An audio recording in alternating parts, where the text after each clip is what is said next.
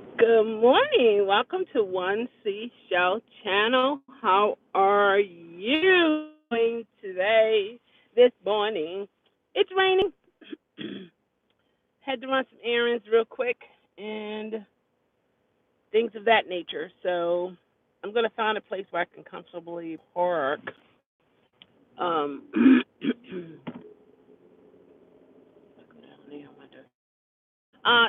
um, and it was a comment on a video I made a year ago about goodness gracious, so sorry, about my experiences as an Uber and Lyft driver. Precious. Hey Nathan, how are you? And this one lady, one of my people, okay, African American people, she put in the comments, excuse me. Golly gee, this is crazy. Greetings, greetings. Woof, man. And I don't have. Oh, I do have my water. Oh my gosh, I just remembered I have water. Anyway, so she said, "All right, so hold on. I'm so sorry, guys. Oh, that would be annoying. Golly gee. Okay, so I was talking about my experience as a female driver here in the city, inner city, outskirts of the city, anywhere would I share my experiences with the different passengers that I had. So I was telling in the video how I felt about some black people and some areas that I've gone into and why my fear or uncomfortable what is it? My discomfort. That's what I want to say. My discomfort.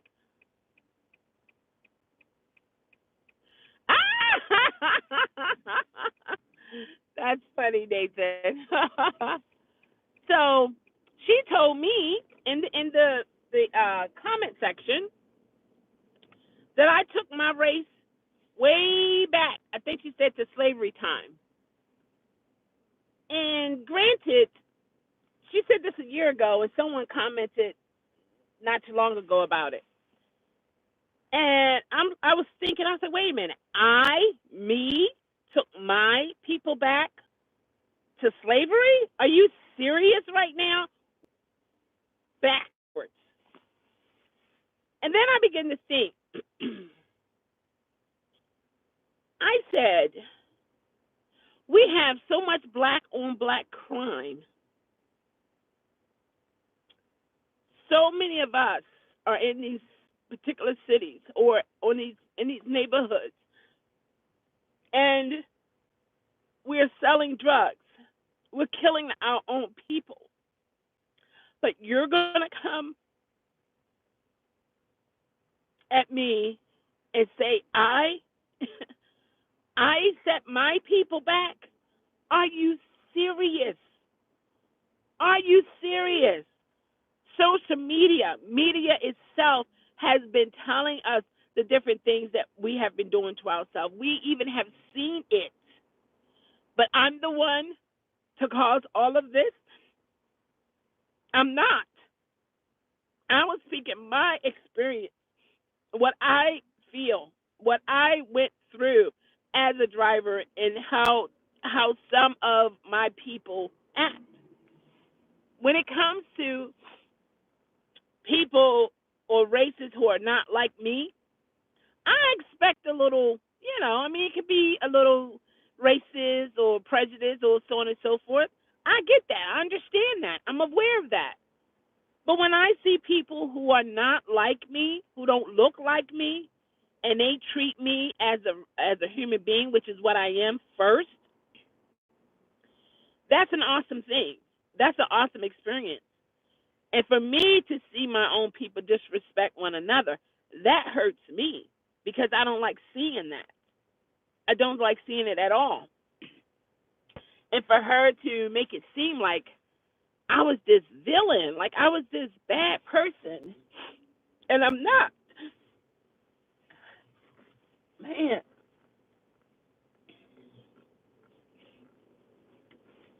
and people wonder why I stay isolated. I stay pretty much to myself. It's not comfortable feeling misunderstood or not heard. It's not a good feeling. And for a genuine, honest, respectful video to get that type of response, it just blew my mind. I'm like, are you? And granted, this is a year ago that she made this comment, but then someone else added and said, excuse me, said that I was saying some black people, not all black people, and the lady just she didn't hear none of that what I said, and then she did not understand or care to know that I'm talking about my experience. My experience, you know? So and then she was like, that's something that you should put that's a diary moment. A diary moment. My experience as an Uber and Lyft driver is a diary moment, and it will be more harmful if I verbalize it. Are you serious? The killing of us killing each other should be a diary moment. Us selling drugs towards others to the same our same race should be a diary moment. I can go different places in Baltimore, in any city. They don't care what color I am. If they don't like me for whatever the reason, that's it. I have nothing that would stop another black person from killing me or robbing me or raping me. Really, and what I said should have been a diary moment, like I should not have expressed myself. That doesn't make any sense. It's my experience. I have the right to speak on my experience.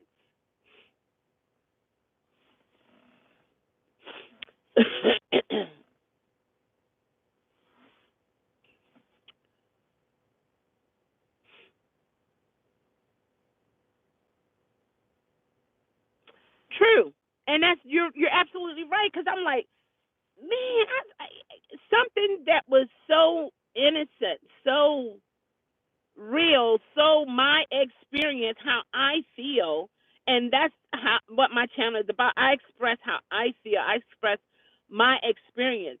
It's going to be totally different than another person. I understand that, but for her to say like me, little old me, or juicy me, however it's going to be seen, I set my entire race back because I shared my experience as a Uber and Lyft driver. I don't get it. I've never been the type person that felt like, oh, we're going to keep this in this group here. We're not going to say anything. We're not going to expose this. Look at that squirrel. Oh my gosh, he just flipped over on his back. He's having so much fun. Oh my gosh. I'm sorry. Ah! Oh, is he dying? Oh my gosh, guys, I don't know what's going on here. Hold on. Wait a minute. Wait a minute here. Look at the squirrel. Can you see him? Hold on. He keep flipping. I don't know if he's sick or what. No, watch you don't do it. Or is he playing? See? Oh my gosh. Is he dying, guys? Oh no. Is he okay?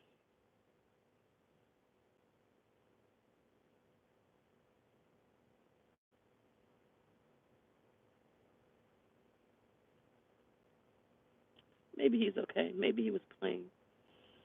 Oh my gosh. Ooh, I thought he was dying. Oh my gosh. Oh, okay. Man, I thought I was seeing somebody else world die. Mm, mm, mm. Hey, April.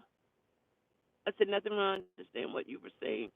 That was your experience. Exactly. Hey, Yvette. Good morning. How are you? He's not dying. Oh man, that wouldn't been good for me. Yeah, I was like, man, why would she even say stuff like that?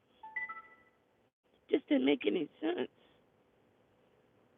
And I got how many comments I got with this here? This is what she said. Wow, you just set our race back a few hundred years. This should have been a dear diary entry.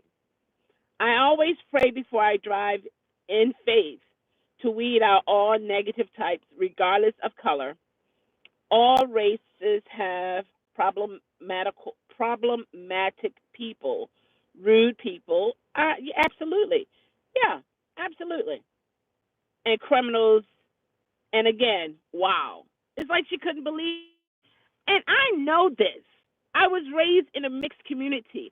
I worked around people who were not all my color certain times. I know there's criminal activities in every race because I understand it's not a race thing.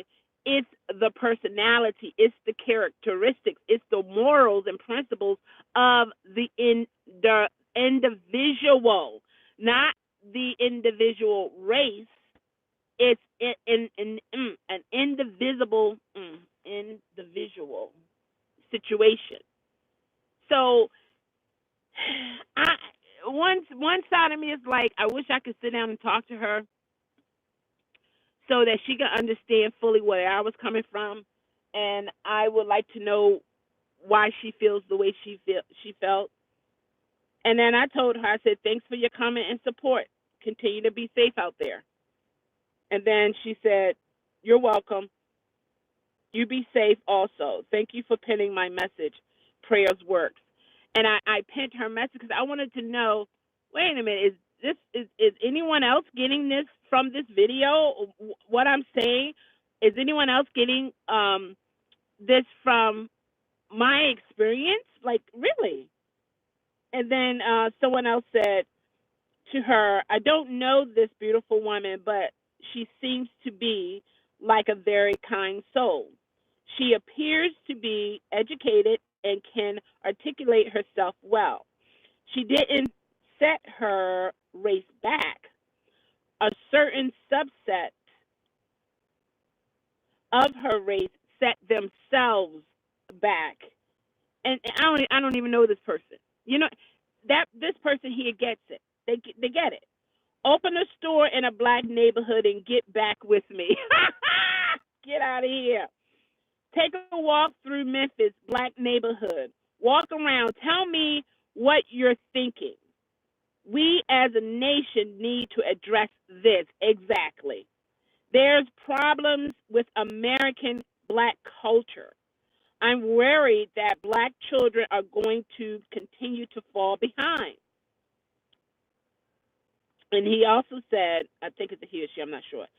As a white man, okay, he's a man, though I am considered racist for wanting to help a certain subset of American citizens. Like, come on. He's white. He gets what I'm saying.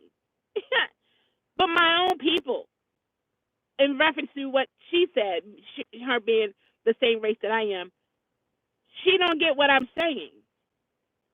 And then someone else said, now she said something bad. No, she said something to somebody else. I never question her intelligence. Some things should only be discussed among family. You understand? Question mark. So this platform is of all races, creed, and therefore, in my opinion, it should have been talked about in a black forum. I don't know anything about a black forum. The thing is, there's so much secrets going on this day and time. Some things need to be talked, out in the open. Some things need to be addressed in the open. There's so much has been pushed in under the rug and pushed to the side, or oh, I don't see that, I don't see that, I don't see that.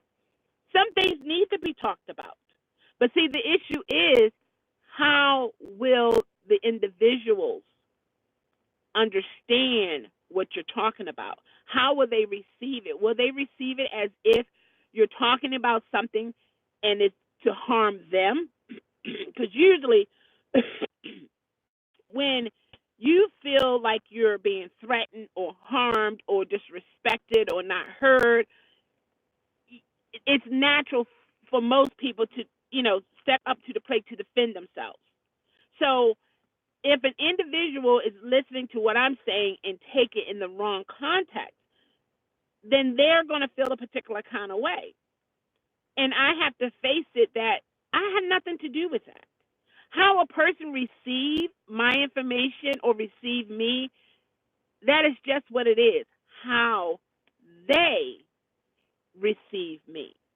I'm not putting myself out there in that way or saying this and saying that in that way. It's just how it was received, And then it says, okay, in a black forum, because she's black, discussing what she feels in a negative black issue. Well, yeah. If it was a good experience, then I'm going to speak that. If it's not, I'm going to speak that too. I'm not one. I can't tolerate. So, okay, how can I say this? I'm not saying I'm fragile, but I can't take for so much. And I know I have a cutoff point. Let's see. So what did you say to make her say that? Okay, I'm getting to that. Okay. It's okay. Depends on what area you're in. Some are more dangerous than others. Exactly, April. Exactly. Like, come on. Hey there. What's happening? You speak as politic person. Oh, I speak like a politic person, really? Oh my gosh. I'm not running. I'm not running for president. But no, okay, this is what I talked about. Man, hold on. How can I do this here? I'm in the studio part. Okay.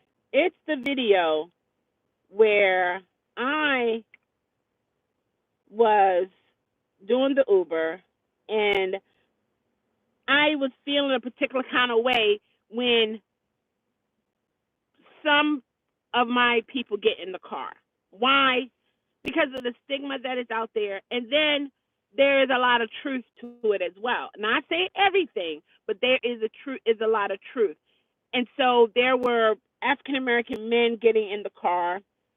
Some, had like hoodies on, and it just made me feel a particular kind of way, because typically when you see people dressed that way, they're up to something, or they're criminals, or it's negative. It's negative. But I faced my fear. I faced my discomfort, treated him as a human being, which is what he is first. And as I began to pick up, more and more and more of my people, I began to notice the mood swings of how I felt when this one came in and how I felt when that one came in. And it was just like a constant roller coaster as I was driving. And I just got overwhelmed. And I said, I'm tired of feeling a particular kind of way based upon how, the different people coming in my car. It was because, see, what I was doing was judging a book by its cover, not allowing that passenger, that black passenger, to show me what he or she is really about. I prejudged them, and I was constantly that whole day just up and down, up and down, up and down. Oh, it's going to be this. Just being totally negative. And I found and met some awesome, when I say awesome, awesome black people in some neighborhoods that I would not have thought I would ever find, and that helped me to stop prejudging my own people based upon how they look, or how they speak and things of that nature. Because, I mean, that's what we see on television. And again, every criminal who's black, some they did do something, and then some maybe they didn't, or maybe they were at the wrong place at the wrong time. But for me to honestly say, "Oh, my people do no wrong," please, what? Please, what do I have that will prohibit another black person from killing me? And I'm black. Have you heard of black on black crime? That means black people killing black people. And I think that's what it means. Oh man, is that what it means? Like black people killing black people? Or is it black people doing criminal things? I don't even know anymore. I don't know. Is it black on black crime because we are killing one another? Or is it because it has to be that? Yeah. It's doing criminal things towards your race. And I'm setting my people back. I'm setting my people back. Wow.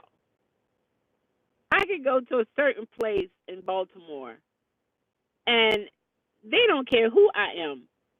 If I haven't, if I'm there and I shouldn't be there, one, that's an issue.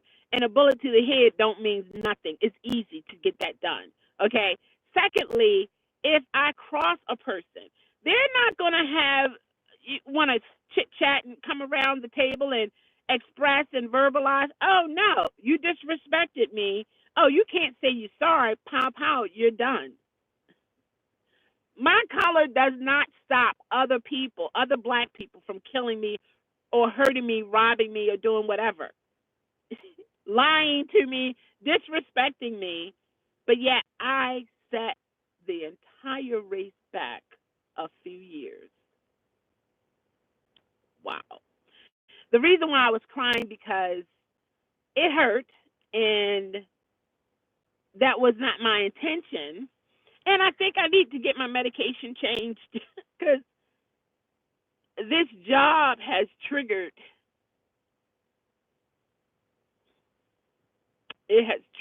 a lot of stuff that I thought was suppressed and I thought was okay. But I still try to do the job. I'm still fighting, so on and so forth. But I have to realize every job is not for everybody. And this type of job is just not for me. But then I need to do something to supplement my income. And this type job is available. But what I want to do is I'm gonna look some more online, and and then I think I'm putting myself through a whole lot for $10 an hour. You guys never knew that, but I think I'm putting myself through a lot of stuff, and it's only for $10 an hour. It's too stressful for me. It's mentally draining for me. I can't do it, and for me to say that, that's hard because I try my best to do whatever it is I have to do, but I also have to realize I have issues that for someone who might not have the same issues I suffer with, this job is nothing to them. But it's not good for me. And because I have responsibilities and I want to take care of my own responsibilities, I'm trying to make myself deal with this job. And I can't. To be honest, I can't. I cannot do it. I can't do it. This is crazy. One thing that makes me feel good is because it is I know in my heart I want to work. I want to. But my illness, dealing with the depression, the anxiety, panic attacks, crying when I feel overwhelmed. You can't be in a business doing things like that.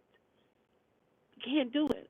And granted, this job is just during until like after like April 16th. It is a short time, and it's causing me this much stress, this much, horrific emotions, and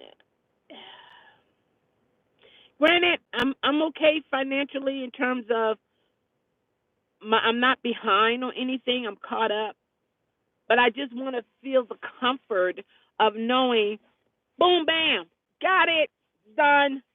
Like I love to. If I have a list of things, I love to just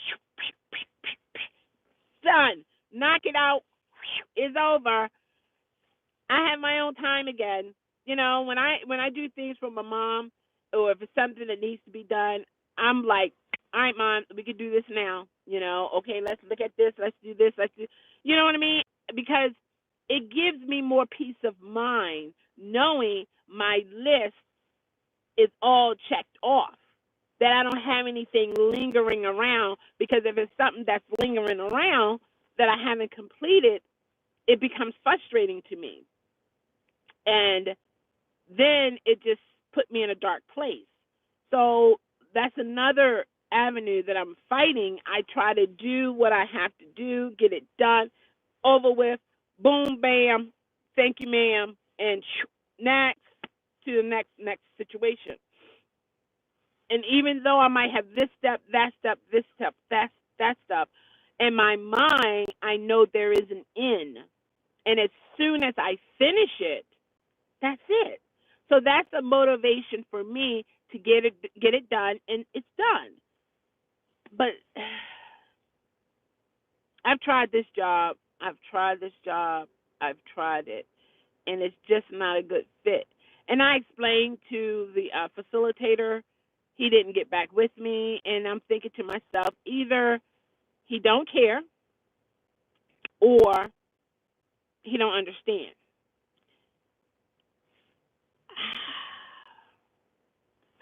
I don't get it.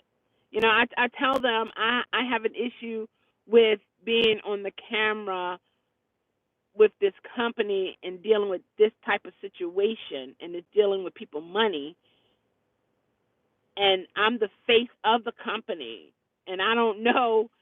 I could be out, and a person I mean, that's just in my head. And that person recognized me and said, she took my money, or you know what I mean. You know, it's different when I'm doing the YouTube. My intention is genuine. It's honest. It's real. It's not fake. It's me. So if a person has a problem with it, then it's really not my problem. It's their problem. But in terms of a job, and you're representing a company that deals with people money, and some things get kind of crazy, and you're the one to answer the call, they're looking at you. They're looking at you, you know, and you have nothing to do with it. You weren't there. You have no clue. You're only doing whatever the instructions say. The script says. The call flow. You're only doing your job. But there are a lot of people out here who are 6 feet under because they were doing their job, and that particular customer didn't understand, or they didn't understand the real deal. So I had some decisions to make. I took a mental day off because I know I'm not together mentally. I can't do this. Um, and before I tarnish that company with me crying, and then they can actually see me. Now, the other job that I recently finished or completed, and I was so happy I completed it because that was the very same job that I had a panic attack on the phone, and I had to hang up, disconnect from the customer, and that was it. I couldn't do it. I had to walk away from it. But I got through it this time, you know? And so I know that I'm capable. I know that. So that does build my confidence. And I did pass the assessment test. I got it. Everything started connecting. I studied a couple of days, a couple hours, and then things began to connect. It was like, oh, okay. And it wasn't that I wasn't getting it or didn't have the ability to get it. It was how the instructor was was teaching it. He didn't say you do this because I need to know why am I doing what I'm doing, because I have my own thoughts of different things. So I need to know, okay, if I'm going to click this button, why am I clicking this button? I'm not the type person that you say, oh, just hit that, you hit that, you hit that, and that. With my anxiety, I need to know, why am I hitting this button right here? And if I don't hit it, what happens? I need to know these things. Again, that's a problem for me. I need to know. I need to know. And I have to also realize some things I just will not know. And I'm working with that. I'm working with it. But to say I'm okay with it, no. Nope. No. Hey, Tina, how are you? Good morning. All right, I'm going in the feed, guys. I'm going in the feed.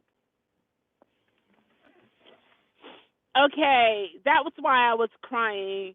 Um, Khalid, I want to say Khalid. Hopefully, I said that right because I can mess up names. Unfortunately, and I'm sorry for that.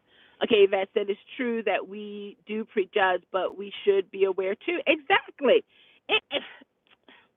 Exactly, Yvette. Exactly. I. It's usually we are killing each other. Exactly. And Islam have not different blacks or whites. Really? That's nice. But see, that's the way it should be, Khalid. It should be you don't see color, you see a human being. That's the way I was raised. That's that's my mentality, that's my heart. That's how I am. He doesn't care. He would just find someone else. Yeah, that's true. This job doesn't sound like it's for you. It's not. I know it's not. But what keeps me going or pushing is because I want it to fit. I don't want to be the one that can't handle this or can't handle that. So that's why I keep fighting it.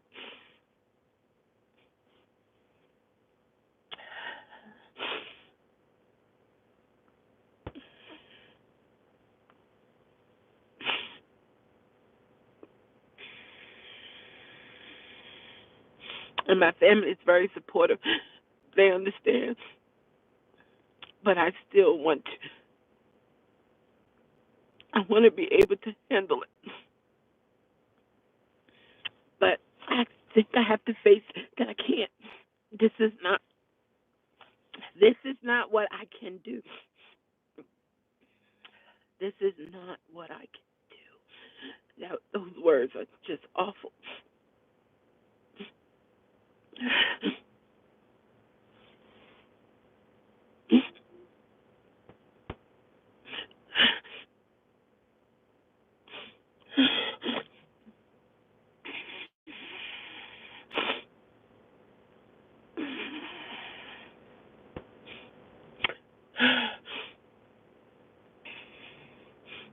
I'm sorry, guys. I'm sorry. I apologize. Oh, boy, oh, boy, oh, boy.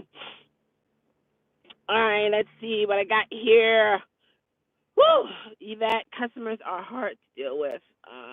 They can be rude. Yeah. Good morning, Tina. Listen, I couldn't handle dealing with customers. You're not alone. Wow, thank you, Yvette. How did you? So, what are you doing now, Yvette? Tina said I'm gonna be looking for another job too. Okay, I can't survive this way. I agree, Tina. Come on, and we're not bad people. We just have to find our niche, you know. But one of the main issue is one of the constants is we still have bills coming. We still have bills coming, but yet while we're trying to find our niche, and then it put us in a stressful situation. And I can't deal with that type of stress. I can deal with certain types of stress, but not this kind of stress. Because I've been in stressful situations, but this, I can't do it. And I hate to say the word, I can't do it. Can't. Oh, you're in IT? Oh, wow. House cleaning, elderly, home care. I used to, um, I used to work in the nursing home. I used to work in a hospital. I've been in the medical field over 26 years, and I also cleaned offices as a part-time job. Um, I'm just not at this point comfortable being out there in the workforce amongst other people. And then I also walk with a cane, and then I deal with this type of emotional mood swing kind of things here. And I can't be on a job around people dealing with things like this. And so I thought working from home would be best. And in the beginning, it was. I was even a supervisor. I had 50 agents under me. Was doing well. Was doing really well. But what happened? I got really depressed, and the doctor had to change my medication. I wouldn't show up for work. I wouldn't even get out of the bed, you know. So then I had to walk away. But the manager, she was pleased with my work. She knew about me, the genuine part of me, and she wasn't my race. And I told her I had to leave, and she understood where I was coming from. But the company kept me as a rehire. That's why I went back, because I still try to fight it. Okay, I can do it this time. I'm going to do it this time. I'm going to do it this time. You know what I mean?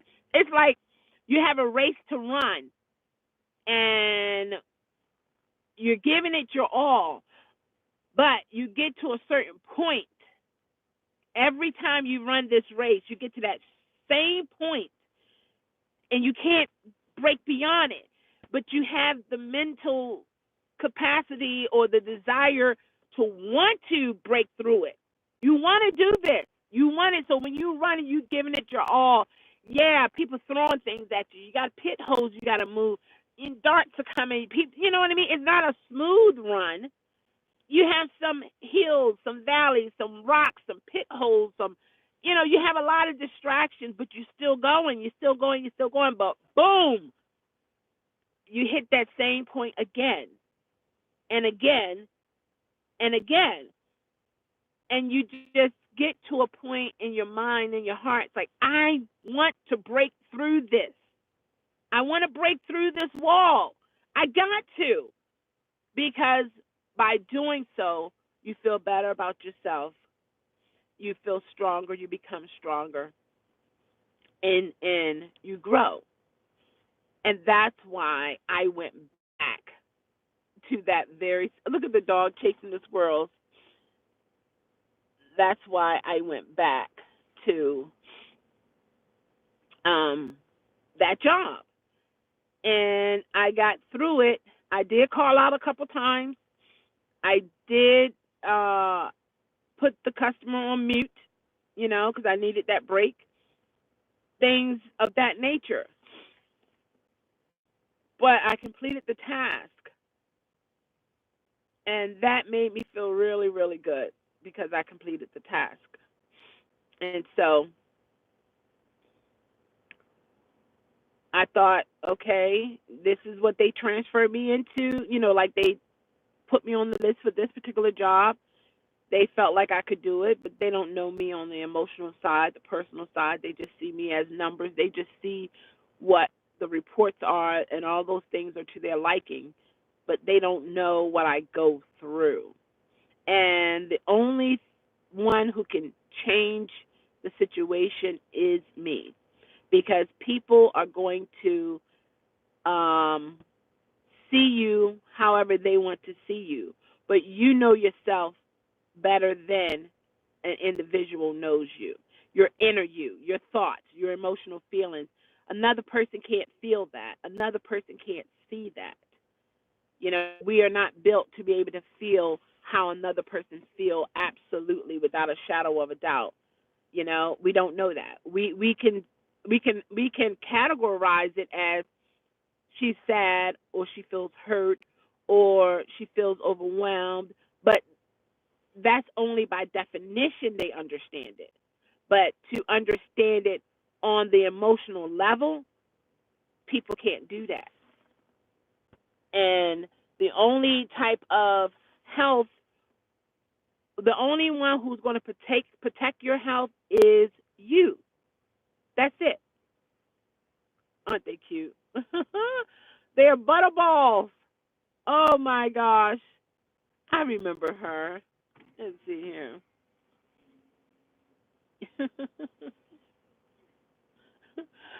They look like they getting bigger and bigger.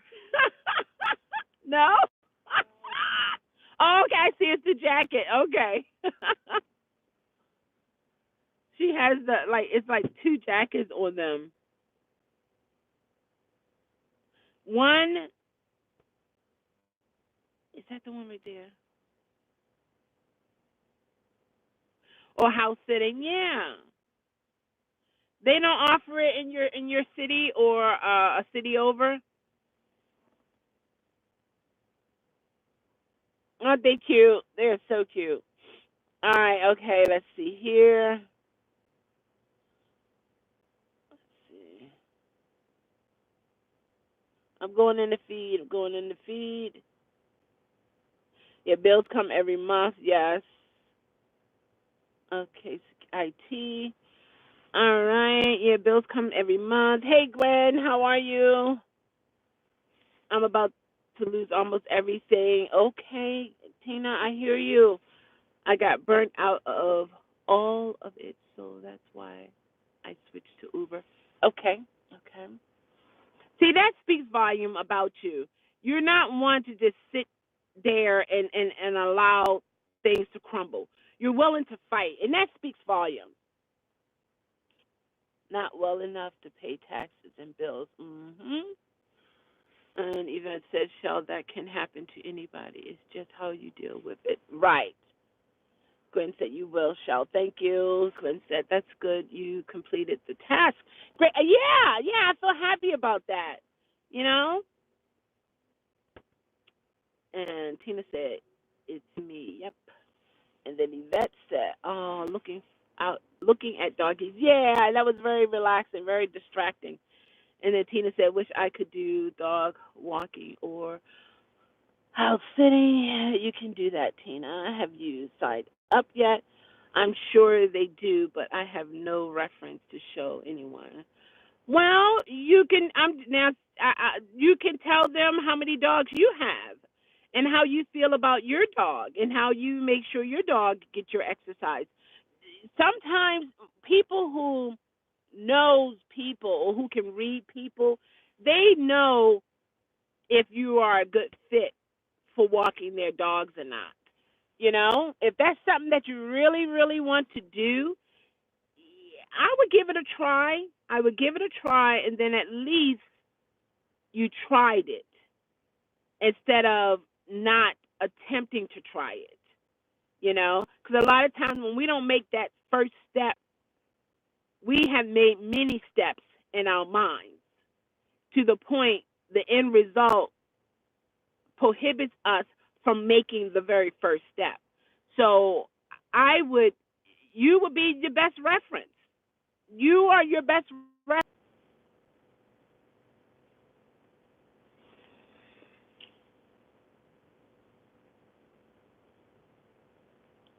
Okay.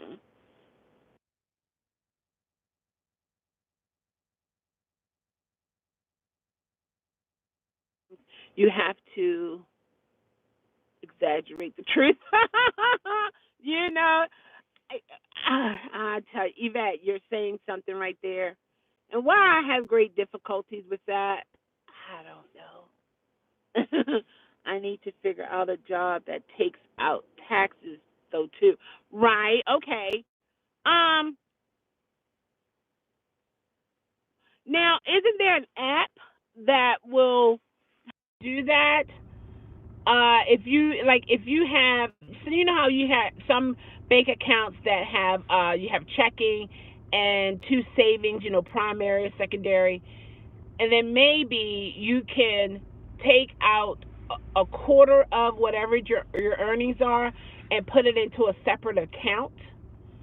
And some banks they limited the amount of withdrawals you can get from that, but then you can also let them know you don't want access to this money until you know uh, around tax season or something like that. Some banks would work with you with that. I understand what you're saying, Tina. I understand. I do understand what you're saying. Try LILI banking. Tina, do you see that? You see what clean premium technology put in there? I could do all of that, but I don't make enough. I know what you're saying. I know. It's like you want to obey the laws of the land. You want to pay your taxes and all of that, but you got to pay Peter and you got to pay Paul and Mary and Lillian and otherwise they doing one of these numbers or they're not going to do anymore. Then you're getting all these crazy letters and it's like it's you in the letter, you in the letter, you in the letter. What is the resolution between all of this? And it becomes overwhelming. It does become overwhelming, Tina. I understand. I understand. Eviction notice, exactly. Why are you we getting these things? They want their money. How can I get the money and have enough to pay my bills and taxes? Yeah. And a lot of people will say, "Oh, go back to school, go to school, go to school." I know some individuals who have degrees and they are working at McDonald's. I'm not saying anything wrong with that, because McDonald's do have some health benefits and they do support education and so on and so forth. I don't know if all of them, but I do know of some.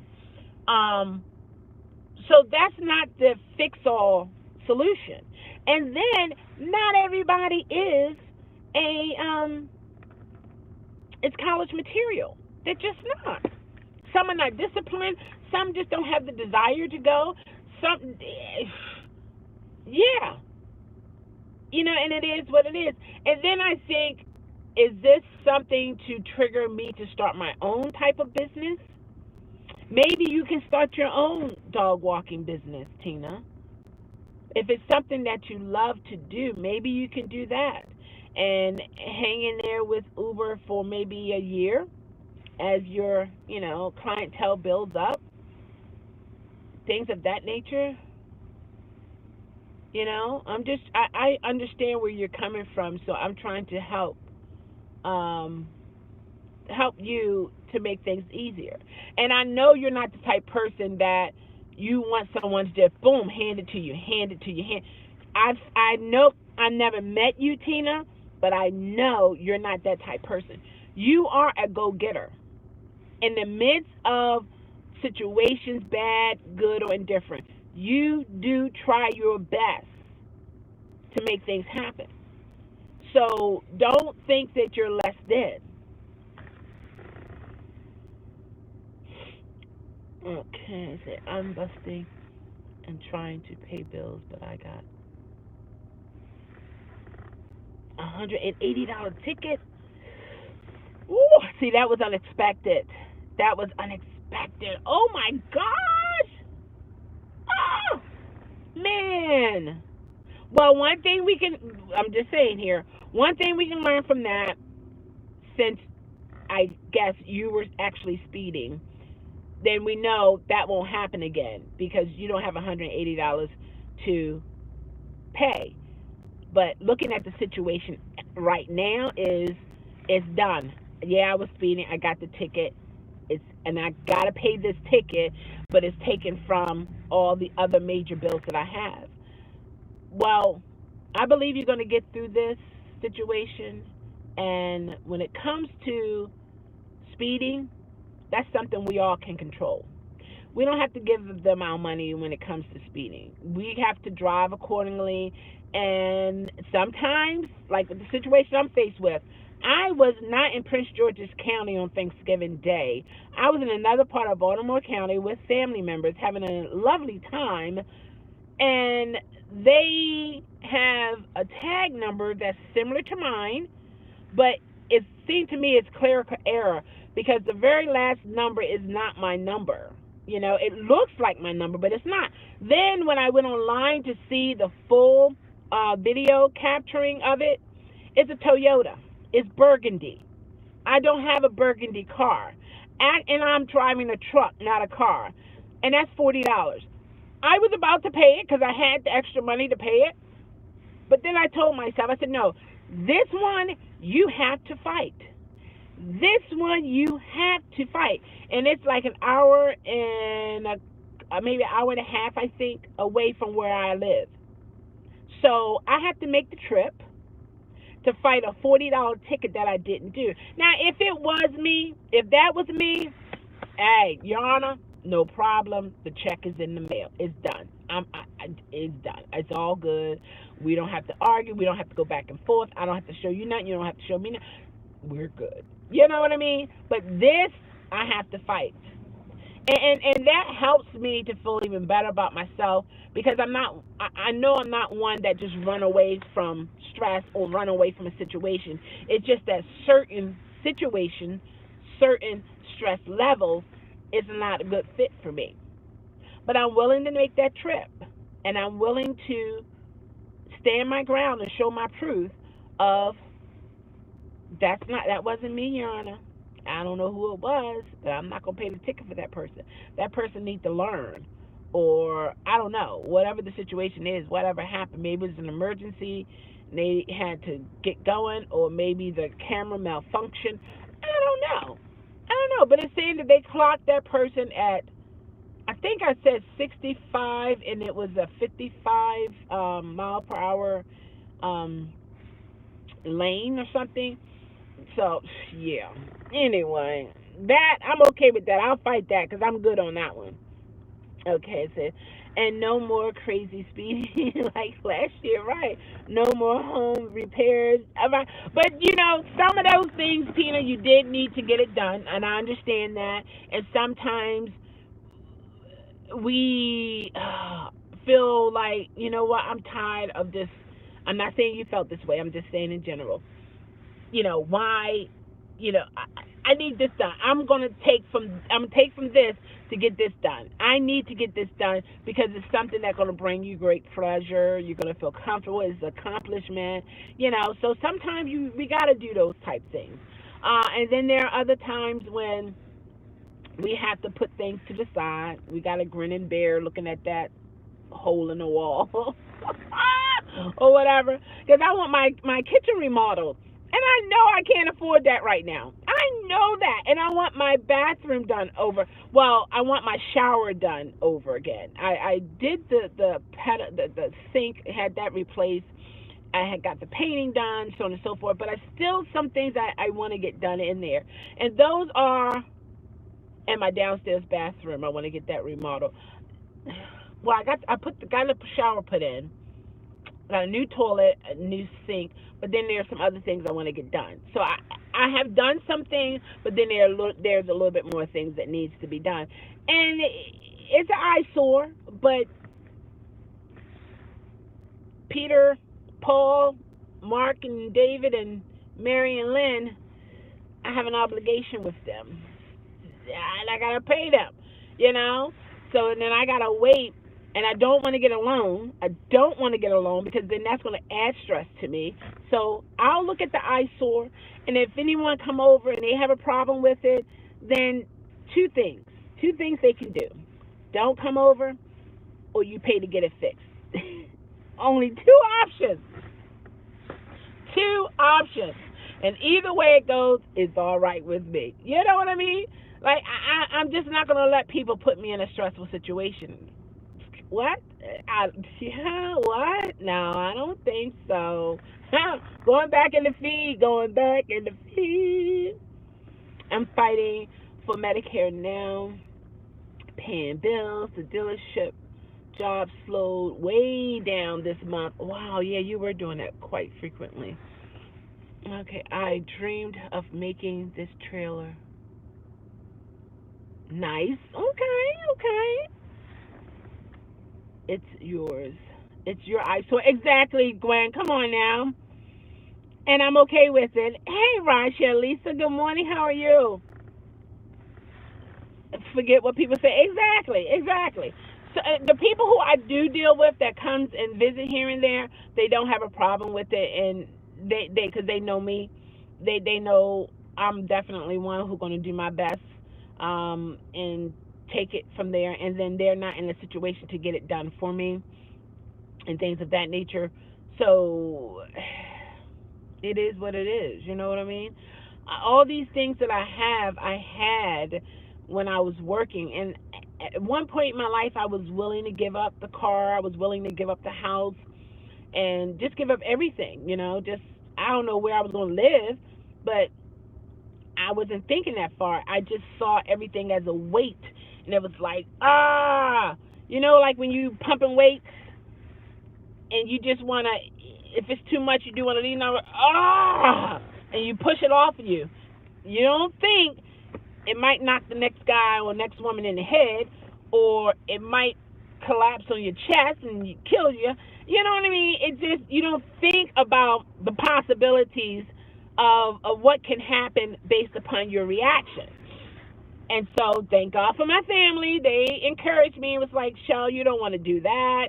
Where are you going to live? Of course, they're not going to let me live out in the street, but I'm not trying to live with my family either. Not because it will be bad, because it wouldn't be bad. It would be awesome. I am just the type woman, I want to be independent. I want to be responsible. I want to take care of my responsibilities. And years ago, when I was in deep depression, please, whatever. If it was a killer at the door, I would probably be like, the door is open. I didn't care. Like, whatever. And when I got the calls from the bills collector, and I even had one of my trucks repoed from in front of my house, I didn't care. I was like, whatever. But then after I realized I didn't have a car, I had to make some phone calls. Then I was able to go pick up my truck. But now I just have the urgency to fight. I have the urgency to be victorious, to overcome my financial situation within reason. I mean, of course, I could be like a lot of African American people and do some stupid stuff, but I'm not built like that. I'm not built to be on the corners selling drugs, or not even buying drugs, but I'm just saying in terms of bringing in money. I'm not that type of person. I'm not that type of woman who's willing to sell my body for cash. No, I'm not that person who feels like, okay, I'm gonna rob you. It's either you or me. I'm gonna rob you to make sure I'm able to pay Bob and Meridian. No, no, no. Why? Because I know there are repercussions behind that I am not willing to deal with. And the bottom line is, all that I'm fighting for, robbing you for, selling drugs for, selling my body for, when I get locked up, because I will, or when I die, because that is a possibility, or I get so physically impaired that I can't do anything, which is another possibility. All those things that I did to keep these things, guess what? They're gone. They're gone. Zip, zap, done. You had what? When? How? Oh, really? Oh, wow. That's how much it costs? Really? It would be a story you used to. I have a story to tell. What you got to tell? To. I used to. I'll be in prison talking to other women. Yeah, girl, I used to have this house and yeah, and I got behind and my only options was selling drugs or prostitution or robbing people. Yeah, right, yeah. So where did it get you? Well, hey, we're in the same cell here, and that's something. What you do? I don't want to talk about. Oh, I understand. Yeah, you know what I mean. Like it's not an option for me. Just like suicide is not an option for me. With all of the pressure that I'm feeling now, that would have been my out. That would have been my out. I have the medication. I can do it if this is something that I want to do. That's not what I want to do. I want to fight this situation. I want to be victorious. I need God to help me to figure out what it is that I can do to help myself.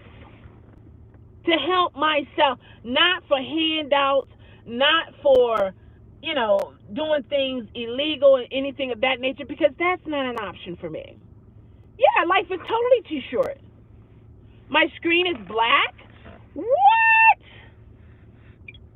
I declare. Is it the phone here? Let me see. Yeah, life is too short for all that craziness, and I'm just not gonna allow it to take me down. Oh yeah, it's black.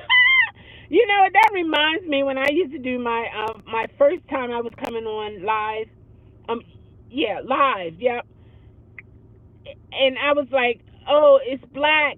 I'm gonna get ready to get off. No one wanted me to get off. Look at this huge dog, guys. Look. Oh, you ain't gonna see it because the screen is black. I declare. Oh my gosh. It is black. Okay, how can we do this? I know because see, people are just listening to me. Let me see. Okay, let's see. I think it's coming back. Maybe, maybe not.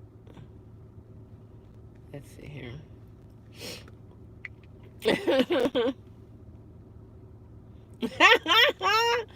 I know how it can be, April. I mean, I was on live for hours. I was sitting in my car, and this was like in 2016, and people didn't want me to leave. They were okay with me continuing to talk, even though they couldn't see me. And I stayed on. It was like, oh my gosh, it was crazy. It was nice though. It was nice. It was to be appreciated. So that was cool. That is funny.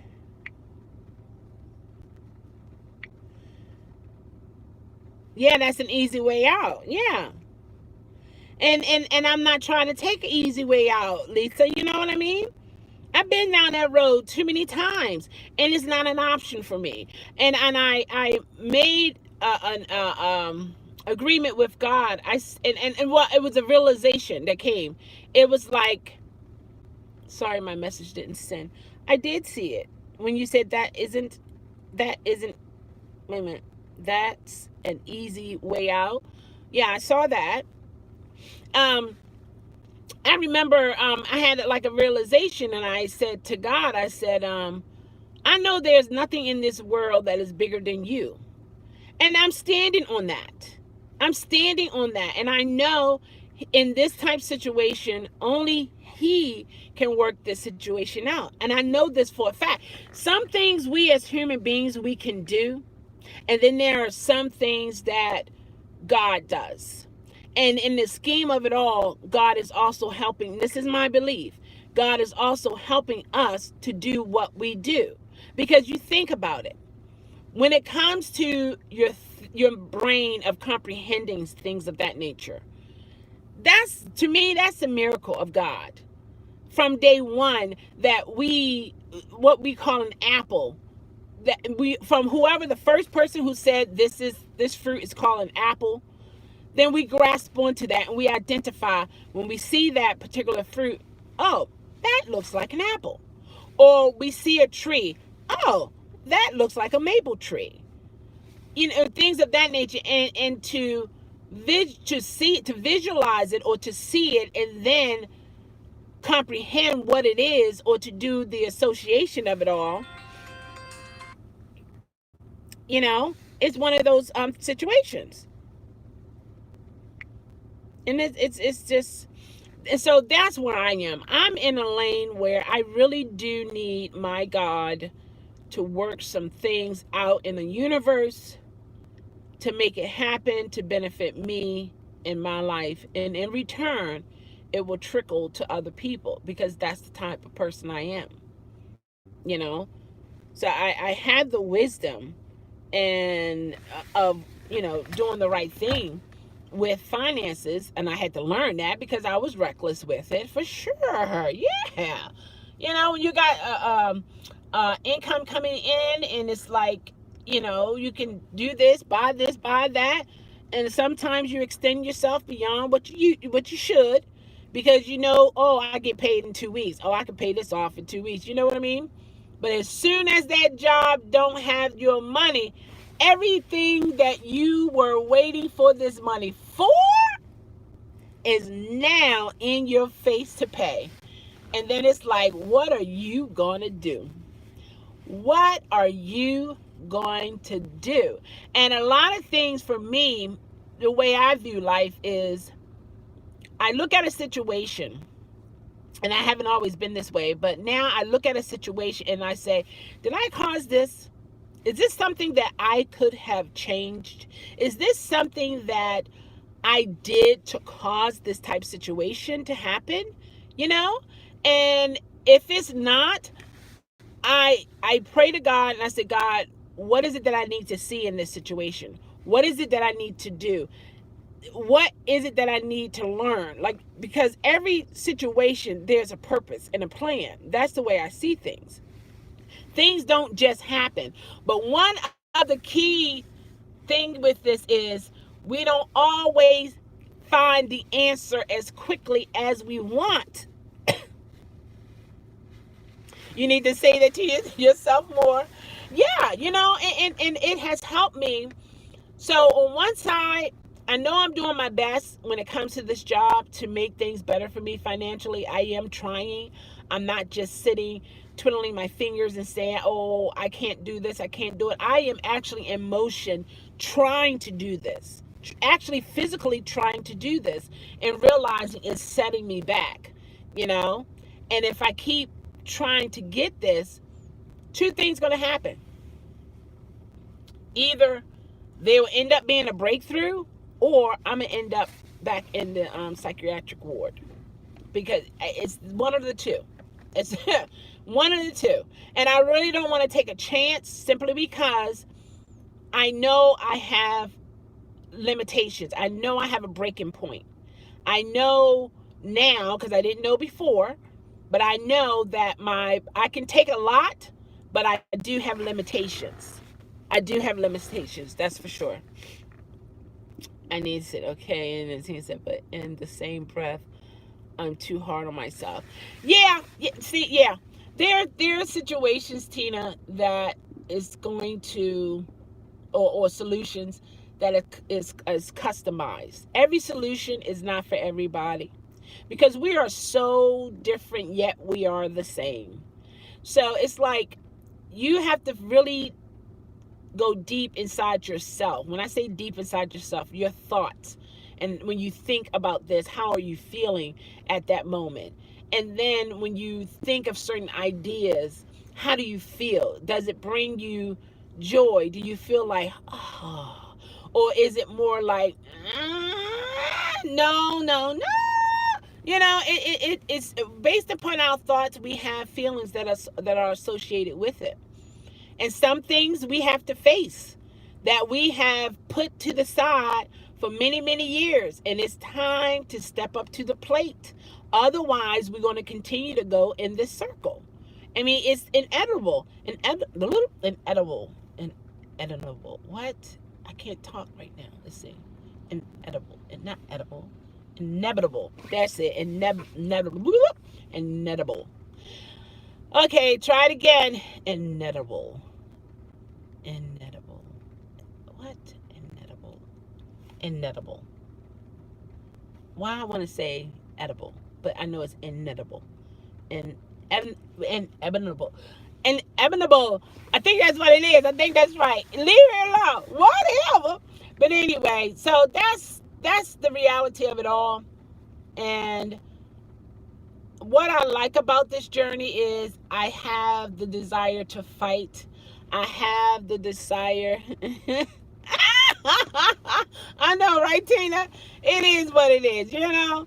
I don't feel bad about it because I tried. You know, it's all good. It's all good. It don't make me feel less than, so I'm good. How other people may feel about it is on them, not me. I can't carry that one. Got to let it go. And so, a lot of things we have to take that moment to reflect. Have some Kleenex beside us. Don't have alcohol, because a lot of times when you're in a depressed mode and you drink alcohol, it just makes you more depressed, and then you like, how dry I am. It just puts you in a downward spiral, and you don't want that. But I think it's a moment where we all need to reflect and to look at our life and to see what are the things that I can change and what are the things that I can't, but I just got to go through. And that's where I'm at. And, you know, it would bring me great joy to find a job that fits me, or come up with something that would bring in a stable income, something that I love to do or like to do, something that is beneficial to not only me but to others, things like that. So, and I know that's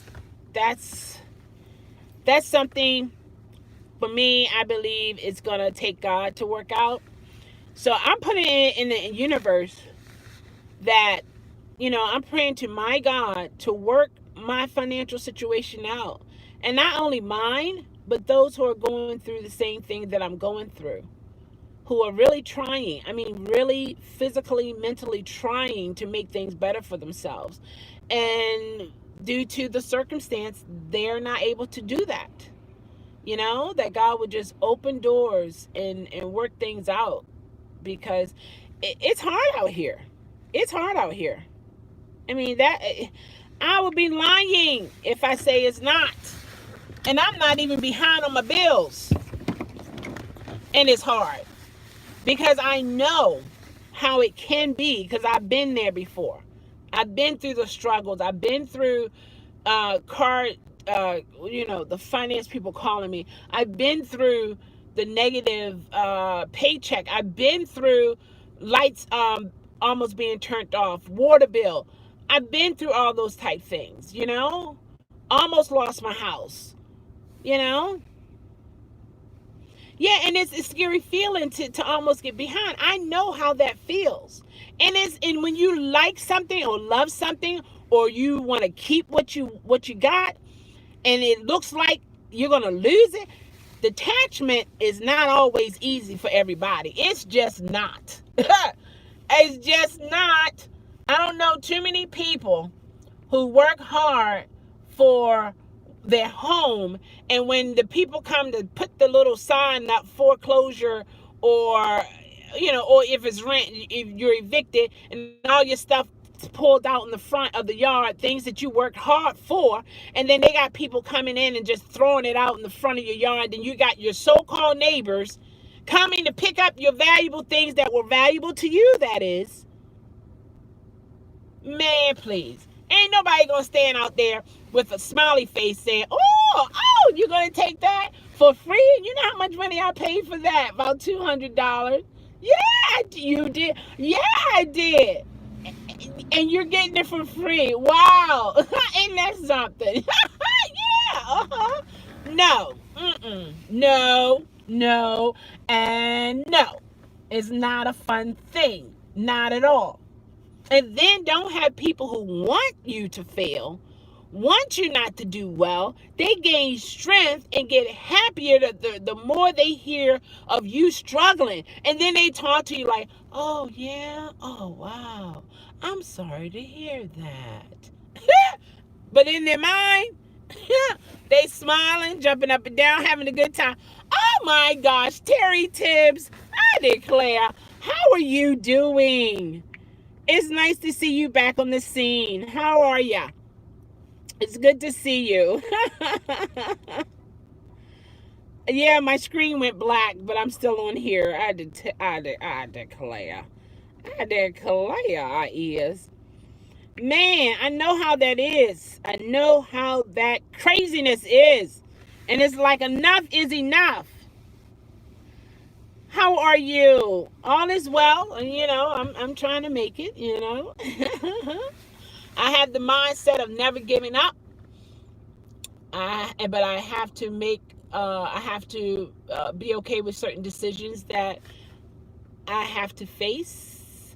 You know, actually knowing that this particular job is not for me, that I can't do this type job. But what brings me joy is to know I have a heart to want to work, whereas years ago I didn't care. So when you care, it hurts. It hurts. But will I trade off the hurt and just don't care? No. I'll take the pain of the hurt. Because in the hurt, I believe there's growth. And I'm going to be a better person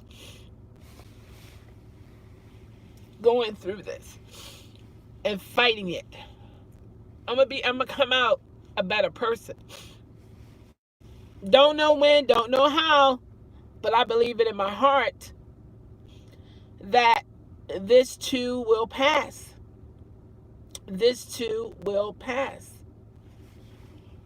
And the only way I will see it is by pushing and pushing and pushing and pushing and never giving up.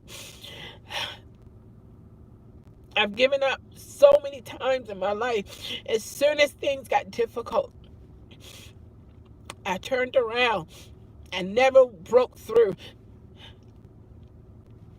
But this time I did when I completed that other assignment. But I'm on the other side. And I have to realize this type of job is not for me. But I know I need an income. And that's the situation. That's the whew, that's the heaviness of it. That is the heaviness of it. It's like, you know, you got to do something, but what is it that you can do? What is it that you can do? What you can do? And then when you can't think of those things, or those things don't open up for you, and then you go to the next phase. Now what? Now what?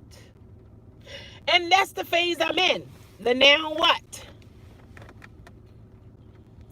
And for me, with my faith, when I'm in a now what situation, and I've done all humanly possible what I can do, I have to depend on my God to work this out.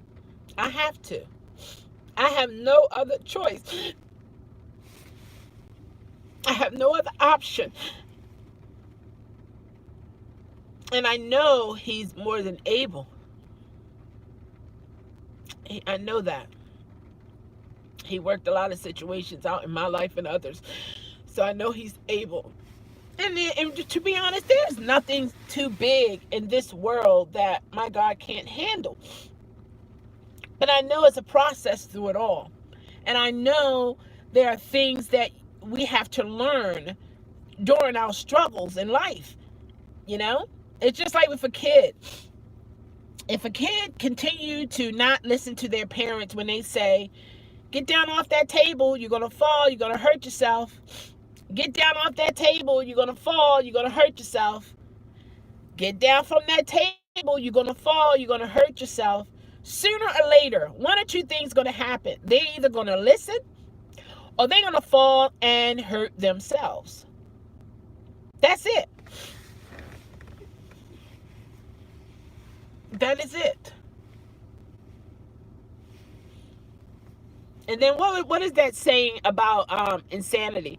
If you keep doing the same thing over and over and over and over and over and over and over and over again, and you're getting the same result, that's insanity. That's insanity. That is insanity. Hey, Bricks, I liked your icon there. That's cute. That is insanity. And no. I'm not going to put myself in that situation. I'm not going to do it. Something's from somewhere is going to happen. Something's going to break through. I just don't know what, and I just don't know when. But I know this job, making $10 an hour, even if it was $20, $25, $30 an hour, is not worth my mental health. Because as soon as I go off the deep end, that $30, $40, $20, $15, $16 per hour is out the window. And it's not really resolving the issue. I would still have the issue. So I need to, all right, Tina, you take care and you keep on fighting. And I believe everything's going to work out, but you do everything humanly possible on your end. Okay. And when you've done all that you can do, I mean, I don't know how, your belief in things of that nature, but I believe my God will work it out. I really, truly believe that, so keep on fighting. Don't give up. Yes, your mental capacity is more important than the money. Absolutely, it is. It is. Man, it is. And I remember when I was working in the ER, I was making like $25 an hour. And I could handle that stress. I dealt with police officers, firefighters, any type of city worker. If they were in an accident, I had to do drug tests on them. I had to get blood samples from them. Police officer came in contact with a suspect, well, a criminal. I guess they'll call him a criminal at that point when they have the handcuffs on him. I don't know. But when they come into play by getting a cut or something like that, they will come to the ER where I worked, and I would have to, do certain things and send certain paperwork, fill out certain paperwork, explain this and that to their superiors and so on and so forth. And I did it, and it wasn't stressful. So it's what has happened is, since after my psychotic break, I am more in tune with myself emotionally and physically. And I realize I have a limit. I have limitations. We all do. And a lot of times we don't find that limitation until we have a nervous breakdown or something. When our body has taken enough. Enough is enough is enough. Your body will react. It's like, what is a good analogy? When you put your laundry detergent in your washing machine and you put too much, you just dump. You just have at it. You just, next thing you know, it's going through the normal process of washing your clothes. But now you see the bubbles coming on the outside. It's like, well, no, wait a minute, hold on. Bubbles, you're supposed to be in there cleaning my clothes. What are you doing out here? What's going on? Then you have to acknowledge, okay, There was too much. I put too much in there. And our bodies are the same, just like a washing machine. We can do so much. We're limited people. No matter, I don't care what people say. You have individuals who go through a series of brainwashing to comprehend, to understand, to do, to kill, to special assignments and so on and so forth. But they have been conditioned mentally and physically to deal with whatever. To the point you look at them, you say, oh, they look like a human. But the emotional part of them is so cold, so dark. It's like they're just not in touch on the emotional side. They're almost like a robot, And a lot of times with those individuals, they end up going crazy because the body can only take but so much. It's a known fact. And another fact is every person body limitations are different. It's different for everybody, so no one needs to feel bad about not being able to do what Bob does or what Mary does or what Sue does. Oh, I wish I could do that. Everything is not for everybody. It's just not, And we have to realize that and stay in our own lane and be productive in our own lane. It's just one of those situations. Oh, she can't finish her walk. The rain is coming down too fast and too hard for her. She's going to run back. Well, at least you're going to get some kind of cardio. Yeah, so it's one of those things. Hey, Misty, cock-a-doodle-doo to you. How are you? No, it's been out for a while. I just think of it as a podcast. Take the black screen and visualize the things that you want to change in life. Visualize the parts that you play in your life and what is it that you can change to make your life better. Yeah, just look into the screen and just think. Thank you, Jeremy. You said you're strong, Chelle. Thank you. All right, I'm going in the feed here. And Gwen said, okay, Tina, later. And Jeremy said, true, Yvette. And then Gwen said, yep. And that's a very hard job. You did in the ER, and I couldn't do the medical field. Exactly. But I could handle it because, for one, I was beneath or within my limitations. But as time went on, I would get in my car and I was thinking about all the things I had to do, who I had to work with, their personality. I visualized in my mind how bad my 12 hours would be. And I hadn't even pulled off from in front of my house. And I'm sitting there just thinking over and over and over again, it's going to be a bad night. I got to work with this person and this person and that person, and we're going to have this type of patient. We're going to have that kind of patient. Now, this is when I was working on a cardiac floor. And I would just reminisce on the night based upon the previous nights. The average bear. Oh my gosh, I declare. And I would just sit there, reminisce on how it was in my past and predicting my future will be just like my past. And I've done that for many, many years. And I got to the point I had my nervous breakdown in front of my own home.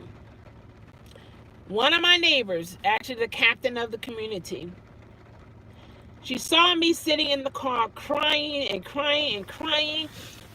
And all I could do at that point, she came to my car. She said, "Baby, are you okay?" I said, "Can you get my mother?" Well, probably said mommy. So she went to my house because at this time my mom was staying with me while she was getting her house built. And so my mom came out, helped me back in the house, and I just kept repeating sounds over and over and over. I could not, and it was like an out of body experience.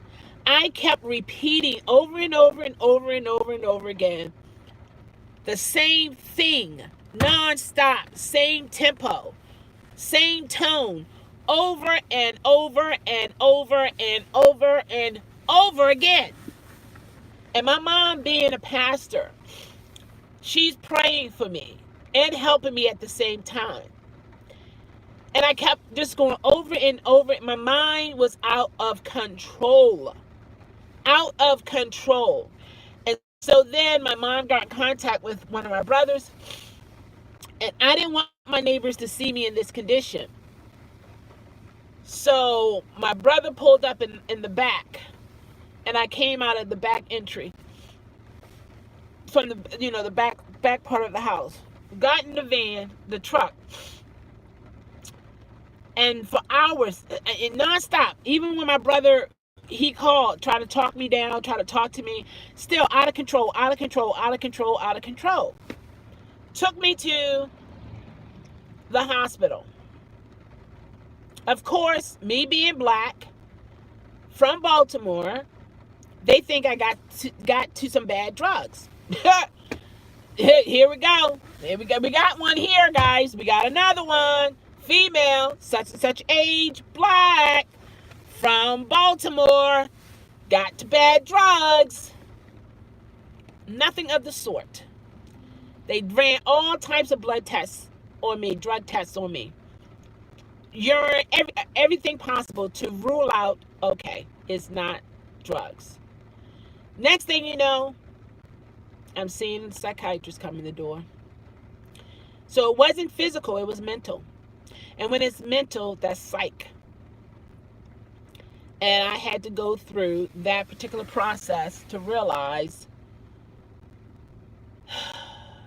I had my psychotic break. And I was conscious, I was aware, but I had no control over my body. I don't know how many people experience that, or if you know anyone who experienced that, but that's not a fun situation. I'm just saying. All right, I'm going back in the feed. I'm going back in the feed here. Okay, Gwen said, I tried and tried, couldn't do it. Yep, it will. And then Misty said, cock-a-doodle-doo to you. Your video just went out. I'm surviving. I'm glad you are, Misty. You are an awesome person, let me tell you, because you share some things with me. Oh, yeah.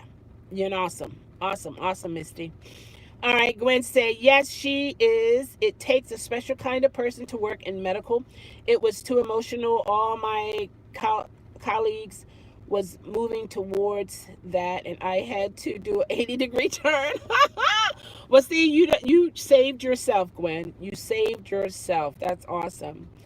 And then Gwen said, hey, Misty. And Gwen also said, that's what I figured. You had the screen black. And then Jeremy said, you're welcome. Brick said, Chelle is tougher than your average bear. Okay, sure. Yeah. And Gwen said, yes, she is. Misty said, I had a weird trouble with Lyft yesterday. I'm in queue at the airport. Front of the queue, they offered me a trip out of the airport. Been there. I let it run out, but then they offered another trip out, continued. The airport, okay, the lady changed the address, but she was still not at their, oh, so your acceptance rates drop. Oh, wow, the rate drop. Oh, my gosh. I contact Lyft, but They didn't help. Oh no. Misty said, Misty said, Chelle or a Rodney King, I declare. Misty also said, but all I'm doing is surviving. That's my life. Okay. And Yvette said, yeah, the medical field is no joke. You have to have the stomach for it. Yeah, you do. You do. But that was something I could do. That was a part of my personality, helping people. And I started the program at an age that I should not had. However, my mom paid my way, and I didn't know that the president of the college was observing me in the program. And my mom was coming to pick me up, and I was sitting outside of the college, and she said to me, she said, so how do you like the program? I didn't know who she was, but she's a wise woman, and she was asking me how I liked it, and so on and so forth. She said, noticed that you're doing really well, and just so on and so forth. I said, yeah, I don't have a problem. She said, well, let me just tell you, and she kind of like leaned towards me and said, let me just tell you that you're not supposed to be in this program at the age that you are. I said, really? I said, they didn't tell me anything when I went to admission, and I paid my money and stuff. She said, I know, and I understand. So, because you already paid, and I do see that you know the material and you understand it, we're just going to leave it the way it is. And that was favor right there, guys. That was favor. That was favor. And because I was innocent in it all, so was my mom. My mom is the type person, she was like, you're not going to lay around here during this summer and just lay around this house. No, you're not. You're going to college, and I'm going to pay for it. And I was the type child to say, okay, mom, that's it. That's my mother. You know what I mean? I was raised in such a way to respect my parents. And that's what I did. Even if I didn't agree, I respected my parents. And so my mom put her foot down, and that was it. She took me to the school. I went in there and paid and signed and all that kind of stuff. Stood in the line. And yeah, and I've been working in that medical field for 26 years plus, and so it was something, even though at times my parents had to give me a pep talk before going into work. My dad would take my mother and I to work, and I would get to work and say to my dad, I can't go in there. I'm not going to work. I'm not going to do this. And of course, my dad, and they didn't yell at me. They weren't parents like that. They talked to me. And they said, Chelle, you got to. This is your job. You're going into work. And I went in there. I worked. I was the youngest person working there. And I learned so much from the older women. And there was whites, a lady from Trinidad, some African American women, and man, let me tell you, I've learned so much. I was there for like 5 years, and I would leave there, go to work. After work, I did 11 to 7:30, and would go to school and do it all over again. And that was a majority of my teenage life, was school and work, school and work, school and work, school and work. And then I was an introvert as well, so I really didn't socialize with a lot of people. I, just socialized with my family. I have a very large family. So that's what I did. But I had my cutoff point in terms of the medical. And when I had that break, that psychotic break, I never been back to the medical field. I never did. And I had to be okay with that, because sometimes you be on a job or you have a career for so many years, and that's what you know how to do. That's all you know how to do. That's what you were trained to do. And then it's gone. It's gone. it's gone. Your doctor said you can't do it no more. Your body tells you you can't do it no more. You can't do it. And now, what are you going to do? So then that's when I took a course online dealing with the business side of customer service. And because I knew I had to do something. So I had to transition to a different type of customer service, you know? Hey there, let me go in the feed here. Hold on. All right, let's see here. Have fun, Chelle.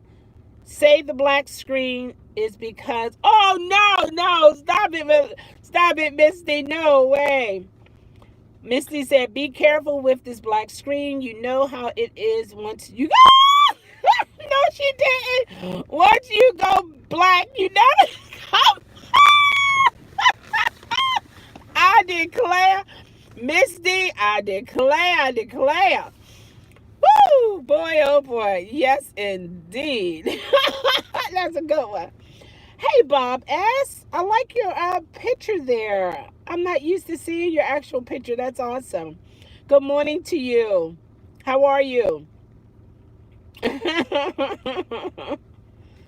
How are you doing? Are you going to work on your channel this year, Bob? Are you trying to put in some content and all that good stuff? I've been subscribed to you for a while now.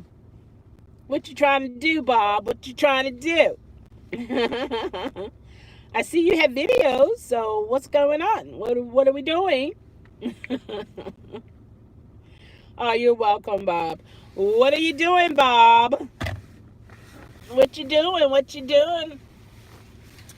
Yeah, so yeah, man.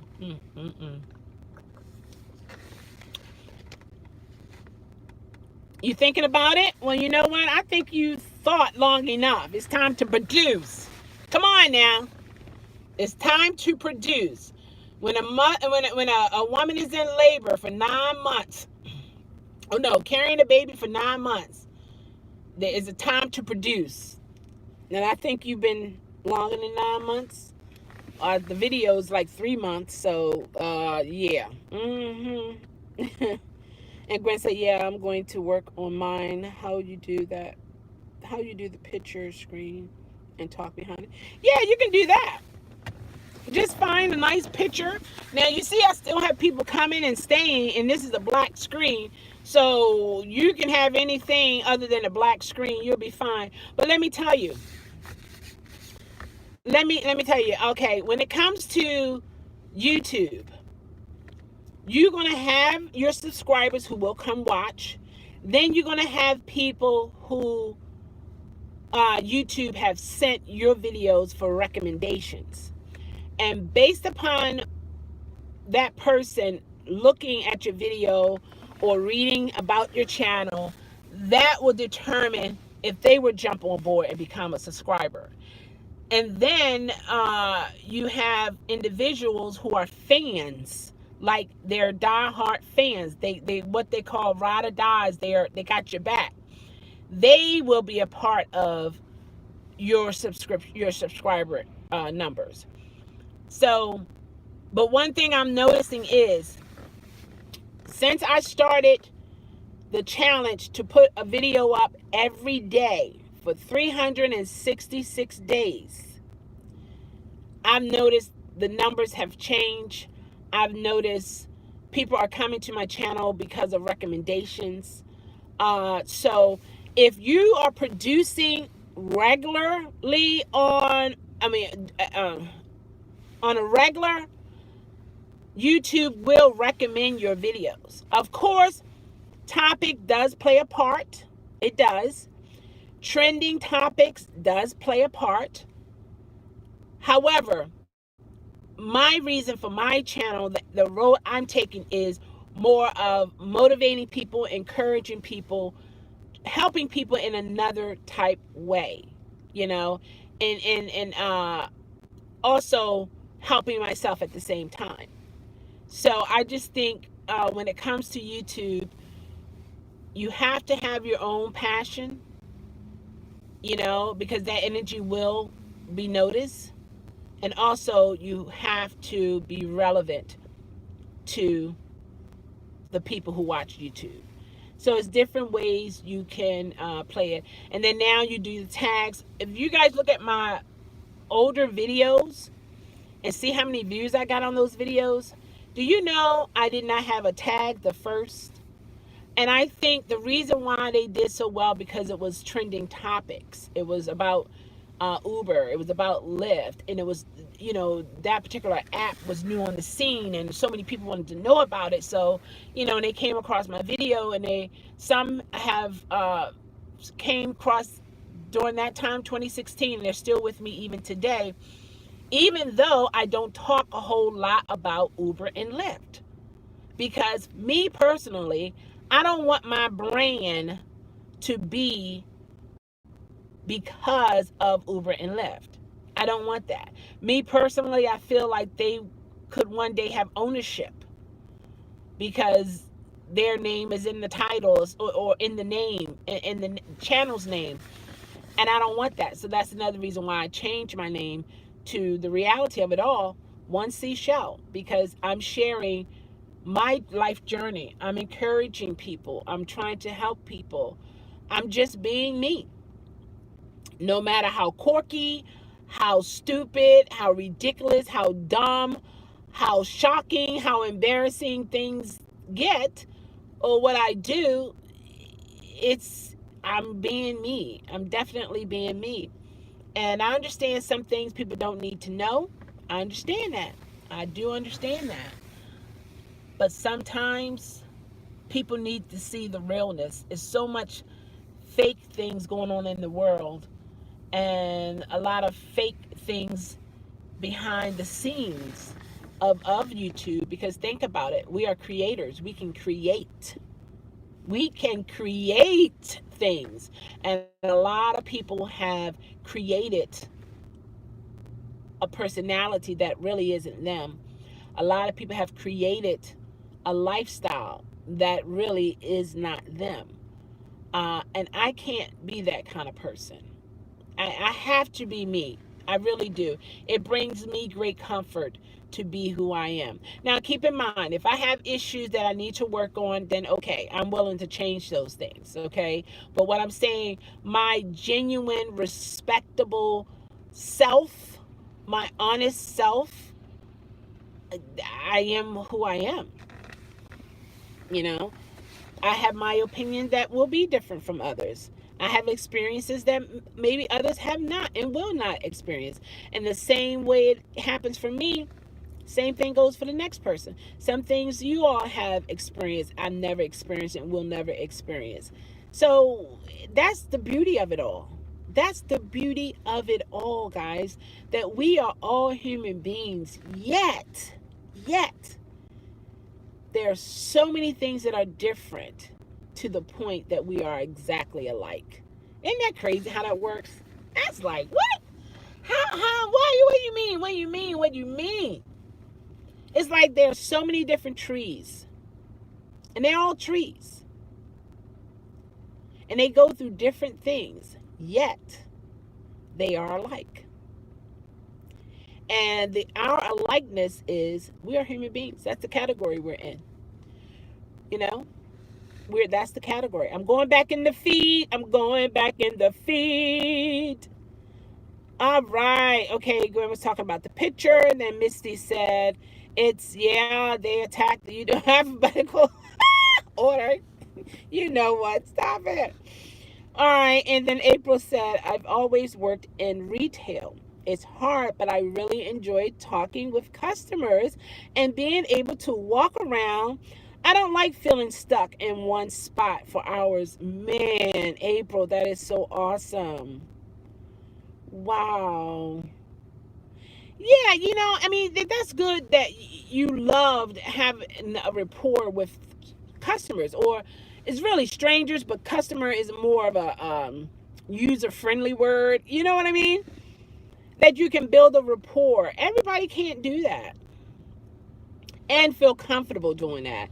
That's really awesome, April. Oh, and retail at that, man. That's awesome. And then Gwen said, I worked retail customer service. Lisa said, I know a lot of people changing their channels up this year. Yeah, you have to, Lisa. You have to. You have to be relevant. I appreciate all of you who have been with me from day one and you still supporting me, even though I deviated from the ride share. So it's something that I'm doing right, and I appreciate you guys for doing that. And yeah, and I think I slowed my own channel down because I actually took my videos. You know how you can, on your home page, you can have videos and you have other videos. Then you go into videos, you see all your videos. You know how you can organize your channel. I took a lot of that. I hid all of that because I was feeling a particular kind of way. I went through a little depression stage that I didn't want to be bothered with YouTube and so on and so forth. So I kind of sort of disappeared in a sense. And looking back, I did slow down my channel. How did I do that? When you're not making channels consistently, YouTube is not going to recommend you. If you're not putting information in your description, because people look at that.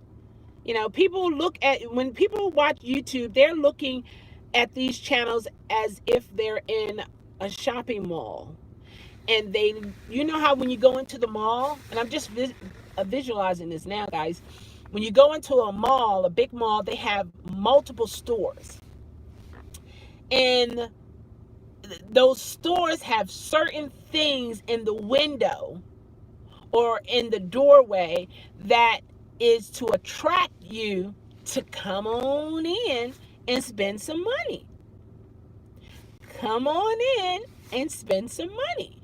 And that is how I believe a lot of people view YouTube. There are multiple channels.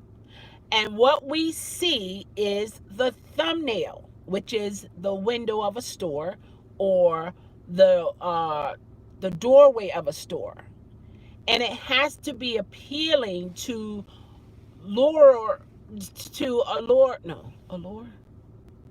to bring in people to watch it. And then not only that, instead of spending money, they subscribe. And when they subscribe and put on the notification, then it's like they're a regular customer coming into your store, coming to see what's going on in here. You got any sales? You got any discounts? What's new? What's going on? And based upon how you present yourself on your channel determines your retention.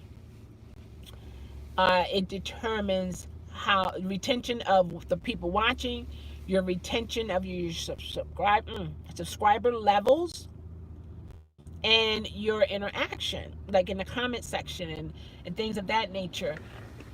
So I have a better understanding once I allow myself to really relax with it. And I'm most comfortable just being me.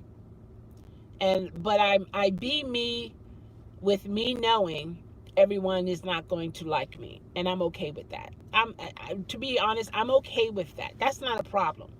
I'm okay with that. My problem is me being okay with me. Me.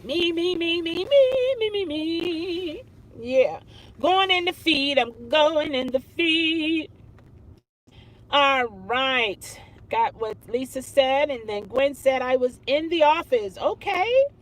Nice. April said, I like being on the sales floor. I feel more free. Wow. Wow. April. Oh my gosh. That's awesome. See, everybody can't do sales.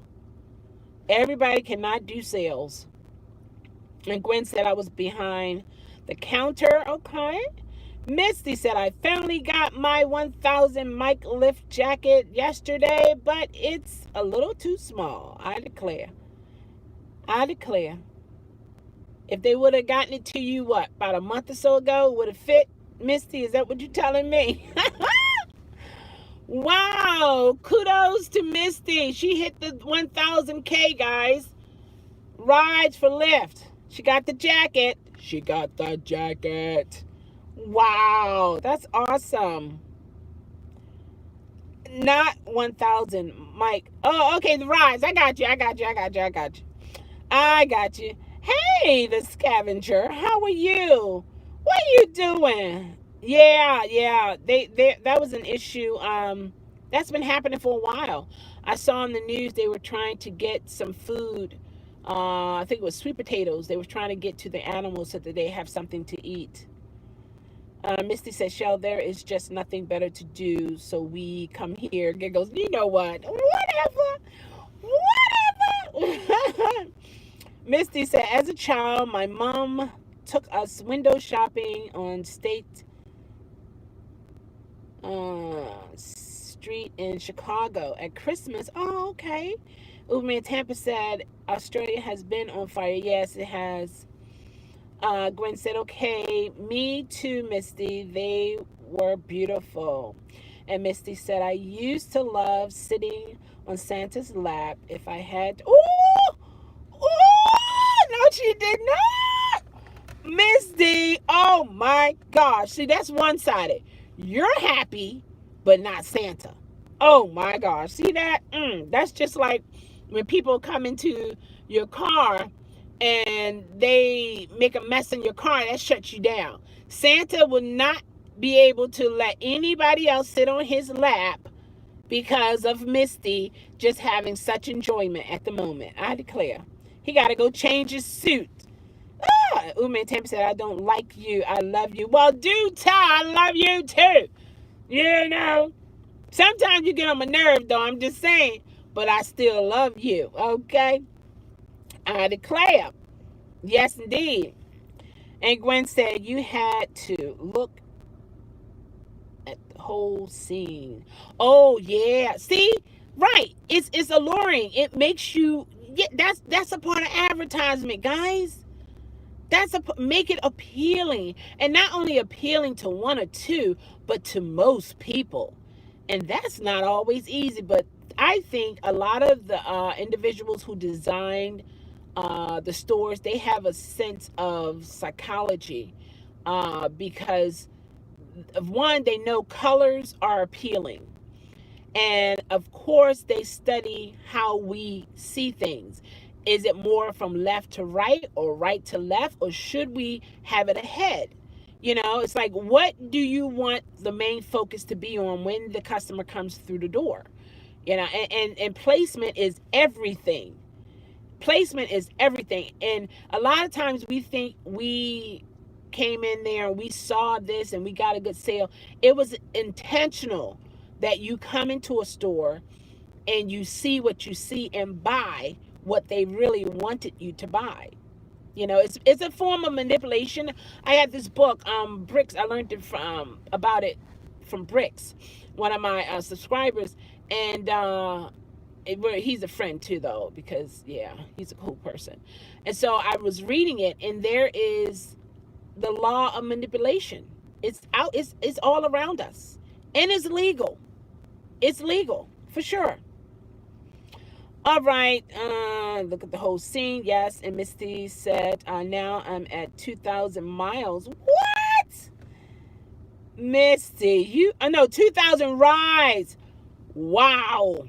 Misty, you could write a book. Lisa said, congratulations, Misty. Absolutely. Bob is laughing and crying at the same time. I'm not sure why, but okay, Bob, I'm with you. Yvette said, hi, Uberman. And then Uberman Tampa said, I get on your nerve. The nerve. Exactly. The nerve. I know, right? Rachel, Lisa, LOL. Scott, I see you changed. What? Lisa, what you see? Whisper it in my ear. Whisper the sweet nothings. What? Which book? Oh, it's the oh man, remember you told me about 2 books. It's the red one, The Power of, oh Lord Jesus, is at home. Remember, it was 2 or 3 books you told me your grandfather told you about. You read it. And then that very same day you were talking about it, I went on. Yes, the 48 Laws of Power. There you go. And it was 2 more or 1 more. Because as soon as you said it, I went online. I went on Amazon to see if they had it, and I purchased it. Yep, and I still have it, and I do go in there and read here and there. I need to go back to my reading because I used to read a book like every day. And I used to read my Bible like all the time. And I got away from that. I really did. And what I noticed is when you're reading and you're exercising the brain, it's a good thing. Yeah, it's a good book. It does open up your eyes to a lot of things. It really does. Yeah, it is a good book. Okay, let's see here. Okay. Which book? Okay. I changed. Uber and Tampa's like question mark. Like what? What you talking about? And then Rasha Lisa said, when I entered the chat, American Truth was here now. Uberman Tampa is here. Right. You changed your channel's name. Mm-hmm. Rasha Lisa said, I love to, but Chelle, I can't see you. I know, right? You don't know where my ear is. You could be talking to my forehead. I declare. I know. It's a black screen. It went black and we still here, guys. We're still here. I got to check that out. Yeah, Gwen. Bricks to put it in Hangouts. He can put that in there, faster than what I can get it to you. But yeah, it's pretty good reading. All right, Misty said, it's time for you to start drinking. What? Drinking coffee, that is? Oh, okay. We can go with that. That's your corporate Bible. Okay, cool. That's cool. It got some good information in it. I can't lie. I was like, I took it to church with me. I was reading it during the quiet time, and I was talking to my brother about it. He was like, "Oh yeah," and I was just sharing some information and stuff. And he knows, he's aware for sure. He's in corporate, and so he knows about different things, and he's a black man in America, so yeah, he knows some things, how things are, but the strategy of it all is knowing how to finagle through all of it. It's like going through an obstacle course. You got to know how to turn here, turn there, duck there, go over that, and to make things happen. I posted it in the chat. All right, good. Thanks, Bricks. Appreciate it. But yeah, it's one of those things, guys. One thing we have to remember, to never ever give up. But keep in mind, now if you're pursuing someone and you're obsessed with them, yeah, you can give that up. Let it go. And we're not talking Frozen. Just let it go. But I'm saying those things that are positive, they're optimistic, they are beneficial, it makes you grow, it makes you be a better person, it empowers you. Those are the things that we, and I say we because I'm in the same boat, we cannot give up on. Will it be a struggle? Absolutely. Oh yeah, absolutely. Mm-hmm. Will you cry sometimes? Absolutely. Oh yeah. Will your friends who you had before you started still be with you at the end? Well, sit down, my dear. I have some news to tell you. Not necessarily. No, they won't. They won't. We have to know how to detach when it's time to detach. Bye-bye. No, not see you later. Think about it when it comes to when you have flowers and then you have weeds. You have to go out into your yard and pull those weeds, because if you don't, they will overtake your flower garden or your flower bed. And that's the way we have to look at what is positive and what is good in our lives. If we are next to or growing beside something that can choke us out, that can stop our growth, that can interrupt our true life, the reason why we're here, we got to do some things. We got to make some changes. We do. We got to make, and that goes with relationships. It goes with jobs. It goes with the type of friends you might have. It goes with your any type of interaction that includes you and someone else. You and someone else. If it's not beneficial, if it's not helping you, if it's not making you a better you, you got to let it go. We got to let it go.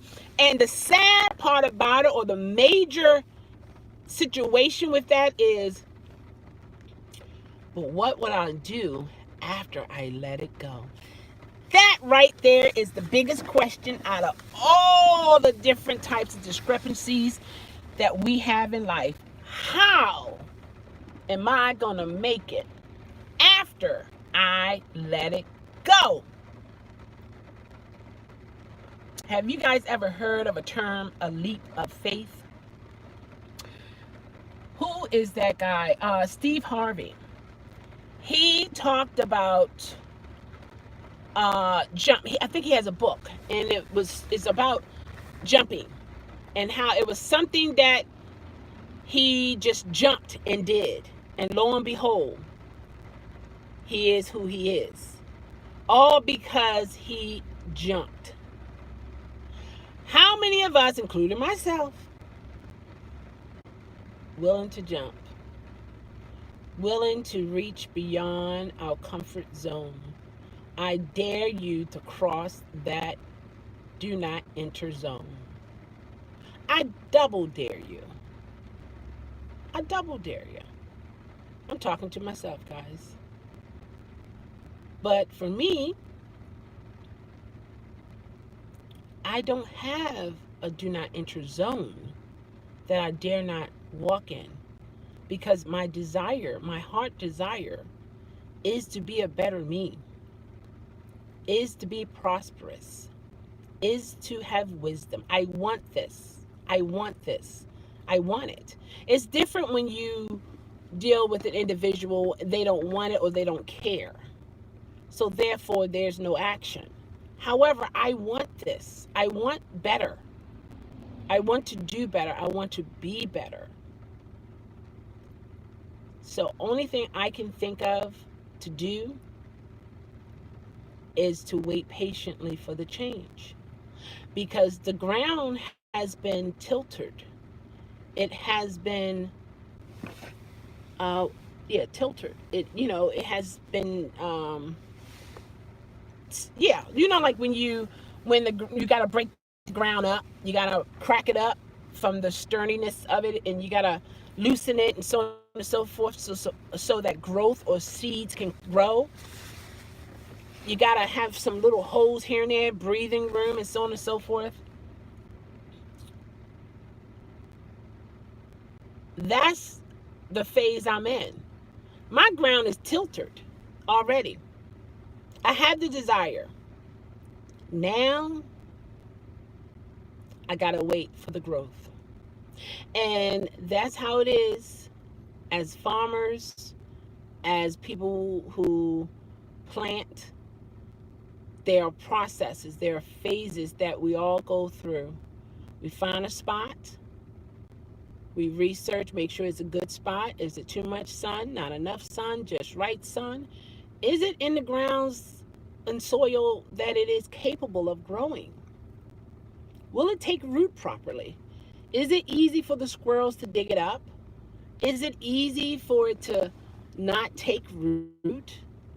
But once you have answered those questions, now you start to break the ground.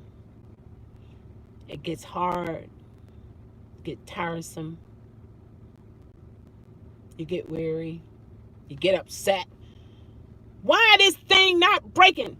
Oh my gosh, I've been hammering at this thing for hours and hours and hours and still not breaking up the ground. Then sometimes you got to go into your tool shed. You got to get another type tool to remove that particular situation, be it a rock, because hammering the rock not going to do it. Now you need to dig that rock out the way in order for you to see some growth from your beautiful seeds that you're trying to plant. Like, come on now, I'm putting in the work. I got a nice spot. I did my research. This is a good spot for this type of seed to grow, to flourish. And so you work at it, and you work at it, and you work at it, and you work at it, and it seems like it's just not breaking any ground. You're like, what in the world? I did everything that I could do. I got the right tools. I got the right spot. You know, like, okay, what else can I do at this point here? Why isn't this ground breaking? And then you don't give up. You keep going. You keep going. You keep going. Next thing you know, you're making some moves. And pow! That ground has broken. Yes, you were in the right area. Absolutely, the right area. But you just needed to shift a little bit to the right, a little bit to the left, a little bit backwards, and a little bit forward, and pot out. Now that's the spot.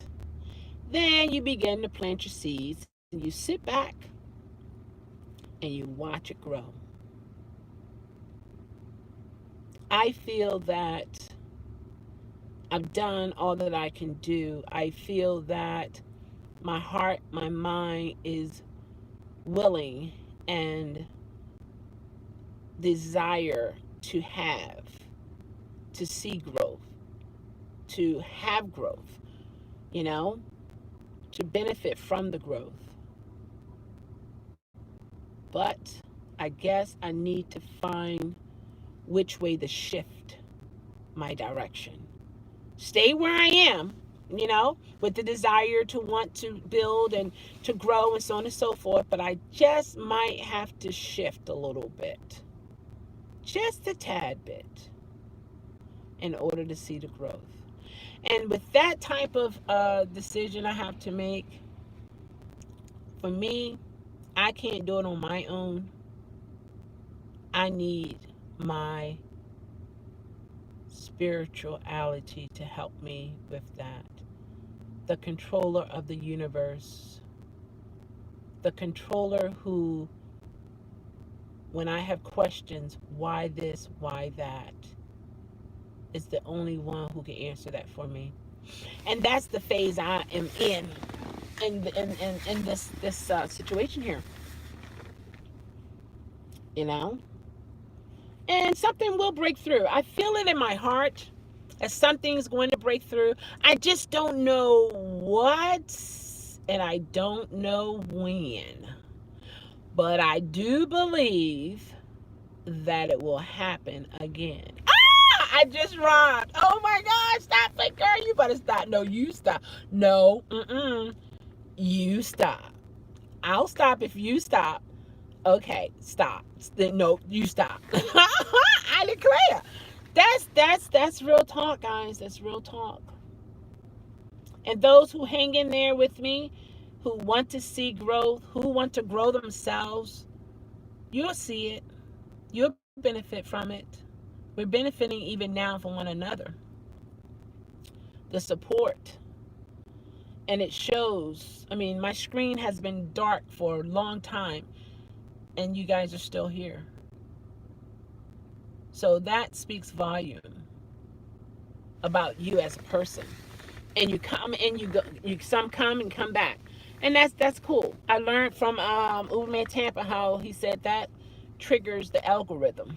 It's a good thing that when you have people in your life for a certain amount of time, they leave and then come back, things of that nature. So that's beneficial. Never get upset when you see your numbers go down or up and down and up and down and up. That's interaction. I realized that. That's a good thing. And not only that, we don't all have the same amount of free time. Some of us are doing dishes, washing clothes. Some of us are driving, working. Some of us are trying to sleep. We're doing, it's like I've learned at a very young age, there are, houses are like a world within a world. If we forget what you look like, we just exactly, right? That's a good one, Lisa. I like that. Say, oh, yeah, that's her. I remember. Yeah. I know we don't see her now, but it's okay. But yeah. That's Seashell. That's her. You right about that. Yeah, I learned at an early age that houses are like a world within a world. Different things are happening in every last one of our homes, good, bad, or indifferent. Yet, we live in a world. Every home has its own authoritative person. It has its own policies, procedures, mission, rules for this, rules for that, what to do, what not to do, so on and so forth. Every house has that. Every house. Yet, all of these houses or all of these worlds are in one world. And we as individual people have to find a way to live in the world of worlds. I thought that way when I was like in my early teens. I remember I was with my mom and dad. We were going somewhere, and I was sitting in the back seat. And we were, I guess, a residential area or something, and I just saw the different houses, and some lights were on, some had the porch lights, some, the driveway, or different things was different from different houses. And I remember saying to myself, every house is like a world. What's happening in my house is not happening in your house, most likely, or vice versa. And then I remember there was what happened? There was a situation that occurred, and I assumed everyone was living. Hey, Van, good morning. How are you? I was going to say there was a van. Oh my gosh. There was a situation. I assumed everyone was living how I was living. You say you're okay. What's going on? Okay? Why just okay? And I realized everyone wasn't living how I was living. And that is what helped me to realize every house is like a world within a world. Everything is not absolutely the same. Oh, you woke up sick? No, Van. I'm so sorry to hear that. Is this something that you can do like a home remedy, or you got to go to the doctors and now you won't be able to work? Ugh. So when you have to call out, Van, who takes over your spot? Because you're a manager. Does it really abrupt the flow of things? It's a cold. It was going around. Oh boy. Yeah, I know how that is. Yeah, I know how that is, Van. Wow. So you can't work now, right? Because you can't be sick around food and stuff. Oh, you don't call out. Oh, really? Oh, okay. Oh, so you're the manager. You're not really hands-on like that. Okay. Management position is not bad. It has its benefits, and then it has its struggle like any position. I don't feel safe when Chelle is on black screen. Am I coming for you, Bricks? I know, right? I know. But think about it. When you're looking at the black screen, what is running through your mind, though? Like, what is it that you see? Are you seeing yourself? Is it something that you're afraid of? You know what I mean? It's like sometimes I might see things, look at things, and it just gives me a certain type of feeling. How are you guys feeling looking at a black screen and you're hearing this voice, a familiar voice, but it's black? I feel like she's committing a crime. Oh my gosh, you know what? I declare. I know that would be, oh wow, Brick, see, yeah, that would be clever. Yeah, and then all you guys are my witnesses, and then say, "Oh, we just heard her talking. She never stopped talking, and we didn't hear any struggles or any noise or water bottles going around, or we know nothing." See, that's a criminal mind right there. See, Briggs, that's a criminal mind right there. I declare, you know.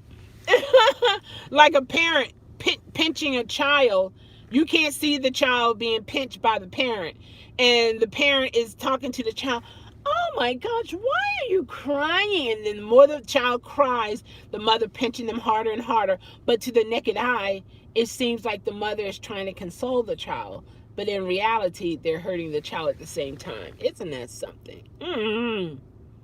They're actually a body in the draw. No, no, no, no.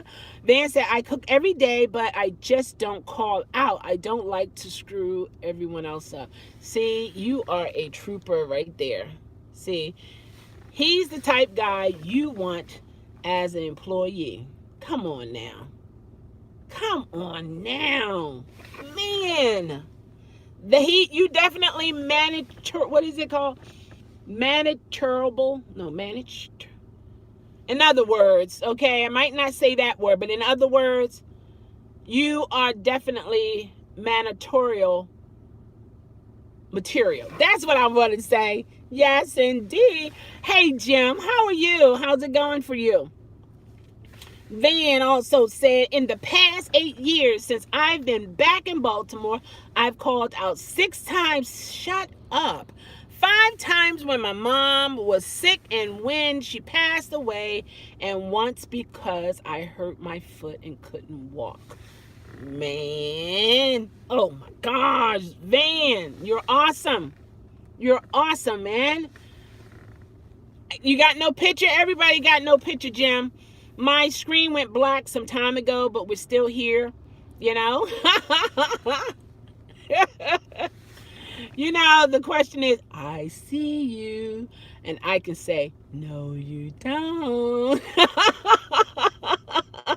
Exactly, sipping, right? Brick says, Chelle sounds too calm. Yes, she got that wine. Can anyone, everyone can hear me, but everyone can't see me. Been driving all over the place. Why? What's going on, Jim? Driving all over the place for what? What's going on? Van said she's up to something shady. I declare. Oh my gosh, they got me. They caught me. They caught me through the black screen. I declare.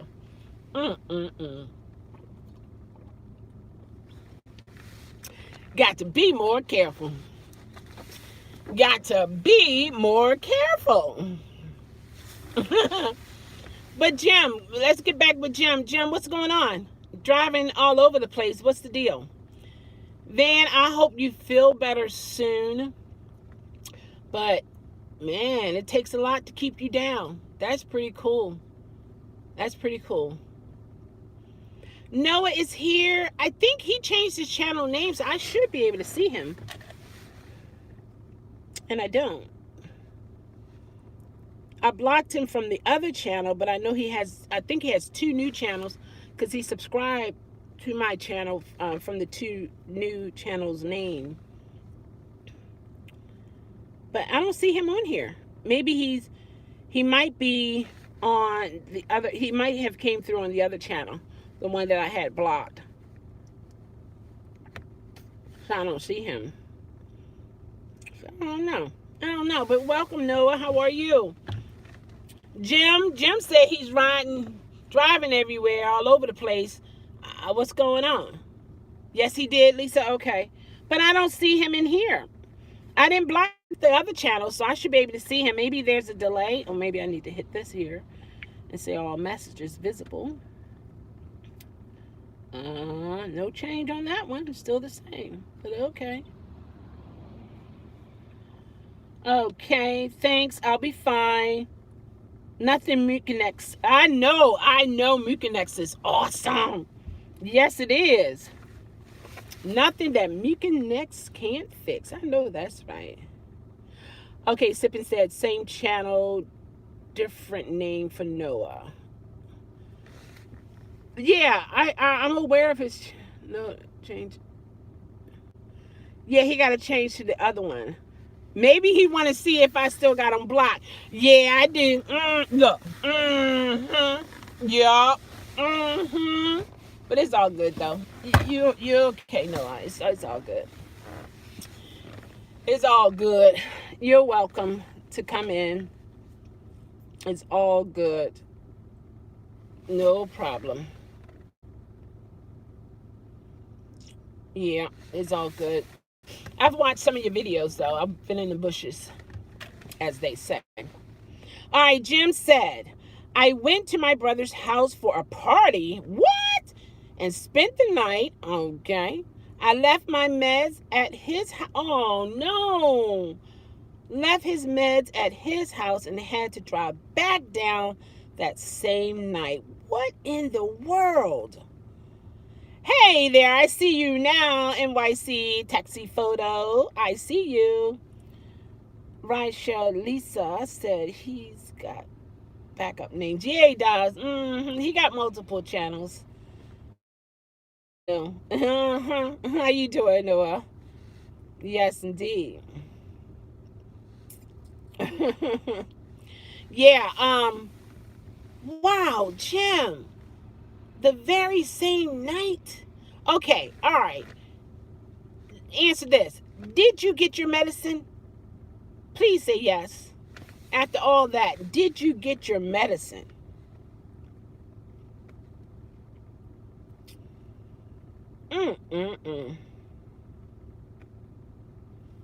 I declare.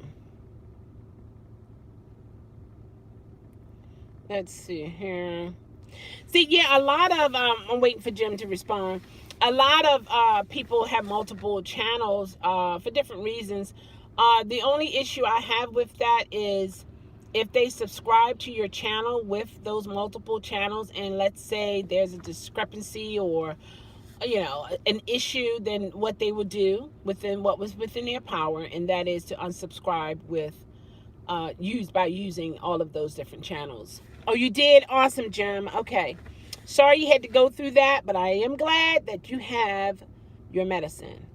It's almost 100 miles to my brother's house. Oh my gosh. Yikes.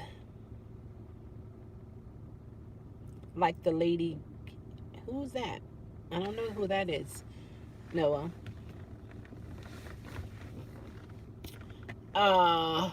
Oh, okay. Okay. Yeah, I know what you're saying now. Okay.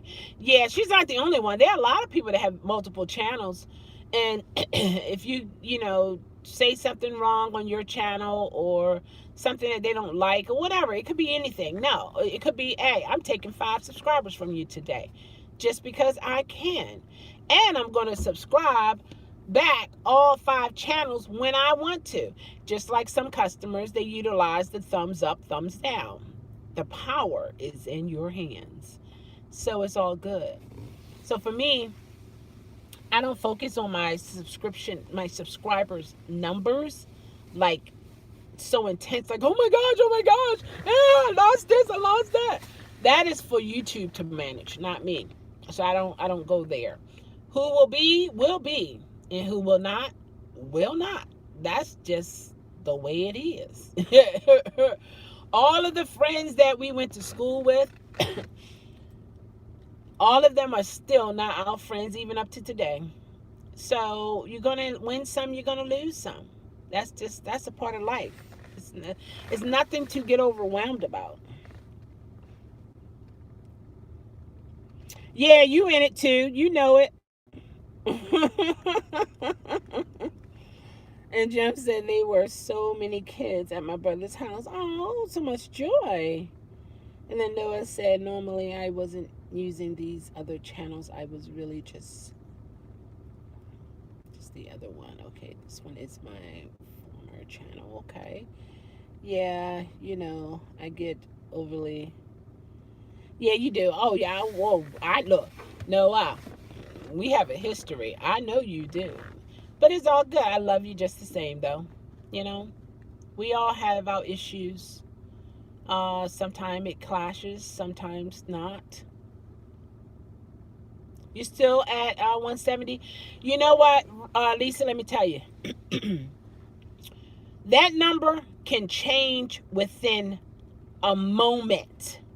So don't beat yourself up when it comes to when you're a new YouTuber, and of course you want to reach that 1,000K, and of course you want to reach that 4,000 hours. Now, it's two ways you deal with it.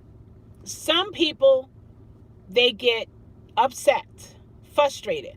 Why isn't my channel at such and such number? I got good content. I'm putting up regular videos. We always have that why question in life. That's just a guarantee. And for one to always have a why, I've learned over the years, some things just happens in time. And it sounds like I just said a curse word. I know. I got it. I get it.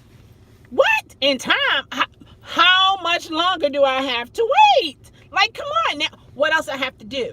Again, some things happens in time. But what I would suggest that anyone who's waiting for their channel to hit the 1,000 and get 4,000 watch time hours, to learn more about where you want your channel to go. Learn more about yourself. How would you deal with if someone stalks you from your channel? How would you deal with someone finding out personal information about you on your channel? How would you feel about people wanting to curse you out on your channel? Also, you can go into your settings, and in certain words won't show up in your comments. You want to know how to block certain comments. You want to know and you also want to make sure that you are, as a YouTube partner, licensed partner, so that if anyone uses your video without your permission, then you can go after them. You want to know about the different guidelines that YouTube has in reference to music, copyright stuff. Also, when you might be bullying someone and you don't realize that's what you're doing.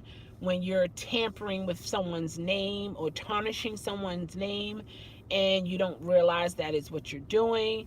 And also realize as time go on, you have to do an LLC, because your channel is your brand. It's like Nike.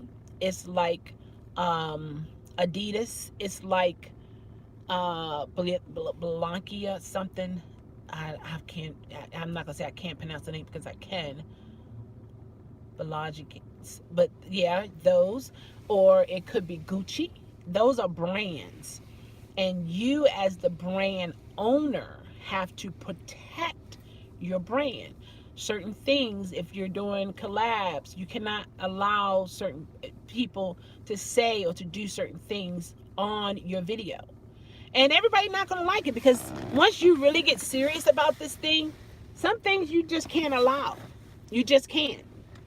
And depending on the type of person who you're dealing with, some people kind of sort of feel a particular kind of way, and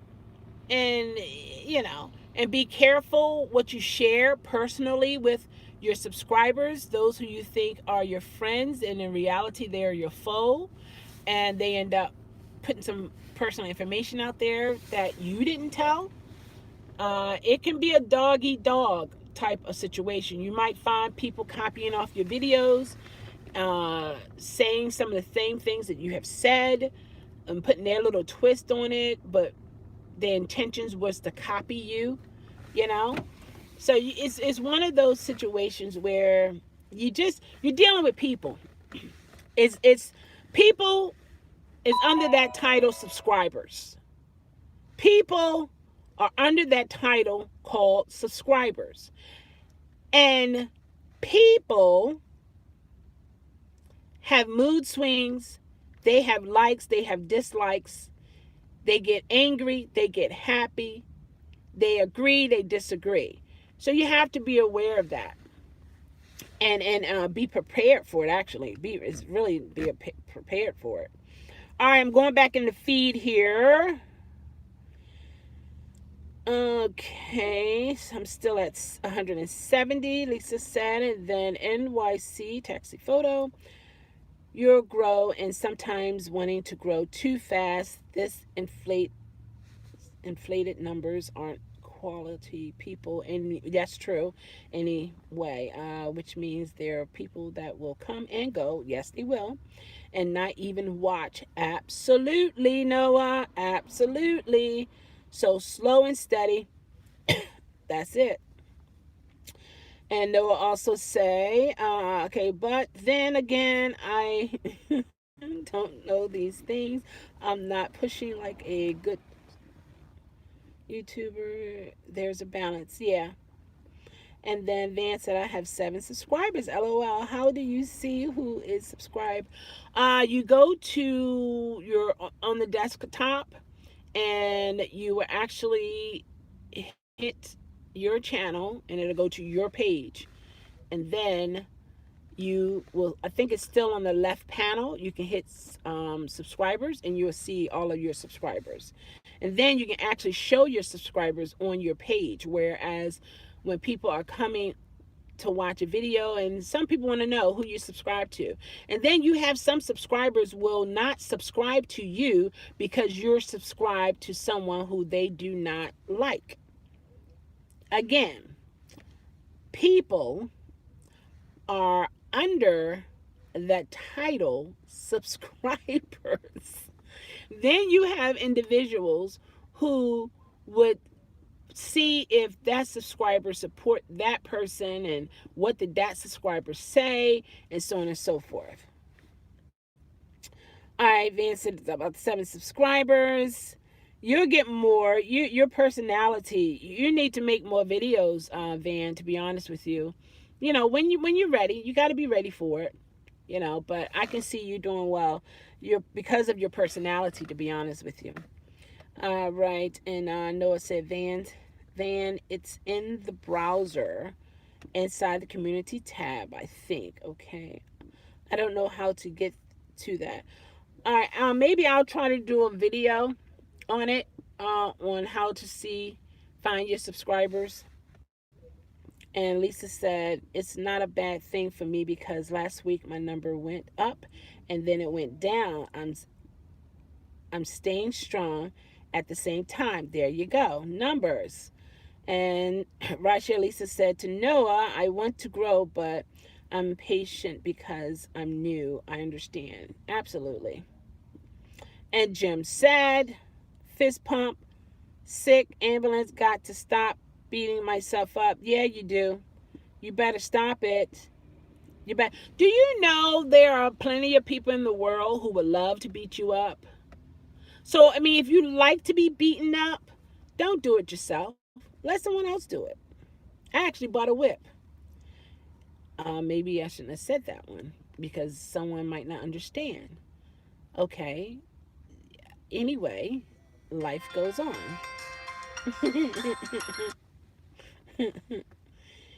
Okay, let's see here. Rasha at least says, since I've been watching channels, I usually sit in the background. Yeah, you do. For a while to see how someone runs their channel before I speak. You're a very wise woman. Unless I already know people from other channels. Absolutely. You don't have time for that. Yeah, I know, Van. I know. Maybe one day when you're ready. It's all about when you're ready, because it's you who have to do the work. So when you're ready, and I'm talking from a place of living with depression and anxiety, and I have a channel. Go figure. So when you're ready, You'll do it. You'll do it. And my reason when I started the channel is because I was not finding videos that addressed my situation. So I started my own channel just in case there were other people who had the same questions. And lo and behold, yeah, I guess there were. To company or whatever. I don't, I'm not getting any missed calls. I guess I need to get back in life.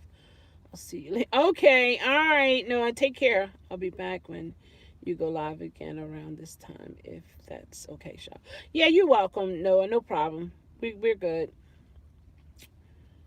Ran out of letters. I need a better space to do my videos. My kitchen is too small. You know what? Let me tell you something. Van. We can come up with all types of excuses. But a lot of these big YouTubers, and I believe Joe said it.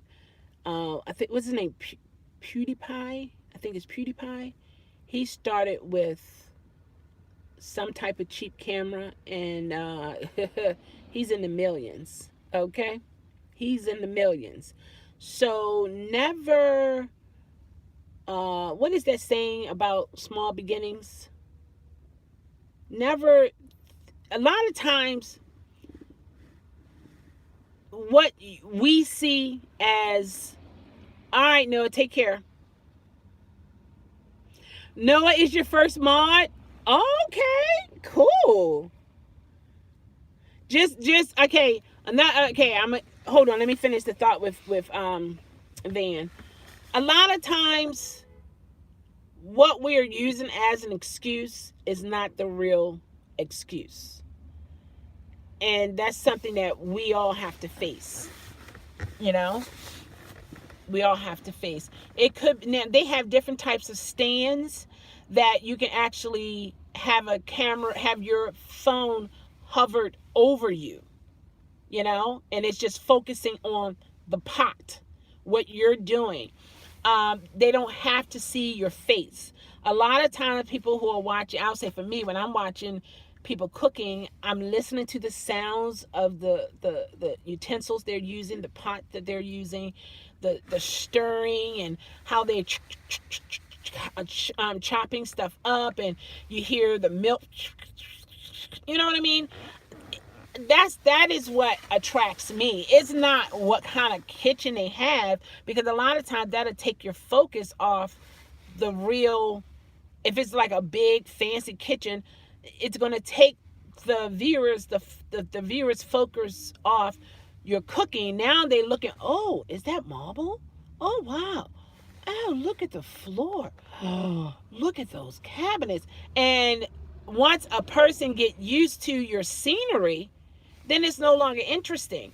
But if your viewers are focusing on the real intention of your channel, which is cooking, and that is what you are directing their focus to, you understand what I'm saying? You're controlling what your viewers focus on, unless you get a black screen like what I have here.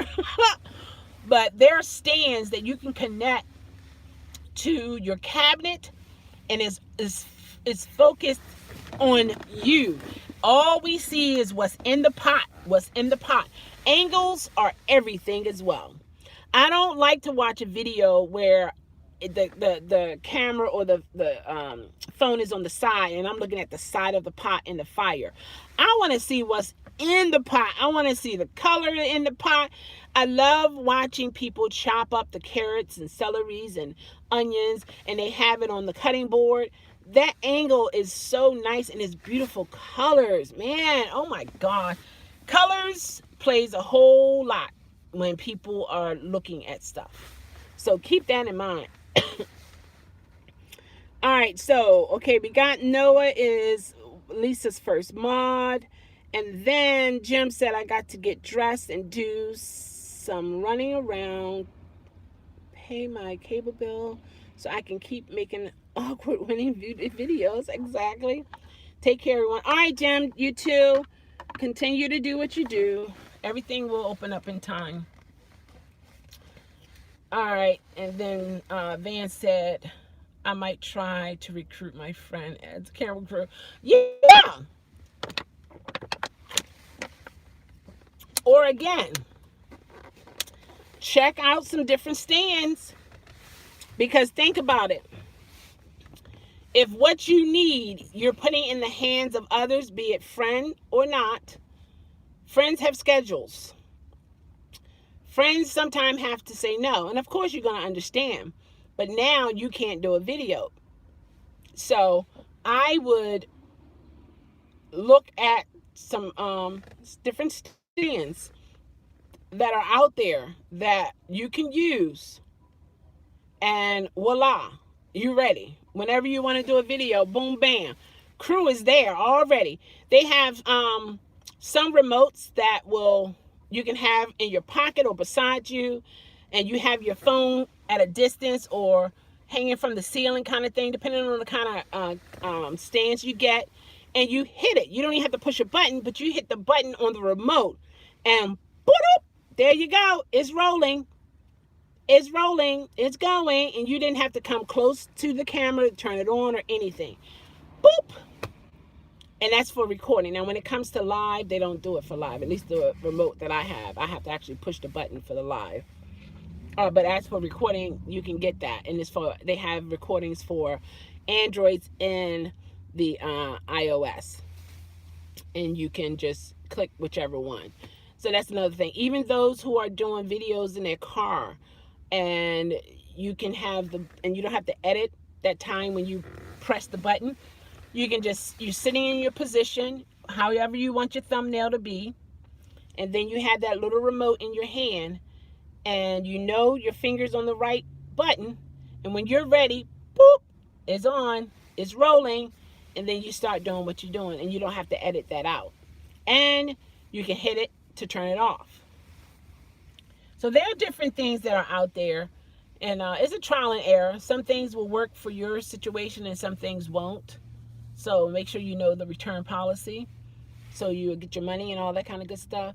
But with this YouTube thing, it can take, and it has taken a lot of people a long, long, long, long, long, long way. But the key thing is, when the getting is good, spend your money wisely, because fame do end. Now, I ain't gonna say will, but it does end. It does. Either life or death, it will end. However, you want to use it to the best of your ability, not just look at the money that's coming into it, but look at how you are changing people's lives for the better. Some of these channels are changing people's lives for the worse, but you don't have to be that channel. Unless that's your goal in life, is to make people worse, then okay, that's your goal. But if you're really trying to make a difference, you're trying to let people see what you're bringing to the table, and they're watching, and in return you're getting sponsorships, and the money is flowing, and your channel was about ride share, and now you don't have to ride share no more because your checks is nice and can take care of that and more. Then you have to know, okay, so now the people came to me because this is what I was preaching, or what I was talking about. But now I don't really do that anymore. But then you have those, because they started a certain way, they have to create the life as a rideshare person or food delivery person. But welcome back, Jeremy. But they're not doing it, and they know the majority of their subscribers is here watching you because you are a rideshare person or food delivery or whatever your intentions are. So that's something you have to keep up. Even though when those checks are $3,000, $4,000, $5,000 a month, even $500 a month, and it's consistent to the point now you're like, hey, what? It's snowing outside. I don't have to go out there. Chelle, you've changed my life for the better. Oh, April. Oh my gosh. Oh, that's awesome. I learned a lot from you. You're very interesting to listen to. April, you know what? That is so heartwarming. And I believe you. I actually believe you. I remember when you first started coming, you were in the bushes for a while, similar to how Lisa works, which is nothing wrong with that. And then I would see you a little bit more than usual, then more than usual, then now I see you more on a regular. So that speaks volume. Yeah, that's wow. That's awesome. I'm going to say, Misty. That's awesome, April. And just know you are making my life better, because by me sharing my story, my issues, I'm finding out there's so many others who are dealing. And sometimes when we're going through something, we think it's just us. It's like we're all alone in the world. Like that we're the only one who's going through this. But guess what? You're not. We're not. And it's good to know that, I I call people who have depression my sister. If there's a female, my sister, you're my sister, you're my brother, because we have a major thing in common. Or if it's anxiety, you're my anxiety sister, you're my anxiety brother, because we have something that's major, important. So, and Jeremy, I appreciate you too. Absolutely, I love you too. You are an awesome person. We have grown together. I mean, Jeremy been with me from day one, and he's a passenger. And when he came and stayed and still with me. He even subscribed to some other of my subscribers, when I've shouted other channels out and so on and so forth. And another thing, when you shout people channels out, it's good to know that person, because a lot of times people are listening to that shout out and they go and subscribe to those other channels. However, I would say whoever I shout out, you go there with it, with your own eyes, with your own ears, to see and to hear. And if what you see and what you are hearing is suffice, then okay, go for it. Subscribe. Don't just subscribe to someone just because a person shout them out. Everybody, don't click with everybody, you know? And don't feel like, oh, I gotta subscribe to this person because Michelle shouted them out and I gotta subscribe. If I don't subscribe, then she's gonna be mad at me, and you know what I mean? No. No, no, no, no. One thing for sure I know. Subscribers are human beings. Human beings have the human experience, which means we have emotion. We get upset, we get angry, we get happy, sad, we like, we dislike. Therefore, what you like today, you might not like tomorrow or later on that very same day. You just, it's like it is what it is. You got to face the fact. And no adult should be upset with another adult because they're not subscribing to who they shouted out. And you see how I said adults. Now, children, yeah. Oh, she was my friend first, and now she's playing with him. Now, that's on the child's level. And not even all children are like that. Some children are like, oh, okay, well, all of us can be friends. And then some are like, okay, you can be their friend and I won't be yours no more. We all respond differently. But for me, I'm saying it to all who hear the video. If I've shouted a channel out and you don't subscribe, guess what? I still love you just the same. Why? Because I understand we are all different. We are all different, and we have to appreciate the differences. I don't want to clone. Lord have mercy, Jesus. I don't want to clone. The things that I go through, you think I want to clone? What? Ever? No. No. And no. Especially the part that I'm not happy with, I'll say. Now the good part is okay to be a clone. But I love differences. More importantly, I love when people can still appreciate one another. You know, when people can appreciate one another for their differences.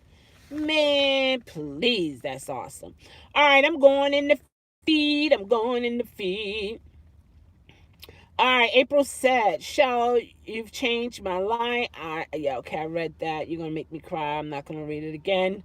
Ah, I declare. Woo! Thank you, April. You're important to me as well. Jeremy, same. Jeremy said, You are too. You are too. Thank you very much for encouragement for my journey. Jeremy, you know what? You got this. You know how you guys be telling me I got this? And yeah, I'm going to tell you, this is what I say in my mind. I'm going to tell y'all the truth. Oh, you think so? Sometimes I'm like, they talking with such confidence. I don't feel that. No, you got this, y'all. You got this. I'm like, really? So it is important for you to feel that you got something. It's important for you to believe in yourself. It's important for you to have confidence, self-esteem. The things that I talk about, I know the importance of it. And I do know I lack, but I'm working to get it.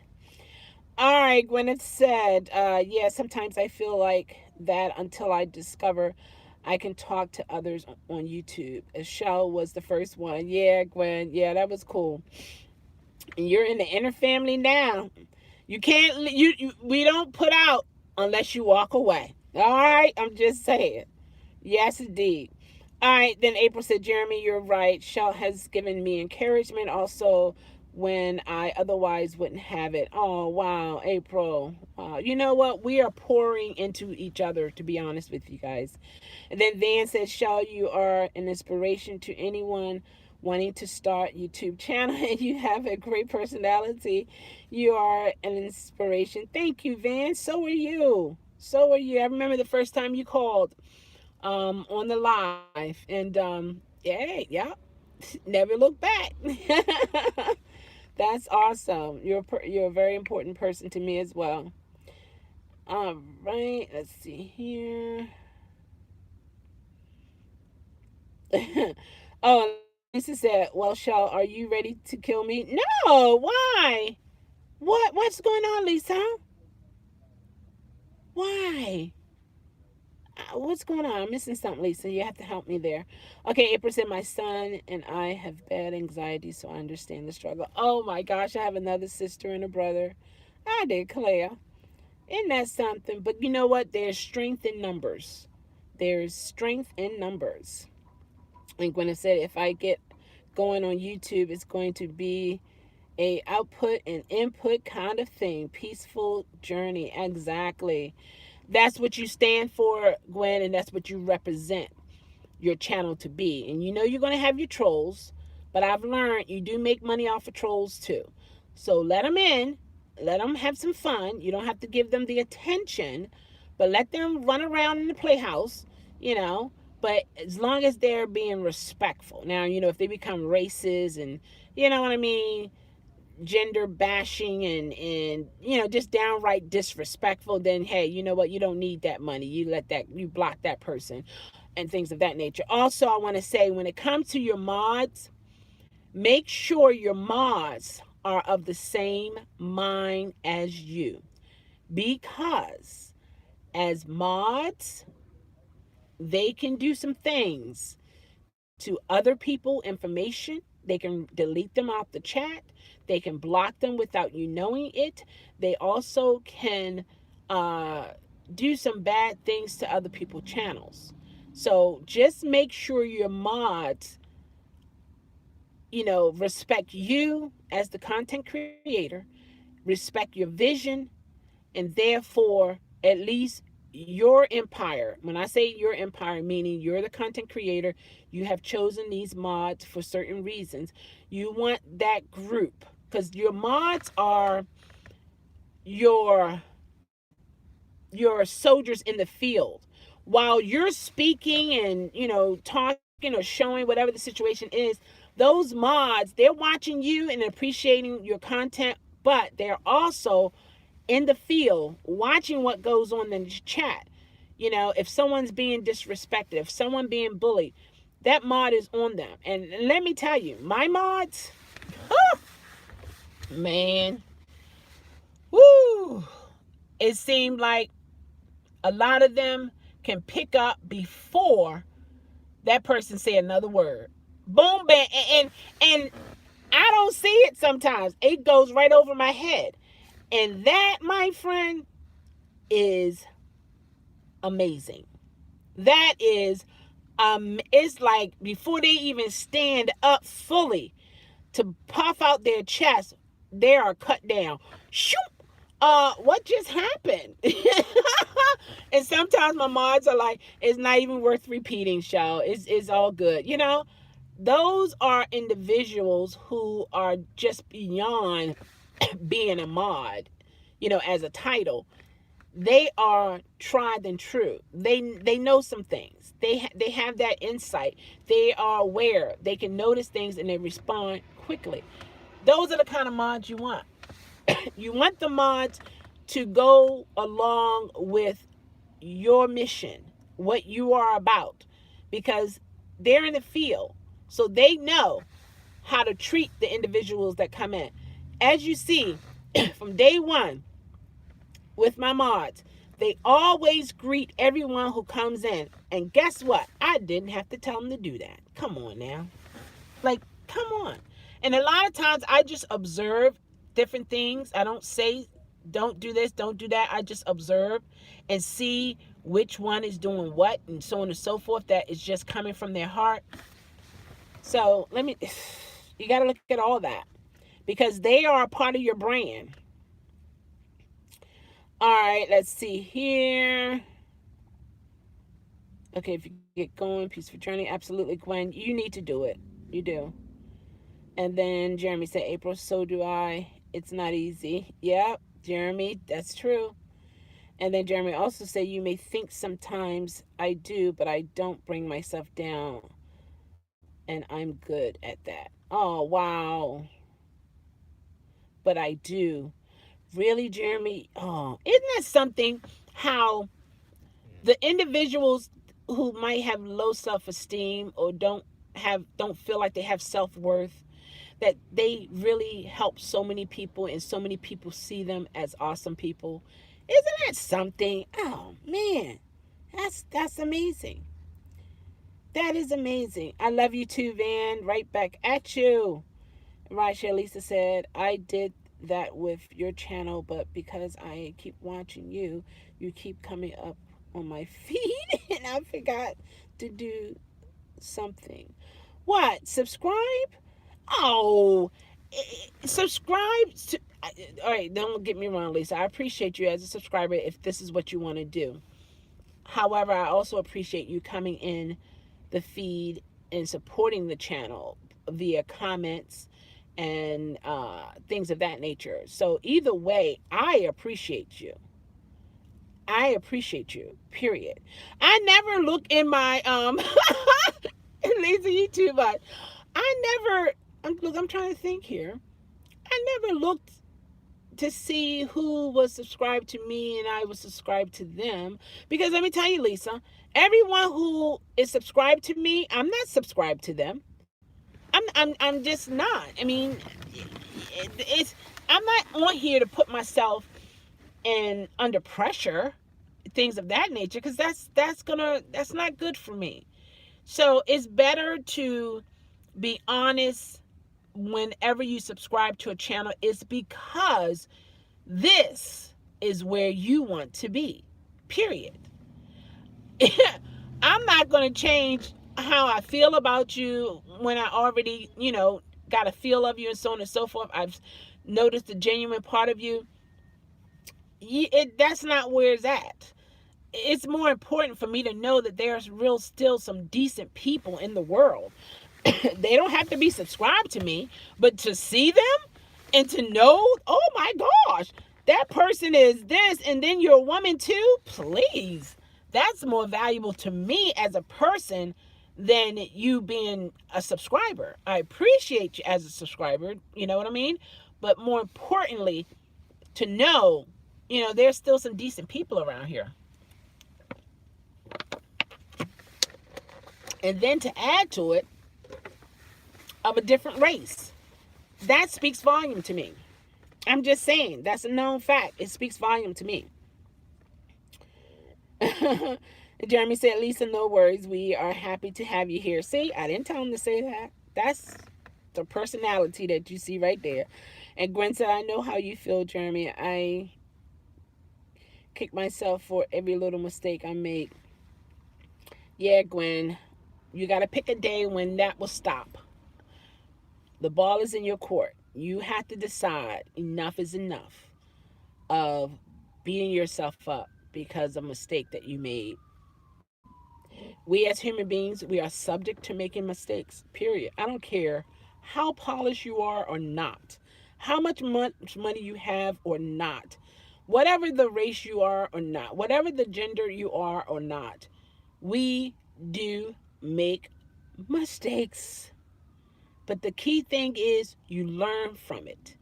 Then you have a less chance of it happening again. And then you might slip and fall again. Yeah, you may. You might be maybe 10, 20, 25, 100 times.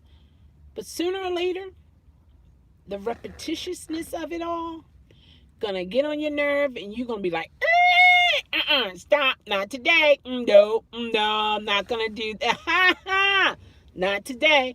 What were we saying about insanity? When you continue to do the absolute same thing over and over and over and over and over and over and over again with the same result.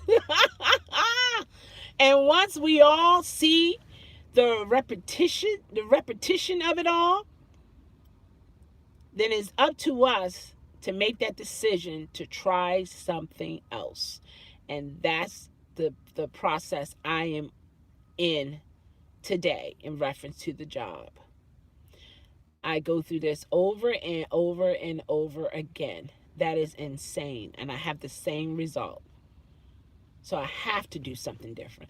I got to take another path. It's like a fork in the road. You're at the stem of the fork. Then you have a bearing to the left and a bearing to the right. Now, you as the human being, the conscious being, say, okay, I know about this road to the left. I've been down that road like 10, 100 times. I know the end result right there. That's for sure. I don't even have to start it because I already know. Then you have this one to the right. Lord have mercy. What is going to happen down there? I don't even know how that's going to turn out. I don't even know what's at the end of that road right there. Can I see some of the situation over there?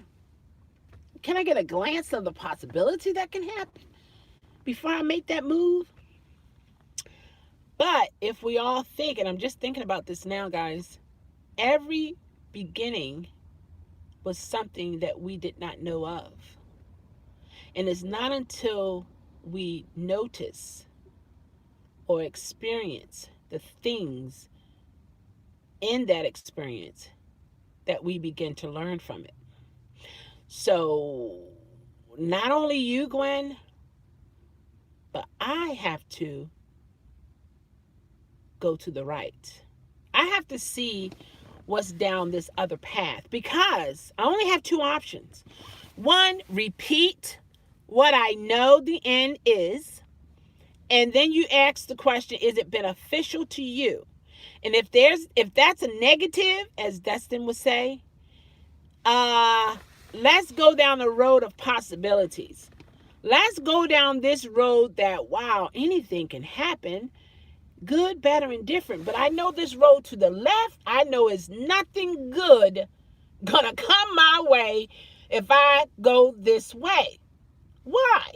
Because I've been this way for so many times and I get the absolute same result, same color, same size, same, exactly the same.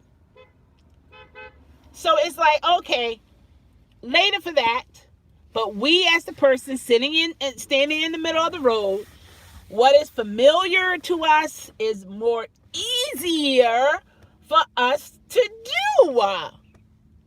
Man, it's just like a natural thing. Okay, it's this is that, but I know it. To know is not always to grow. And I'm just visualizing this now.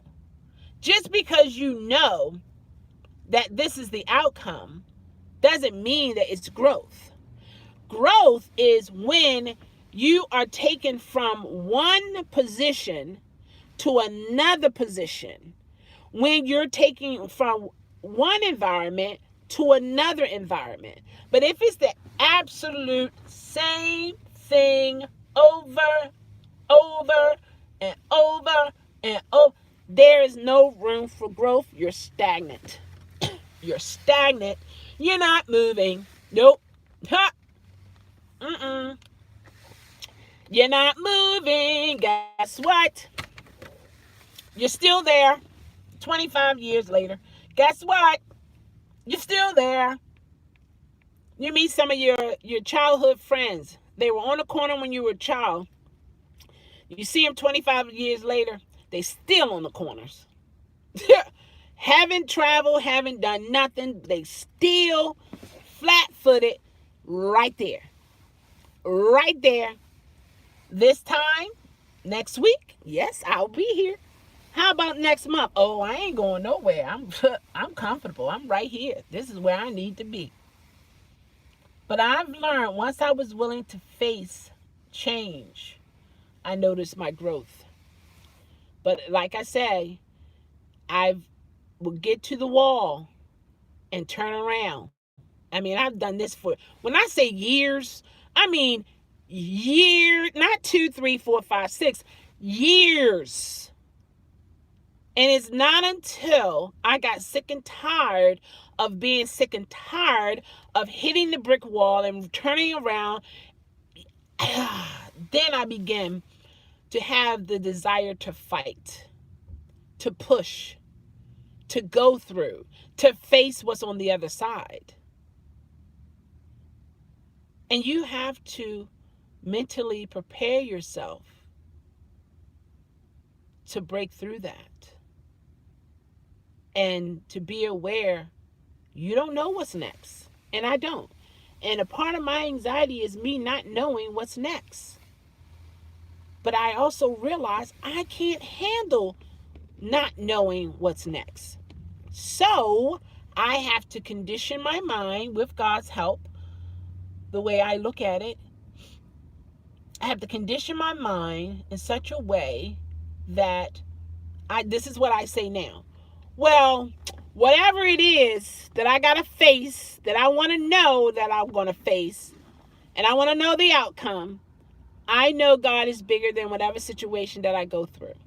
And that, when I say that, that gives me the strength to continue, to want to grow, to want to see, to want to build, to want to, be a better me.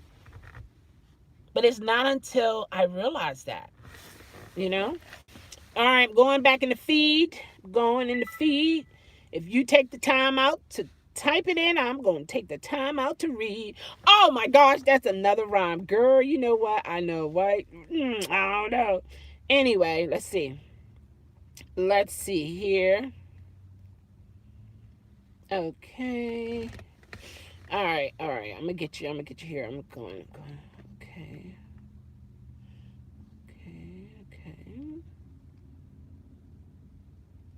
Okay, Lisa said I did that with the channel, but because I keep watching, okay, with my channel, okay, I got you, all right, got that, And then Gwen said, oh, yeah, for sure. And then Jeremy said, moderators is all about trust, period. Man, come on now.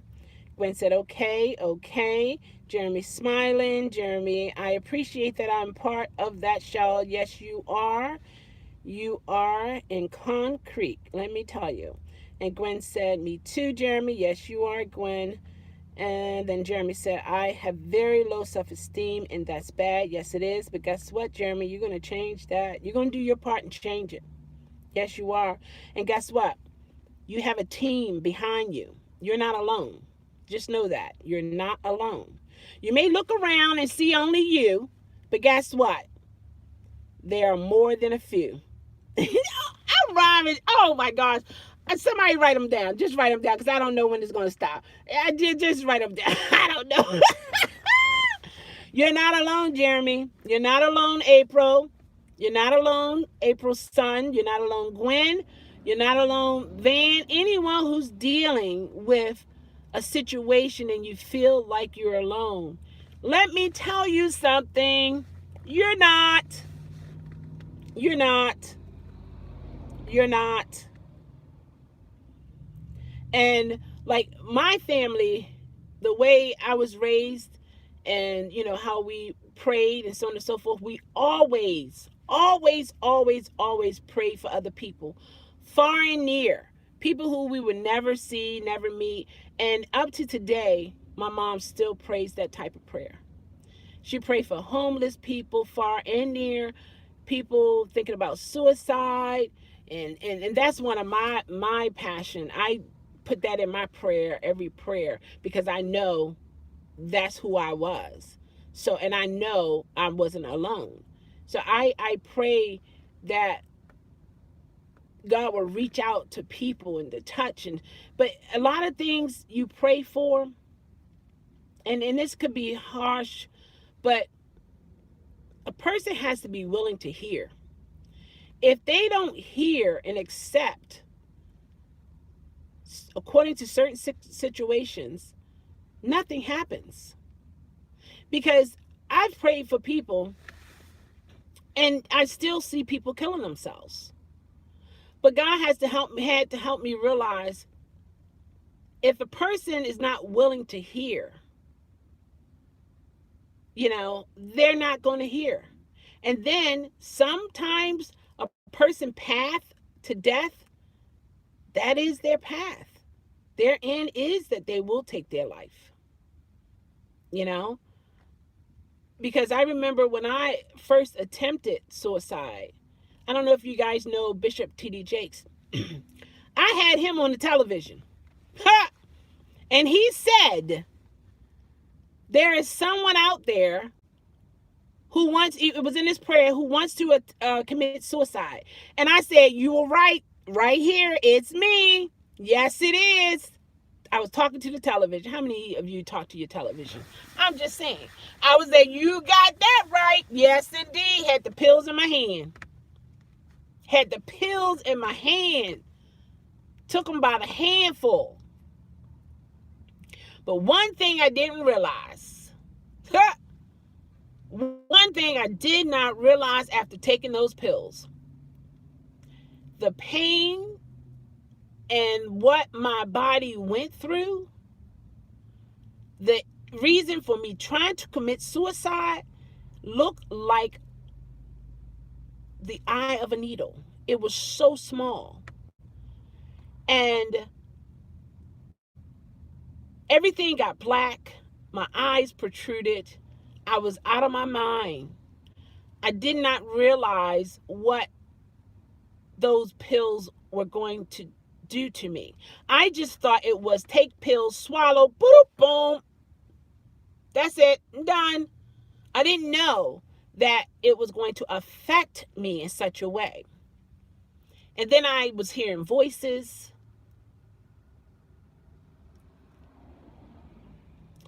Saying to myself, I know you want to call your mother. And I'm dialing. The phone was right beside me. And I'm trying to dial my mom's number. I lost the ability in my hands. I couldn't call her. I couldn't call 911.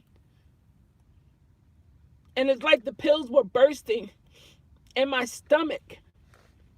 And my stomach was hurting so bad. And I managed my way down the steps. Was able to get my nephew. And I called out to him. And he said, Auntie, are you okay? And I just kept telling him, I'm falling, I'm falling, I'm falling. He said, Auntie, you're not falling. You're standing up. But in my mind, I was falling. And I felt like I was falling. It was dark. And I was falling. And he said, no, Auntie, I got you. You're not falling. You're okay. He managed to get me to the sofa. He called 911. They came in.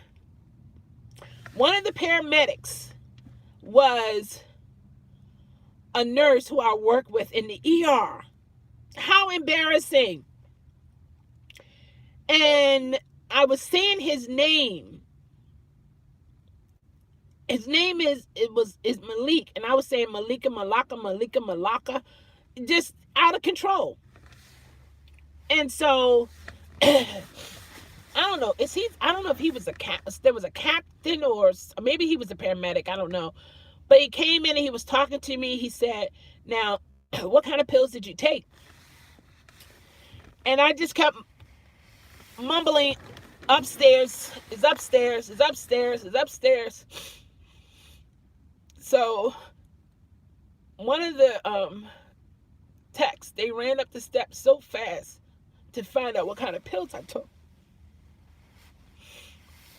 And then they said, how many did you take? And I was like, the whole bottle, the whole bottle, the whole bottle, the whole bottle, just not. And so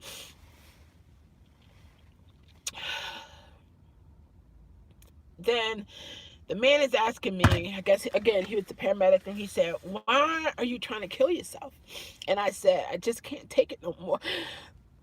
I just can't take it no more.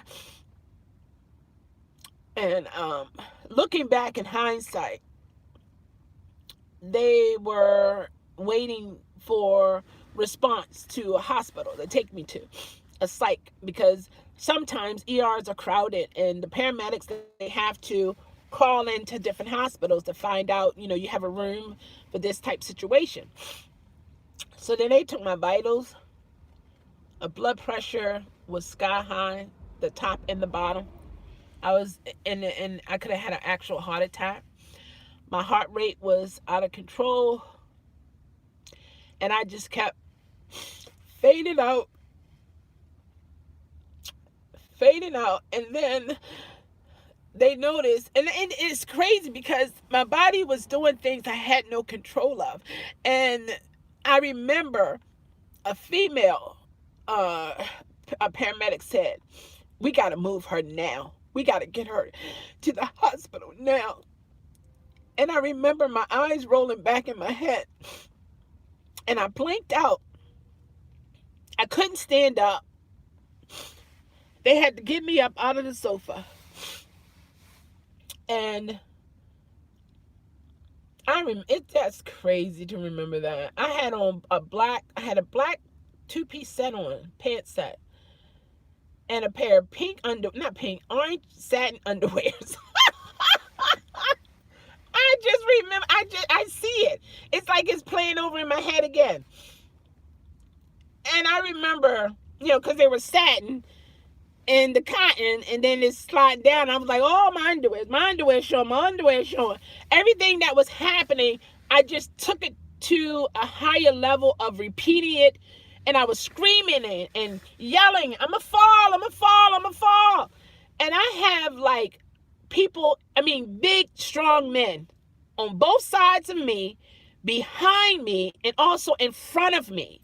And in my mind, I am falling. I can't walk. They're actually moving my body for me because I couldn't do it. Then we get to the stairs. And I guess I blanked out. I think I blanked out, And next thing I knew, I woke up. I was in the back of the ambulance on the stretcher, strapped in. Don't remember how I got there. Then I guess I blacked out again, because then I remember being wheeled into the hospital, into the ER. And then I remember them transferring me from the gurney to the ER bed. And again, I felt myself falling. I was screaming out, hollering to the people, "Don't let me fall! Don't let me fall! Please don't let me fall! I'm falling! I'm falling! Don't let me fall!" Out of control with it. And they got me on the bed. And you know how it is in the ER. When it's an emergency, you got people all over. Everybody got a job to do. They put a tube down my nose. They had to put a catheter in me. And I didn't know all this until I came to again. And I see all this stuff. And apparently, I woke up frantic. And I pulled the tube out of my nose. And it had the charcoal in it. And when I pulled it out, it splashed all over the nurse. It was a Filipino nurse. And I thought it was 1983. I said, you know how they ask you, what year is it? Who's the president? I said, the president is Jimmy Carter. I said, the peanut butter man. Remember the peanut butter man? I said, yeah, the peanut butter man. Jimmy Carter. Then she had to put it back in, and I apologized. I said, "I'm so sorry. I didn't mean it. I didn't mean it." And I kept repeating it. "I didn't mean it. I didn't mean it." She said, "Honey, I understand. It's okay. It's okay." And I was like, man. So I was more awake when they had to put the tube down, but then I had to realize, okay, I had to get it done. Then my mom came to see me, and she was talking to me. She was holding my hand. And I was talking to my mom as if we were going shopping for drapes. I said, "Mom," I said, "aren't those drapes beautiful? Aren't they real?" And I'm just not too long taking pills to kill myself. And I'm talking to my mom like I didn't do anything wrong. I said, "Mom, you see that? Isn't that nice? How the mesh is up top and the colors, that is so nice." I didn't know where I was. And my mom, she's patting my hand. And I know she was praying at the same time. And I had no clue. It's good to have people around you who really loves you. And who can pray, really, to get some help. And then my dad came. And my dad, he doesn't play. He's like, "Chelle, don't you ever." He got in my face. I didn't even know who he was. But I was giving him respect. He was an older person. I'm giving him respect, but he was in my face. He got down, bent down, because I was in the bed, and he looked, and he said, "Don't you ever in your life do this again. You don't take your life."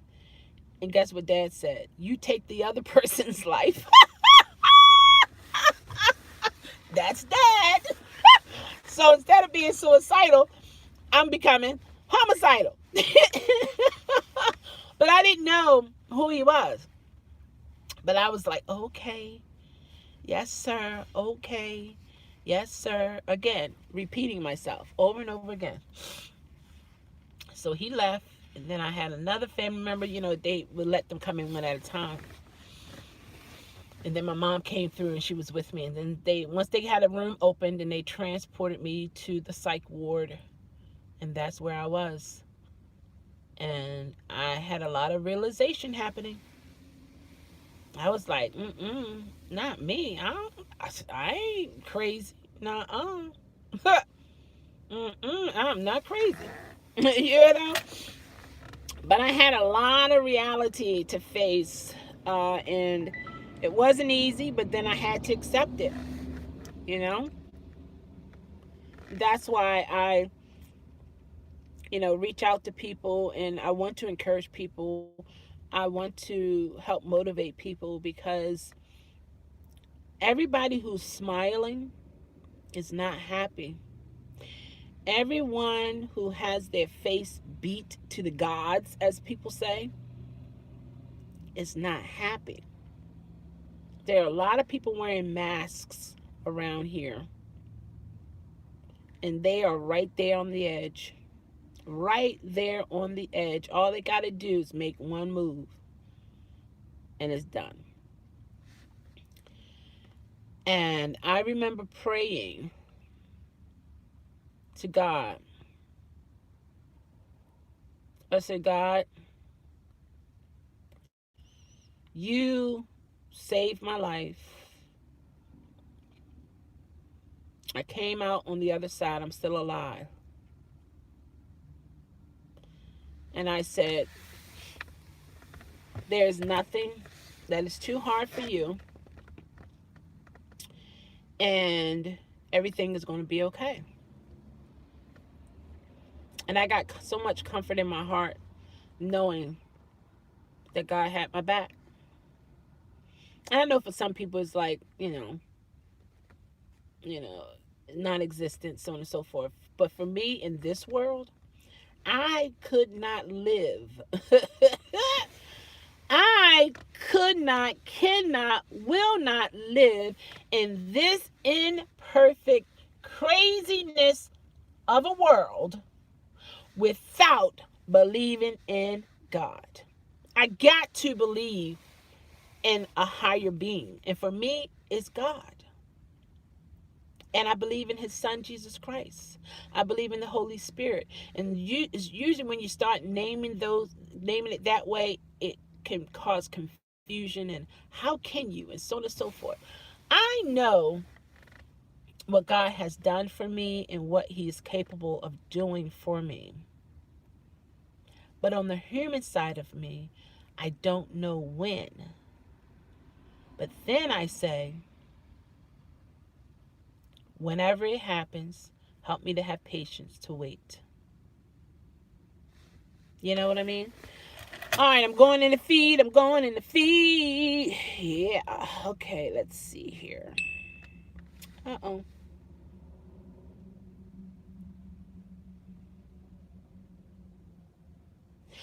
No, you didn't tell me.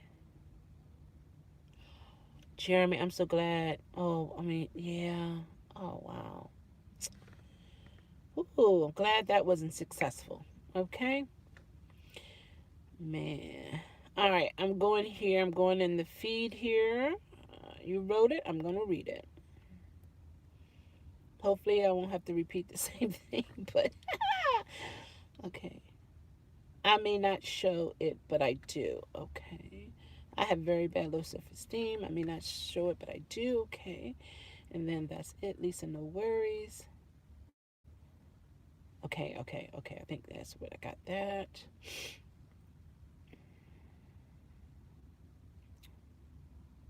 I am never anywhere I don't want to be. Awesome, Lisa. That's nice. All right. And then Lisa said, I like being subscribed to people I want to hear from with the bell on. Awesome. But you're the only one who showed up in my feed I was subscribed to. Was it subscribed to? It was fake. Let me make sure I got that right because sometimes I can misunderstand. Let's see here. But you are the only one who showed up in my feed I was subscribed to. It was faked. Awesome, Lisa. And then Gwen said, yeah, like a cross. I'm in the center. There you go. I'm in the center of all fours. Yep. Gwen says, look at the roads you just came down. Yep. April said, I'm looking for a job now too. It's so stressful. Yes, it is. What type of job are you looking for, April? Gwen said, true. Jeremy said April with a sad face. Hope everything goes well for you, April. And Gwen said, you be thinking it's easy to go back. It's not. Gwen says, still there. I had moved on, did something different. Okay. April said, I know I'm going to get rejected a few times, but I have to keep on trying. Yes, you do. You can never give up, April. I'm sorry. It's not an option for you. Okay? You got to keep trying until I find something. Eventually, it will happen. Yes, it will. Yes, it will. Gwen said, yep, me too. I don't know what's next, but I will be ready with God's help. You better know it, Gwen. And then Jeremy said, thank you, Shaw. I'm aware of that. It's just not easy. And like we all say, life is not easy. No, it's not. And to be honest, it wasn't meant to be. But we are meant to condition ourselves to deal with life. Because guess what? Life is a part of being a human being. So I believe we are equipped to deal with life. Will we like it? No. But to deal with it, I believe we can make it through this life. You know? I think we can make it. And then Van said, I have to go. All right, Van, have to get ready to go up to work for a meeting. Awesome.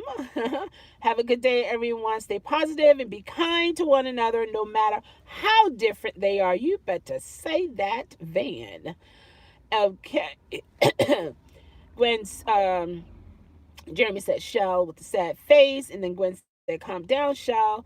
Thank you guys. And then Jeremy said, I know the feeling. You remember when I said about the railroad tracks? Yes, I was very close. Yeah, hugs right back to you, Sippin' and Jeremy.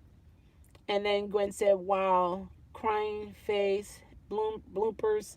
Yeah, Chelle, right? I know, right? Then poops. And then Brick said, I prefer laughs over Chelle's crying. Oh, of course. Chelle's laugh over crying. Me too, let me tell you. But it's reality. And Gwen said, yes, they strong. Okay. And then April said, that's why I would be afraid to overdose on pills because you really don't know what's going to happen to you. Absolutely. Yes, indeed, April. I would not suggest suicide for anyone. I'm telling you. April, I almost ended my life at the railroad tracks. Gwen said, not fun. Tube and nose. And then when you're aware that it's in your nose too. Ooh. Mm. All right. And then Gwen said, oh, Jeremy, crying face. And then Jeremy said, Gwen, oh yeah, it wasn't pretty. And then Gwen said, we have a purpose to be here. May not seem like it, but we do. And I agree with you, Gwen. And then Gwen also said, wow, Jeremy. April said to Jeremy, that's so scary. I'm glad you didn't. I'm glad he didn't as well, April. Then Jeremy said, Gwen, yeah, I was a teen and I just couldn't take the abuse from the family. And Gwen said, family hurt you worse, it seems. They hurt you the worst, it seems. Yeah, those who are close to you, right? And Jeremy said, oh, yeah, Gwen. And then Misty said, I'm back, but I'm just sitting at the airport. Hopefully you don't get called out of the airport. Man, I remember those days, Misty. Ugh. Pull me out, and it's like a $5 ride right around the corner. Then you come back in the queue. Whew. Anyway, but now here, Lyft has, they did say if you get pulled out of the airport queue, they will, when you come back to it, they will bump you up. Okay, Jeremy said, April, thanks, me too. And Misty said, drivers here are parked where they're not supposed to. They do the same thing here. Not supposed to be. Lyft and Uber warn drivers about it, but they don't listen. Absolutely. We got drivers like that here, Misty.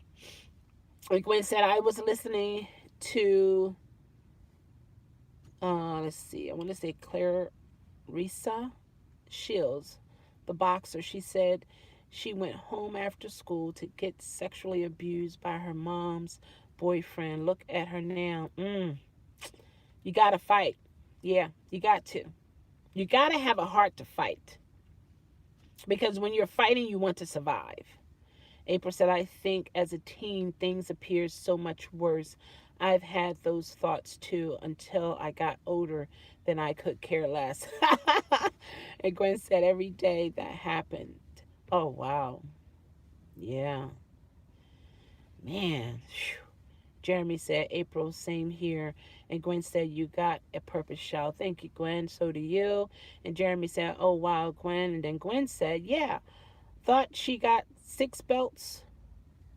Oh, okay, yeah, though she got 6 belts, but you see the sadness and the hurt. Wow. Gwen also said she's still dealing with, oh, yeah. Yvette, welcome back. We all have purpose. We just need to find out what. Come on, Gwen. Yvette, yes. Yes, yes, yes. Oh my gosh. And April said, Jeremy, I had the family problem also. I ran away from home many times. Family problems still exist, but now I'm older and don't care anymore. Jeremy said, April, I'm in the same boat. Jeremy also said, I actually left the state to leave the family. Yeah, you're doing well. And then Misty said, life sucks. It's a battle. It's a battle. But there are a lot of opportunities in there. Hey, oh my gosh, Lady Nat, how are you? I got your email. How are you doing today? Jeremy said, yeah, Misty. Jeremy also said, hi, Lady Nat. Lady Nat said, hi to Jeremy. Lady Nat, hi, everyone. See that? Coming in, respecting everybody. I declare. Lady Nat, I respond to your email. Yes, you did. I got it. Rachel said, okay, I'm back. Well, welcome back. Welcome back. Welcome back. That is on television today. Misty said, it's not fair that some are born with a silver spoon in their mouth, others are forced to struggle. Hey, what can I say about that? Again, like the road, certain paths, you're going to encounter certain things, good, bad, or indifferent. And it's one of the, just like someone who was born with a silver spoon in their mouth, that towards the end of their life, it can be the opposite. And someone who was born with no silver spoon in their mouth, towards the end of their life or somewhere in their life, it can change. One thing I do know, when it comes to life, there is a constant change. And there's this quote, a man from Egypt said, what is constant in life is change. What is constant in life is change. And I don't care who you are, what walks of life you walked, that holds true for everyone. There is a constant change. Good change, bad change. It's a change. And the way I see it is, we as human beings, we have to have a sense of flexibility, yet a sense of sternness, because you don't want to go with the flow with everything, but you have to be able to stand against or stand for something. And when you stand for something, there is challenges. There are challenges, and there is a battle. But if you do nothing,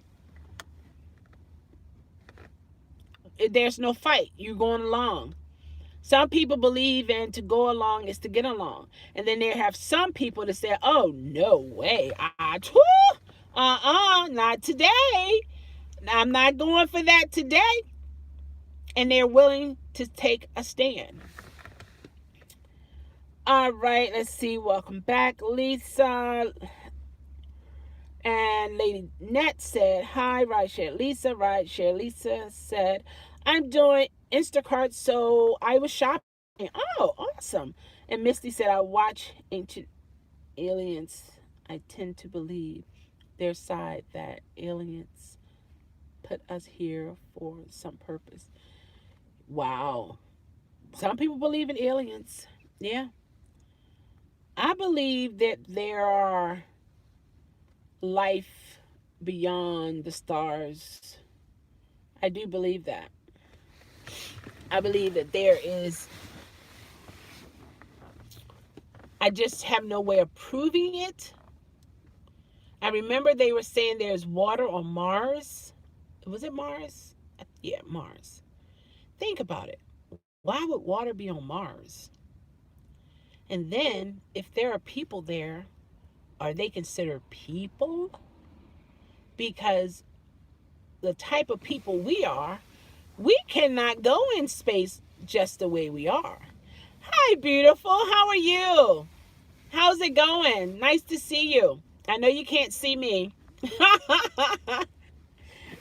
but I'm here. All right. And then Misty said, one theory is aliens are already here, but invisible. Anything is possible, Misty. Anything is possible. Even the Bible speaks about, like how it's important to treat each other right and with love, because you never know, you could be encountering an angel unaware. The very person you despise, the very person that you disgust with, the very person, like, oh my gosh, that can be an angel. That can actually be an angel. That can be the person who can actually change your life. But you have to have wisdom with that, because some things that are disgusting and personalities, nah, that's not an angel. No, that what I see there, it is what it is. Yes, indeed. April said, it's strange how you see many young famous people are no longer here, but little old me is still here for some reason. Come on, April. Yeah, and you look at all the different things you done gone through in life, your struggles, the uncertainties, the why, and you're like, okay. Now, what is the purpose of me going through this? Am I somebody punching bag? Is that my purpose, to be a punching bag? Where's the benefit here? Like, why am I here? Like, stop. And I had that question. If you ask my mom, oh my gosh, I always question why. Mom, why? But why? But why? Every time she answers something, but why? But why? And it's only God had to explain this to me. I mean, and this is the way I understood it. Okay. First, I was conceived in love. I was conceived by two individuals who were in love with one another and who wanted me. Okay. Then you have someone who's conceived and it was by mistake, or it could have been rape, or yeah. Is there any other way? Hold on. Conceived because of rape. Either they wanted you, or you were planning a family. It was a mistake because you wasn't planned, or someone raped you and then you had a child, or someone died and you had to adopt the child. So then, once this life, because see, for one thing, we don't know about non-existence. We are not in touch with non-existent. We don't know how that feels. We don't know what it looks like. We don't know that. But life is a channel that we can come through to experience the human experience. And with the human, and this is my understanding now, I see what I'm saying, and this is how I see it. Experiencing the human experience allows us, those who don't want to be here, those who enjoy being here, those who are like, I don't know why, what's the purpose? This on this side is a side of opportunity. It's a side of growth. It's a side to experience and feel love, to experience and feel hate. It's a side of, it's a human experience. You know what I mean? So everything that we are made up of is only because we are humans, and we are living the human experience. We're not living an animal experience, vegetation experience. You know what I mean? We are living the human experience. And when we are living the human experience, this is what goes on this side of life. Now, some, of course, they don't believe in the hereafter. But for me, and I stand on this, this is rooted in me, this is me. I got to believe, Lord have mercy, I got to believe that there is something better after this human experience. Man, please. I got to experience that. I got to believe that. And I do believe that. I absolutely believe that it's my reason for being here is bigger than just being here. Because on this side, you are experiencing the human experiences. The human experiences. Okay, beautiful. Thank you for stopping by. You have a blessed day as well. I have to believe that. Because if I don't, man. And in order for you to experience life after death, you have to go through the human experience. You have to. I'm going in the feed. Okay.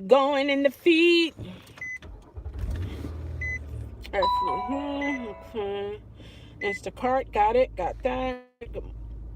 Good afternoon, got it. Okay, got that, Misty. Beautiful here. Strange how you see. Yep, got that. Okay, the Bible speaks about aliens. Yep. And April said they have all the money in the world and they can't even enjoy it. Come on now. Misty said, I keep asking if I can return my birth certificate and get another wife. Man, let me tell you.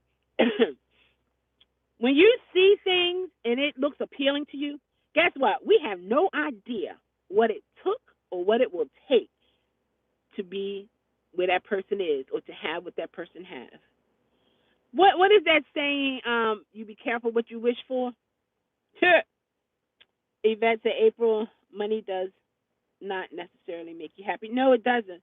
My God had blessed my grandmother in the land, big time, in the South.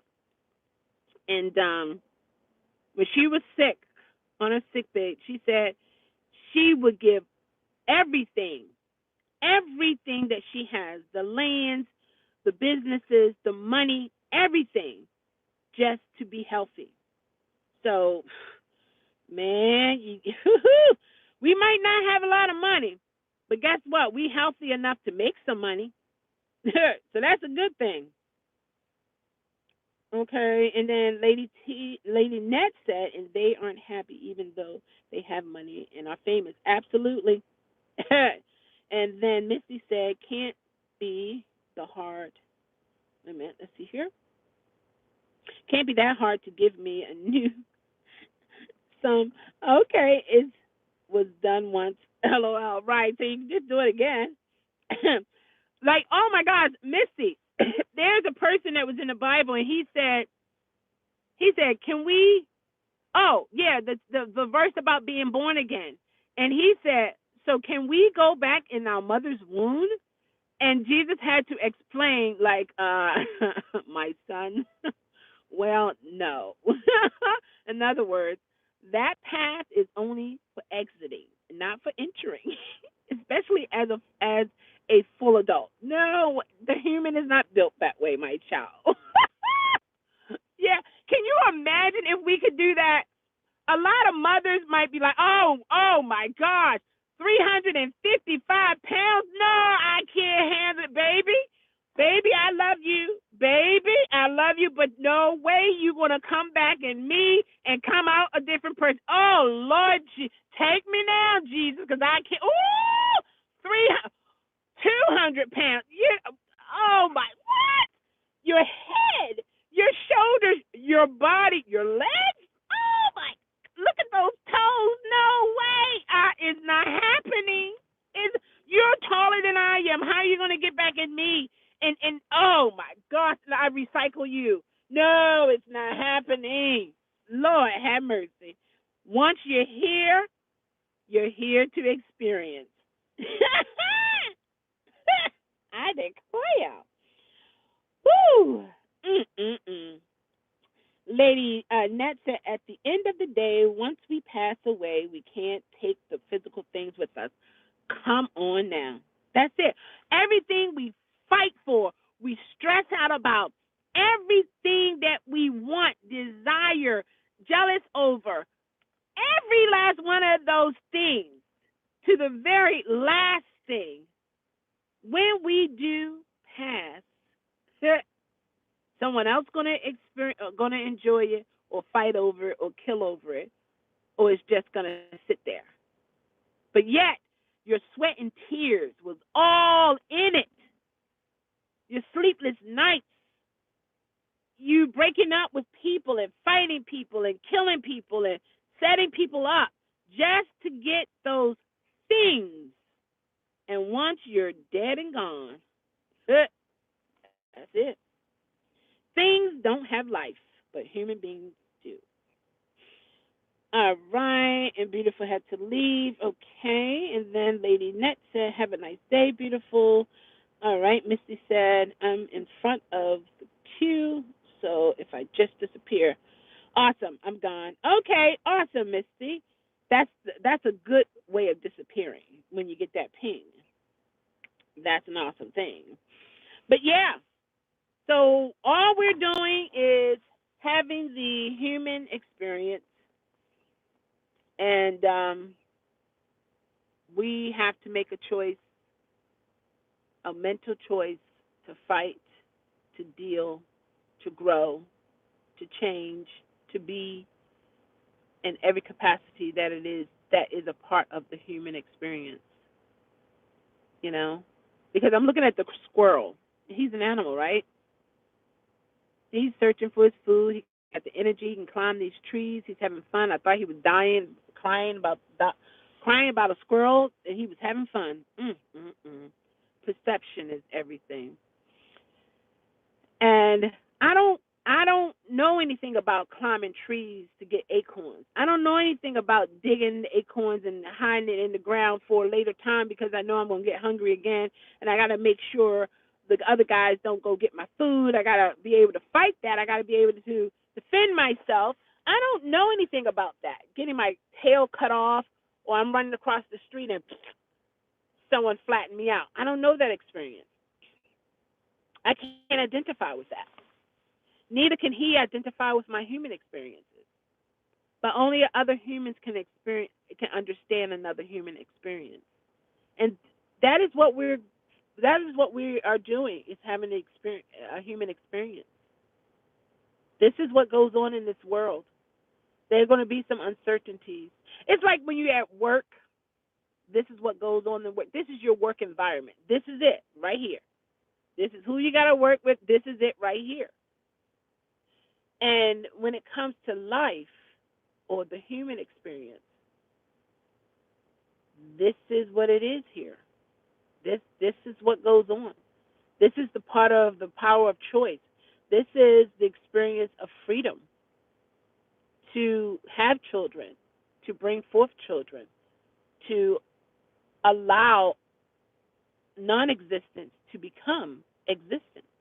This is the process. This is what it is. This is what it is. And it's amazing how we became who we are today, and how we grow, not only mentally, but physically. We don't crawl around like we used to. You know, we're not being breastfed. We're not walking around with a bottle in our mouths, or pacifier, or our thumb in our mouths. We have grown to know how to defend for ourselves. We have grown to know how to feed ourselves. And then not only that, take it a step further, we can eat pretty much what we want to eat. And some of us have the skill to cook it. I declare. What? I declare. I declare. That is amazing to me. So we have to have a mentality of being a soldier. We could have been born a squirrel instead of exactly born as a squirrel, flattened in the middle of the street, life gone. All because the squirrel could not understand the vibration that they were feeling and they didn't know which way to go. You know? And actually, some people eat squirrels. I have a girlfriend. I haven't spoken to her in years. I still say my girlfriend because she's a female and we were on good terms. She used to live in Cumberland. And they say Cumberland is one of the poorest city in Maryland.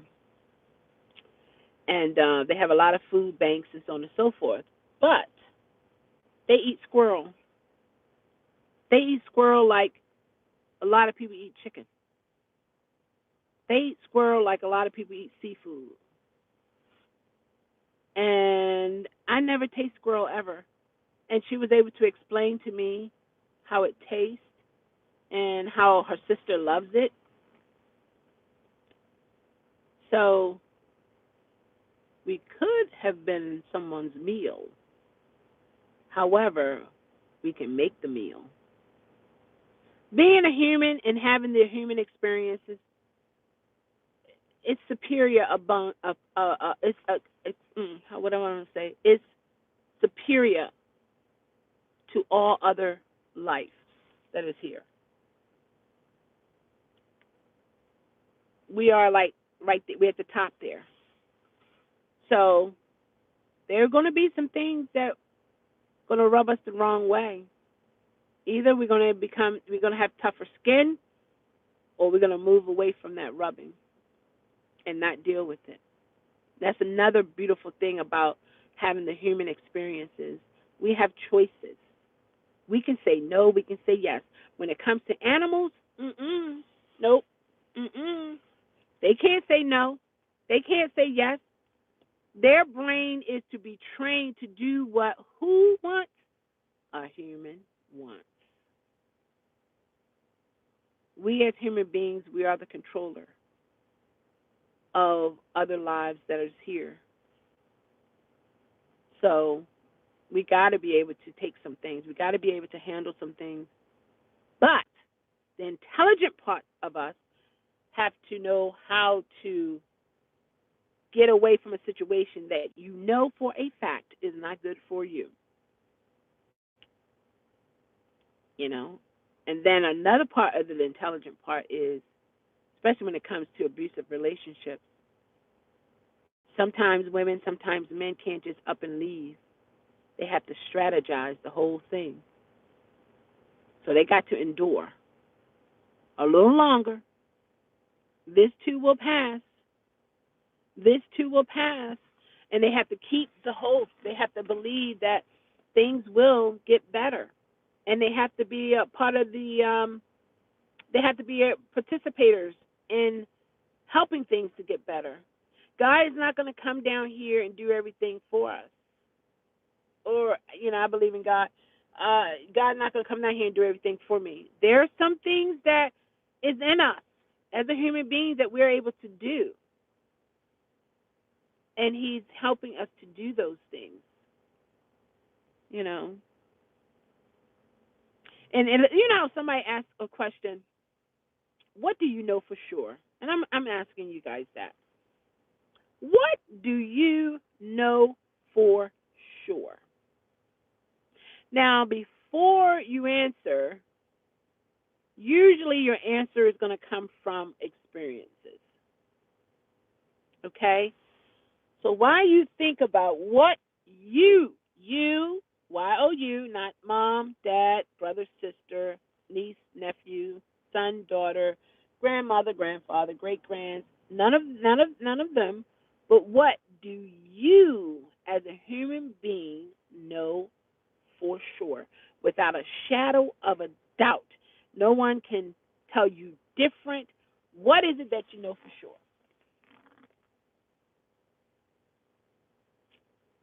Like, what do you know for sure? For me, I know for sure that times will get tough in this world. I know for sure that the only way things will get better for me is to remember the things that God has brought me through. This is not my first time being where I am today. I've been here before. I've been here in the struggle. I've been here knowing that I got to do something, but I don't know what to do.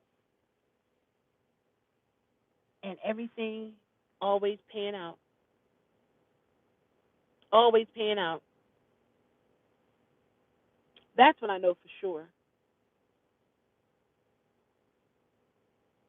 And what I also know is through me waiting to see what is going to happen, there I believe there's some growing that I need to get. And this journey is giving me more strength. It's giving me the ability to help myself as well as others.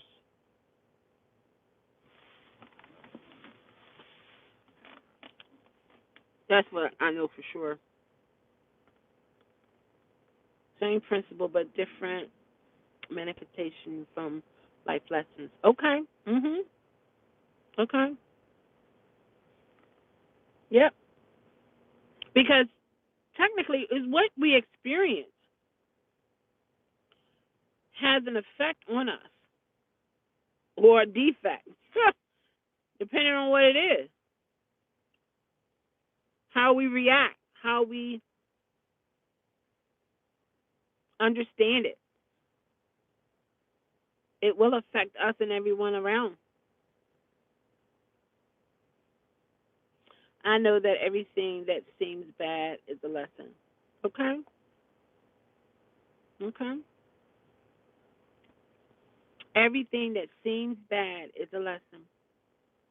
And that's something. Isn't that something?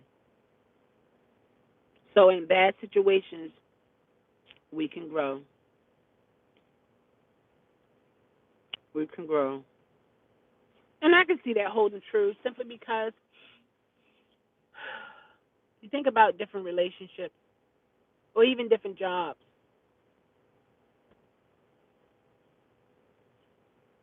Yep. Live and learn. You live and learn. Now, everybody learn at a different pace, that's for sure. Lessons to be taught. Yep. Live and learn. Lessons to be taught. And it will bring growth.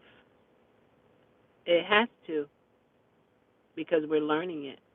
Now, when you don't get it, that's a different story. Woo! That's a frustrating place to be when you don't. I don't get it. I don't get it. Just like I had to disconnect. I was trying to study, and I couldn't put the pieces together. It just wasn't. Oh my gosh! Everything was all up in my head, and I had no clue, none whatsoever.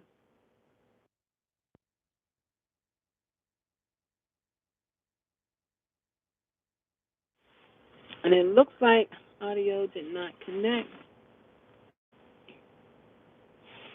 What is that there? Oh, I got another text. I didn't know that.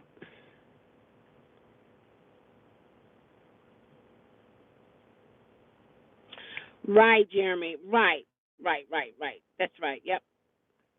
A quick death, but a friend helped me out and glad. Right. Right, that you wasn't successful. There are some things you don't want to be successful in, and that is taking your life.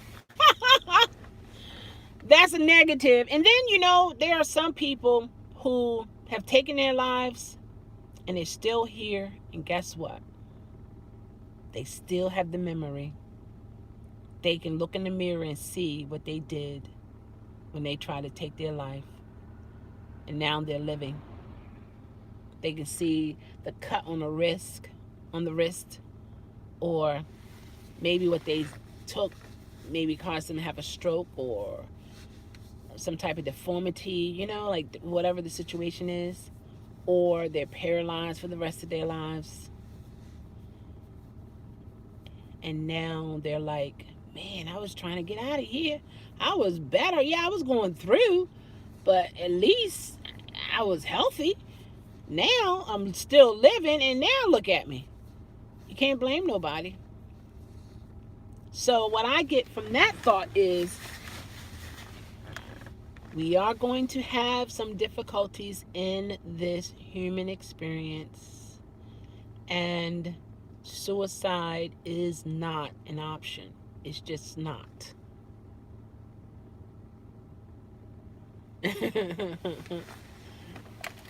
And another thing, that's right, April, we know the importance of loving yourself. And that's why that song that I believe God gave it to me, and it's like important elements to this human experience. Come to think about it, you got to love yourself, because I don't know if you notice, but there's not a lot of people who are willing to love us as people. I believe there's more hatred than there is love. So you have to love yourself, because when you do, you're going to make better choices. We're going to make better choices for ourselves and those who are around us. And you got to be yourself. You got to be willing to not be like everyone else. You have to be willing to be your authentic self, who you are, who you really, really are. And you have to stand in that and be bold, you know? And you have to know yourself. And the only answer I have in reference to knowing yourself, you got to go through some things. You got to experience some things. Because let me tell you something. You know how when you are dating, and this is your first time dating, and people ask you, what do you like? Hey, Zachy, how are you? My screen is dark. It went dark. It's like, what do you like? I'm glad you're doing well.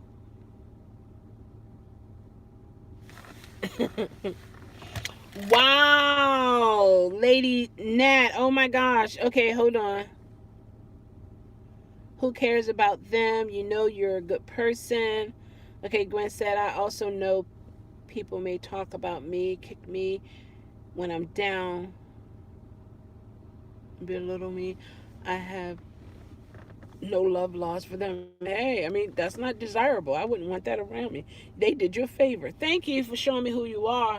See you. No bye. No see you later. Bye. No. Bye.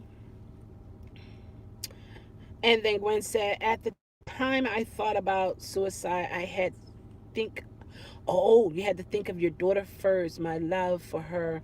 So I continued down my road until I saw a turning point. Come on now, you are a survivor. You are victorious. Oh my gosh. See that? Isn't that something, how we can gain strength and endure for others, those who we love? And when we love ourselves, we will end up doing the same thing. Isn't that something? Wow. And then Lady Net said, haven't you noticed how an animal like a dog or a cat love you unconditionally? Lady Net, come on now. You could have spanked them. You could have said no. You could have said, move, go sit down. But as soon as you call them, that tail go wagging, and oh my gosh, they fill it with so much love. So much love. So much love. But that's not how it is in the human experience. In the human experience, that is not how it is. We have to learn how to love unconditionally. We got to learn this thing. And a lot of animals who you would think would be against one another, they love each other. It's crazy, man. Oh my gosh. I remember when I took my cat to the vet, and I was more afraid than he was. It was him, Omar and Shamar. They were brothers. And I had him in their kennel. And I went into the place first to scope it out. The human goes into the veterinarian hospital to scope it out where animals are to protect other animals. But see, they were my fur babies. So then I saw German Shepherd. I saw pit bulls. Oh my gosh, I was like, my poor babies, no. So then I talked to one of the, I guess, clinician. I'm not sure what the title is. And he said, oh, they'll be fine. And I was crying. I was like, you sure they're going to be okay? I was like, this is their first time. And it was my first time too. So of course, all this. So I said, you think they'll be okay in the kennel? And they were like, yeah, they'll be fine. Oh my gosh, you'd be surprised how animals get along. And I'm like, really? Okay, these are cats, okay? But anyway, took them in there. I ain't hear a peep out of no dog, no cat. My cats just curled up beside each other because they were brothers. And man, I got comfort for seeing how relaxed they were. Lord have mercy. I remember that. I was like, whoo, man, oh man. That was amazing. It was amazing to me to see that. But that's the love unconditionally, and that is what we need to learn in our human experience of differences. We have to learn how to get along. And the only way we learn is when we step out of our comfort zone and say hi to that opposite race. Hi. Now, but when you do that, you have to have in the back of your mind of the possibility you may not be received. But one thing that is most important, do you love and respect yourself? Period. Whatever that other person feels and whatever that other person do you love and respect yourself? And then you might reach out and say hi. And then you build a friendship. Then you begin to learn from one another, different cultures. You begin to experience different things that if you would not have made that step, you would never experience, You said black gloves. It's a black screen, Zachy. Where you at? Hold on, let me see. I'm going in the feed. I see all black screen. Yes, it's black, Zachy. It went black and we're still here talking. I'm sorry. Lady Nat said my cat loves me more than family members. Isn't that something? And I'm okay with that. All right. My cats keep me grounded. Wow. Yeah, Zach, you can't see me. Lady Nat said, yes, they are so loving. April. And then April said, I love my son too. Sometimes. I know. Isn't that something? It's like, what is that term about opposite attracts? That holds true because we are opposite of the animals and the pets that we have. But yet there is such an attraction. And then from human to human, it's like friction. You're waiting to see me? The black screen, I can't change it. I would have to, excuse me, log off, shut down the live stream, and then try to do it again. And there's no guarantee that's going to happen, Zachy, so I apologize. Wow. Yeah. But see, this is what I see. One of the things that are different when it comes to thank you for being understanding, Zachy. To be to want to build a friendship with people. another person who's going through, again, the human experience, you're going to meet opposition. Hands out, hands down. You're going to meet opposition. Even a twin is not the same in their personality and characteristics. Externally, yeah, but internally, no. Okay? So therefore, let's see what Lady Net says. Isn't it something how you love a family member so much you put your needs before theirs and lose yourself loving and caring for them? I'm at the point now I do more for myself. Guess what? Sounds like you had to get there, Lady Nat. Isn't that something? You went through a human experience to get to where you are today. Humans were involved, and it was something that you experienced. Isn't that something? But, in a perfect world, family will love you unconditionally. But this world is not and will not be perfect. We have to carve out our section of the world in this big world and live in our world within a world. But we have to live in such a way we can detect, we can notice, okay, that's a good one. No, that's not. We have the power of choice to choose who we deal with, who we don't deal with, where we live, where we don't live to a certain extent, who we love, who we don't love. We have that power. We have that authority. It's been given to us. When we came through the path of coming into a human experience, we have that. We can say yes, we can say no, we can do good, we can do bad. We have that ability. But it's up to us to choose and pick which one we're going to do. And we can do good for today and tomorrow be bad. We can do good and bad at the same day. We can do bad all day. It's the power of choice. But when you're conscious and you're aware of your choices can affect you and others, you try to make better choices, not only for yourself, but for others. But it's not others' responsibilities to love us. It's our responsibility to love ourselves. And hopefully one day later soon, the person who don't love you will end up loving themselves so that they can see love.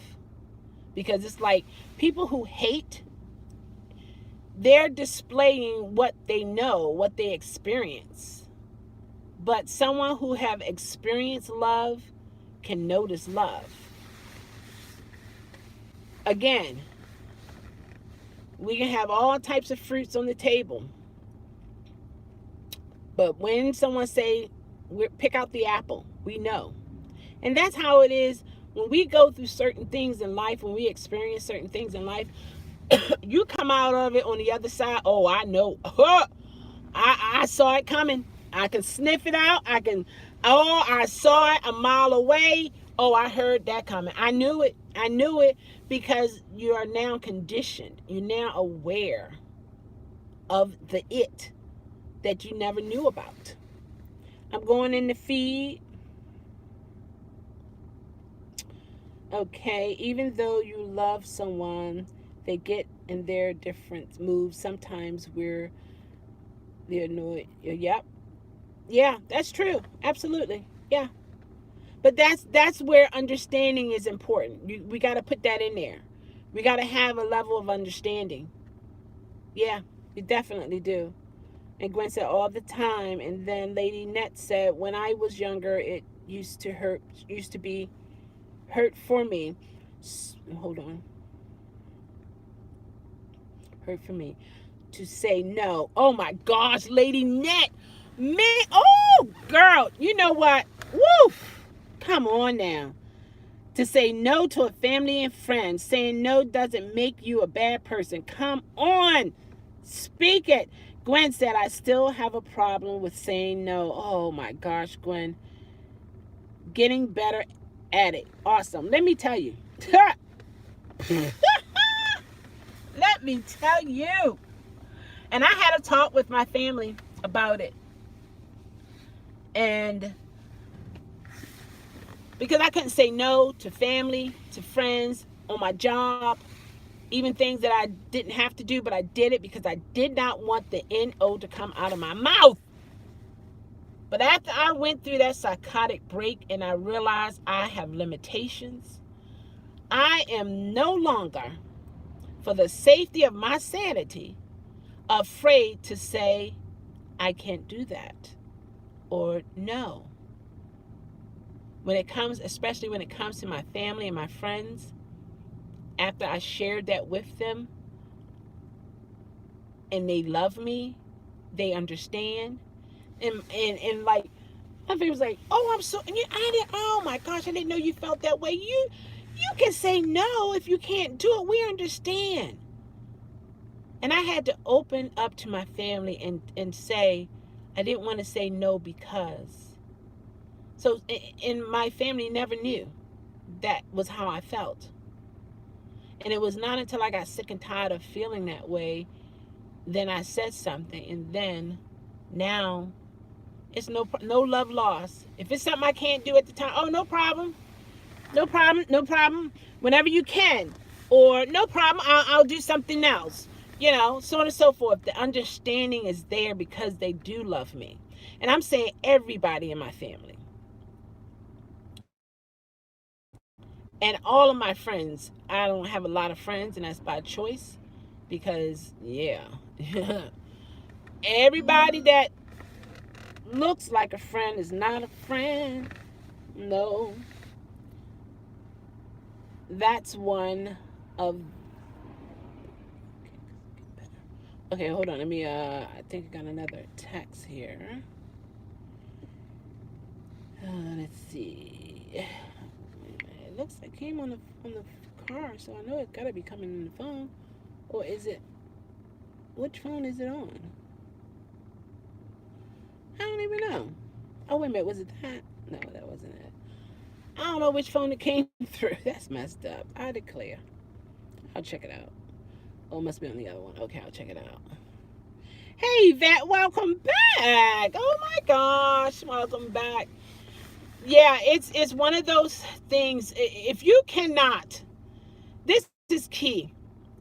And this is from my experience. You cannot be comfortable around anyone or anything unless you are able to be who you are. You're not going to be comfortable. You just put your handcuffs on and it's not in the bedroom, and you just sentence yourself to death tormenting or tormenting to death. If you cannot be who you are around the people or things, you as a human being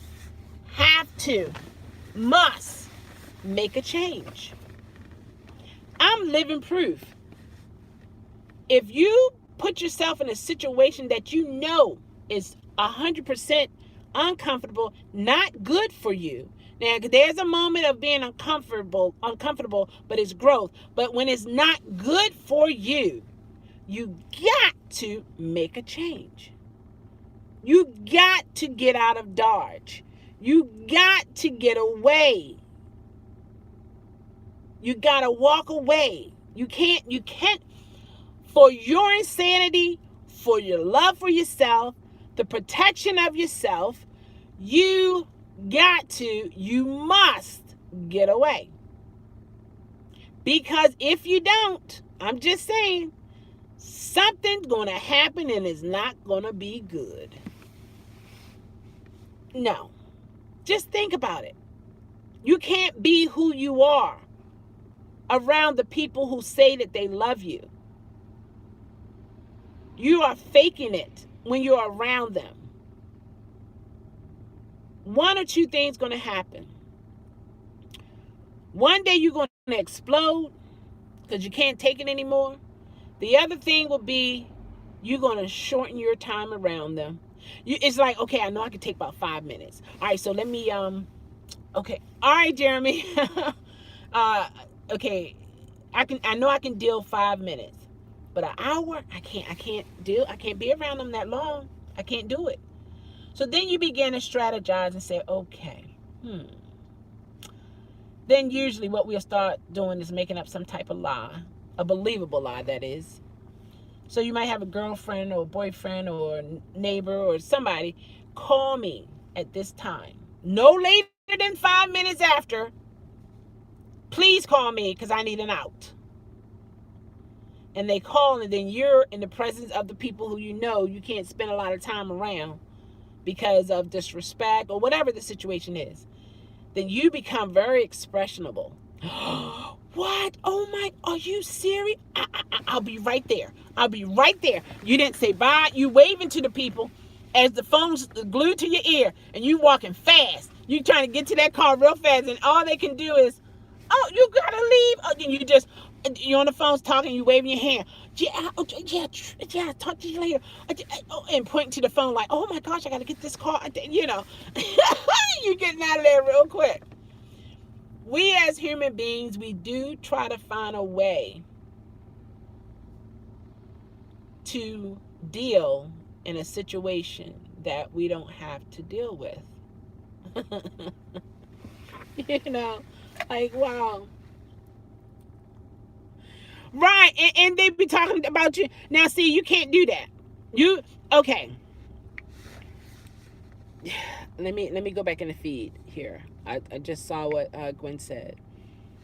We as human beings, in the human experience, we cannot allow people to talk about us and we know it and we're in their presence. We have to do one out of two things.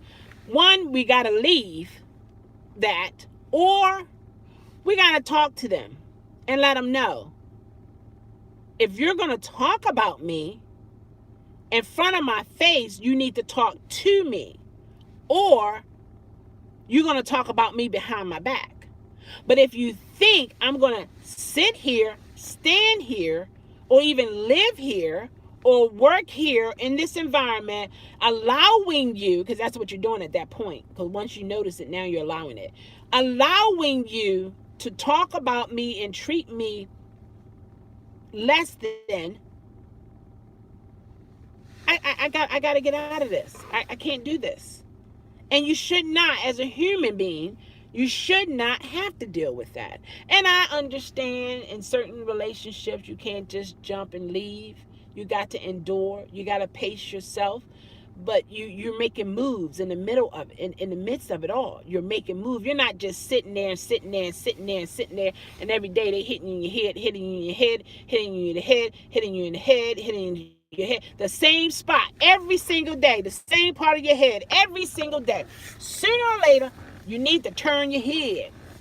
If they're going to hit you, don't hit you in the same spot.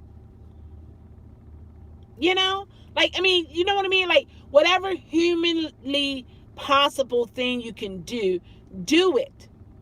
Get up and move from the spot. And when they coming down with their hand or a belt or object, it's going to hit a thing, but it won't hit you. Why? Because you moved this time.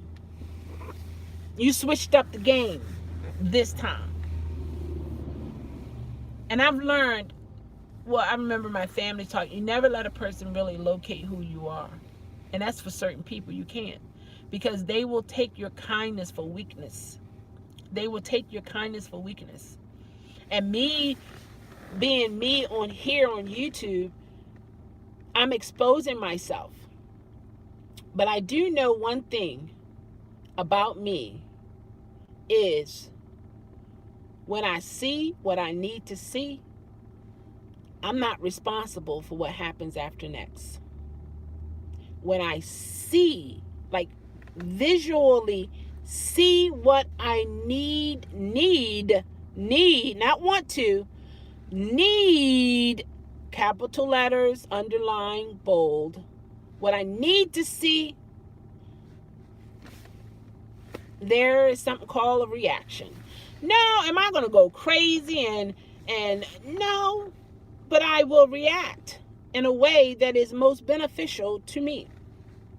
And it will be beyond what you can imagine. It will be beyond what you could ever thought or think. All right, when you walk away from the table, right, that's when they're talking. Yep. And then Lady Net said, I don't like fake people. Right, we're not supposed to. And we don't need to deal with them. We have to set ourselves up to the point that is not who you deal with. Now, I do understand when you're working in certain places, you got a lot of fake people, but then you build a tolerance. You tolerate them for 8 hours, 12 hours, and so on and so forth to a certain degree. You got to control the variables, the ones that you can actually control, meaning don't go to the lunch the same time they go. Maybe when they're at lunch, you're in the bathroom. You know what I mean? They're punching out the same time you punch out. Maybe you hold back a little bit and then come punch out. Whatever it is that you can do to change the situation, that's what we want to do. That's what we want to do. Or people like that to cause drama. Yeah, that's for sure. And Gwen said, nope, I just stay away. That's why I put a highway between Chi-Town and me. I know that's right. What is the saying? Change it. What? Change people, places, and things. What is it? It's a saying that I think everybody can benefit from. But I know alcoholics and drug addicts. They say that is a part of their sobriety, a part of them getting better. They have to change people, places, and things, and that's true. That is true. And Gwen said, oh, I did react all them months were hanging. Yeah. Didn't know I could get mad. I know that's right. Isn't that something? Situations, experiences will show you what you got and what you made out of. I'm just saying. Boy, oh boy, that's the truth. Man. My thing is this. I don't want to ever get to a point where I'm jeopardizing my freedom as a human being. I don't want to ever respond to a situation or react to a situation out of character to the point it gets me in prison. It gets me life. No human being is worth my life, my freedom. There are other avenues that one can take when they have to defend themselves. There are certain laws that will support you, and then there are a lot of laws that won't. You know what? And you're a better woman for that. And guess what? One day, maybe, I'm very hopeful in a lot of situations, he might say to you, thank you for walking out, because now I realize what a wonderful woman you are. What an important woman you are in my life. And I have learned some things. Not to say, you run back into the arms. I'm not saying that. But sometimes when we stand up to the plate to make changes, and it involves you and some other people, once you make that change, once you stand up to the plate and say, hey, no, it stops today. It will cause other people to change. Change to be better or change to be good. Better or worse. But what Gwen is sharing with us is she took a stand. She took charge of her human experience. It may have hurt it. It may have been tough mentally and physically. But she got to a point where enough was enough. Capital letters, bold, and underline. Yes, indeed. Today, it stops. Today, it stops. And Jeremy said, I don't know why people want to be fake. You really don't benefit anything from it. Well, some people never knew how to be themselves. Some people are afraid to be themselves. Why? Because they're afraid of how they will be received. They're afraid of what their mother, father, sister, brother, people around them will say. So they can't be themselves. And for those individuals, can you imagine the prison that they're in? Wow.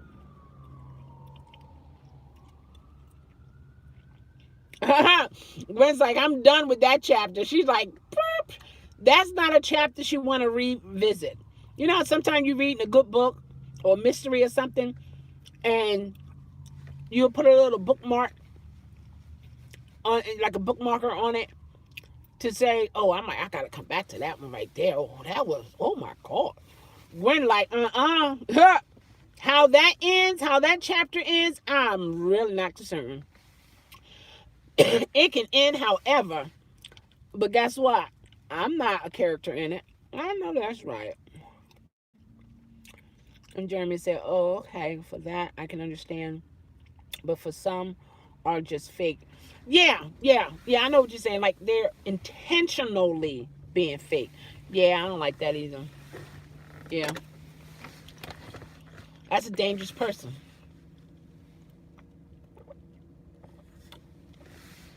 But the thing is, you'll be good because now you know they're fake. So you know how to handle them. That's for sure. Yep, hidden agendas going on there with some people. They take it out on you instead of dealing with it. Absolutely. Yes, indeed. They got personal battles that demons they fighting. And guess what? It's within them. But because they see you, you're the reason. You're the target. It's because of you. It wouldn't be like this if you, and if you, and if you, and if you. To the point it's like, excuse me, if I'm bringing so much negativity in your life, if I'm making your life miserable, can we go bye-bye? Like, can you leave me, or I can leave you? It's no problem. Because I'm not going to stand here, and I know I'm a good person, and I respect you as a human being, and I'm doing my very best, and my very best is not good enough for you. We don't have to live in the same place. No. I'm not going to subject myself to the abuse. What is the other saying? Fool me once, shame on me. Fool me twice. No. Fool me once, shame on you. No, what is it? Fool me once, shame on you. Fool me twice, shame on me. In other words, what the saying is, when you allow a person to do something to you more than once, then it's no longer their fault. It's now your fault. That's wow, man. Okay. Jeremy said, some just act like children, which I can't understand neither. True. Once, shame on you. Twice, shame on me. Right. Because shame on you is the nerve of you to even do that. And then once they do it again, the nerve of me to allow that. Yeah. So, man, a lot of things we go through, we allow it. We allow it. And it's because of different reasons. One could be low self-esteem. We don't have the self-worth. Other one can be we can't do anything, or they think They make you think you can't do anything, you can't live better and do better without them. There's so many reasons to why we tolerate what we tolerate. But there is a point in life when we all have to say, enough is enough. I know where this is going to end, but I don't know where that's going to end. I'm going to take a chance and go this way. Here's this saying too: treat others the way you want to be treated. So true.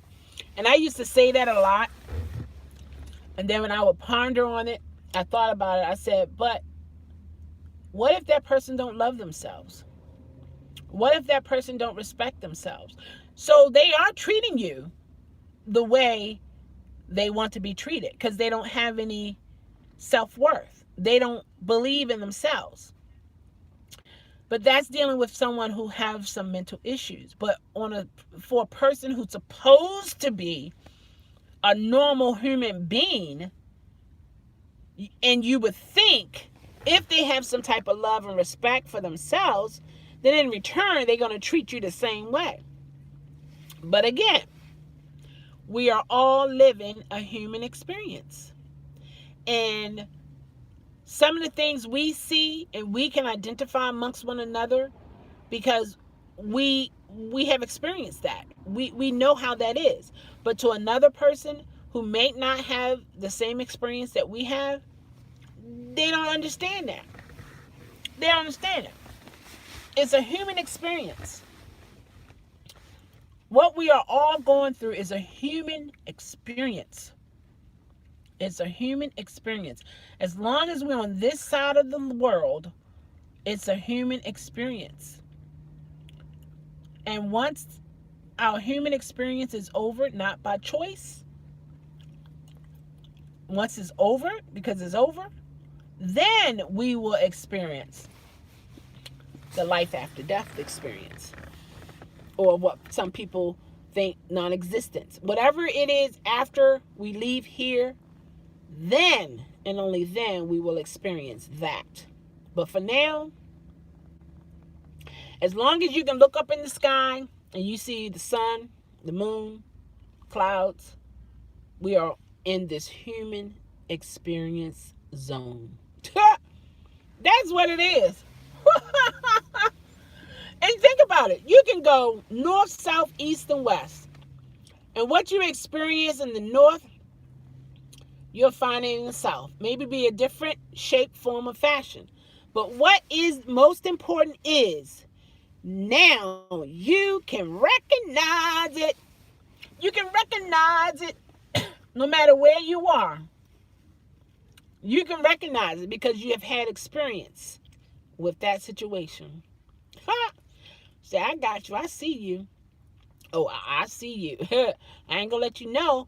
I see you. I know what you're up to. I'm gonna still treat you the same. I'm not gonna deviate. I'm not gonna change whatsoever. I'm gonna keep being who I am. But yet, guess what? I got my eye on you. I got my eye on you. So, when we do experience things, depending on it, what it is, we can learn a lot. We can grow from it. And then some of our experiences in this human experience can make you feel angry. You know, it can make you feel alone, lonely, depressed.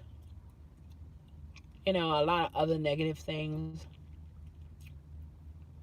But on the other hand, you can grow from it, become better, wiser, and you can help other people who you might come across who are displaying the same signs that you had when you were going through.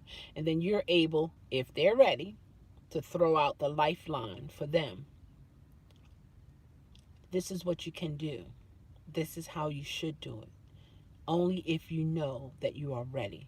Only if you know that you are fed up. Like, enough is enough.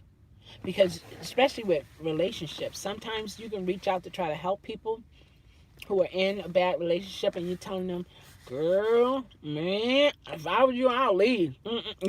Wouldn't be me. Nah. What? Are you serious? But they don't know. Okay, if I leave, where am I going to live? Are you going to let me live with you? Guess what? I have a couple animals. Matter of fact, I have about 10. Can me and my 10 animals live with you? Guess what? I really don't clean the same way you do. Can we still come live with you? You know, I like to eat, or I don't eat a lot. I don't like the kind of food you eat. Can I still live with you?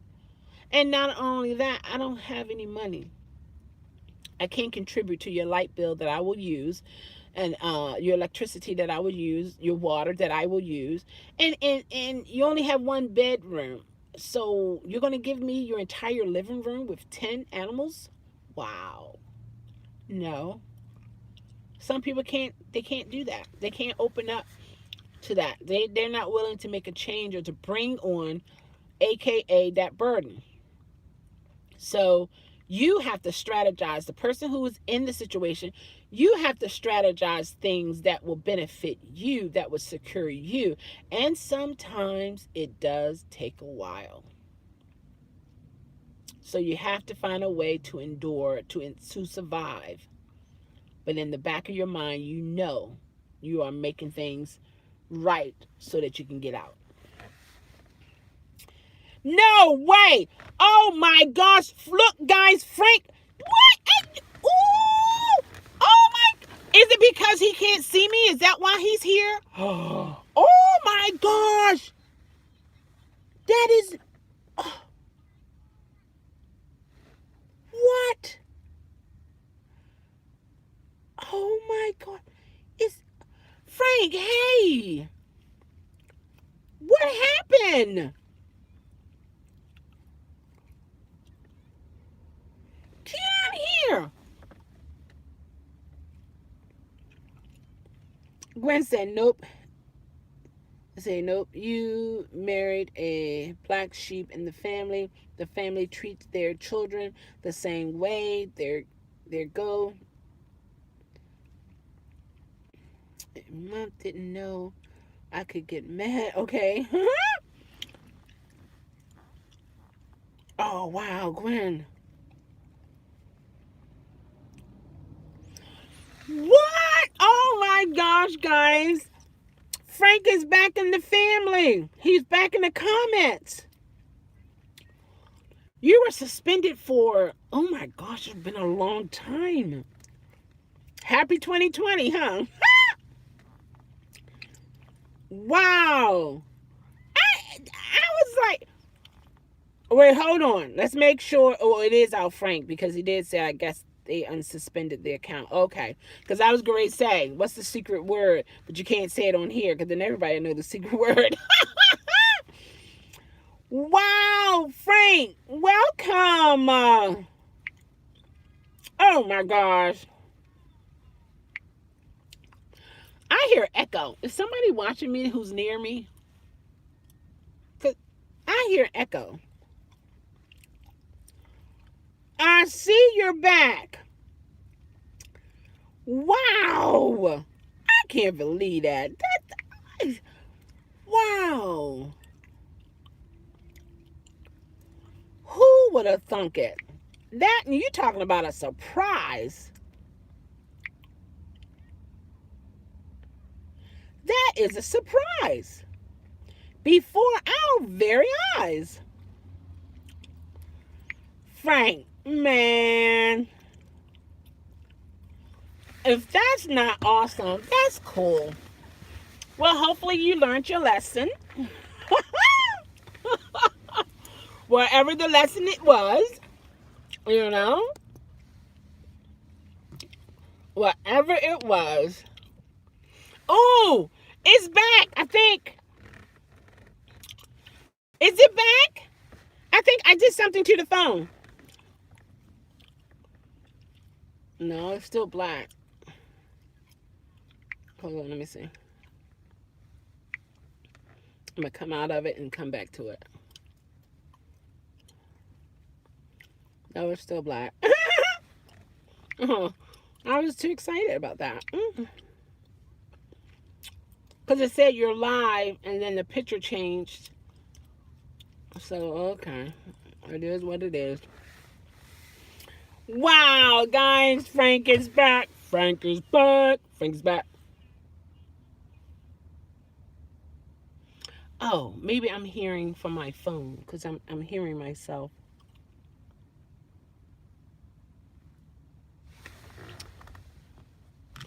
Hold on. Do I have it here? I think I do. I got it turned up. No, I got it turned down.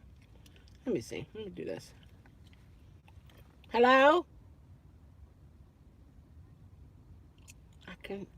Oh, it must be this. It must be this. Yeah. Okay. I got it. I'm hearing, but I shouldn't be hearing feedback though. Hold on. Let me turn this down. Hello? I can still hear myself. What is that about? Let me pause. Hello?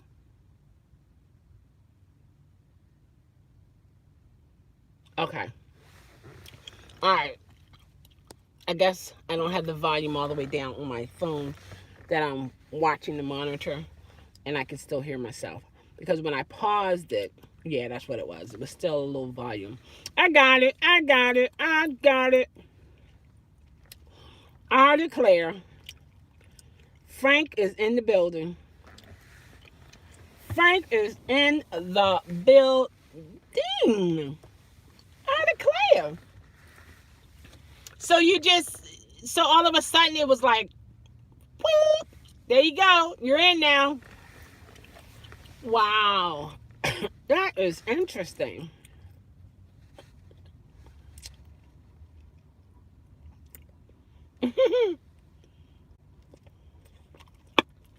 That is wow. A good wow.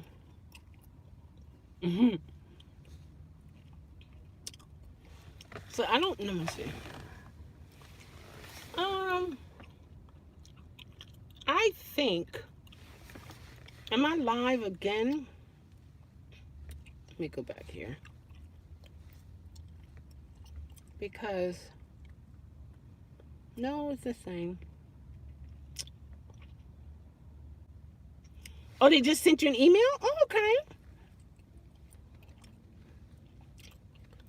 Wow, Frank. I'm so happy for you. It's been a long time.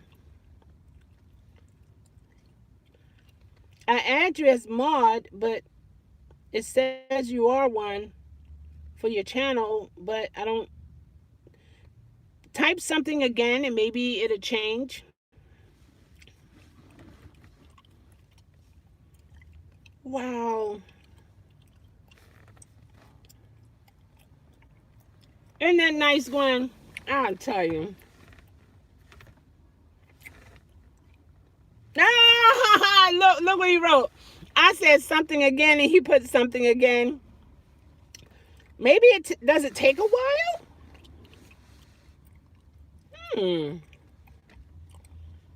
That's crazy. All right, let me check something out here. Let me try something. I'm testing.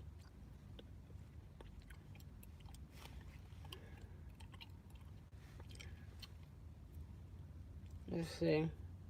There you are. Okay. Yeah, there you are. It works now. So I guess it takes like a couple minutes or so.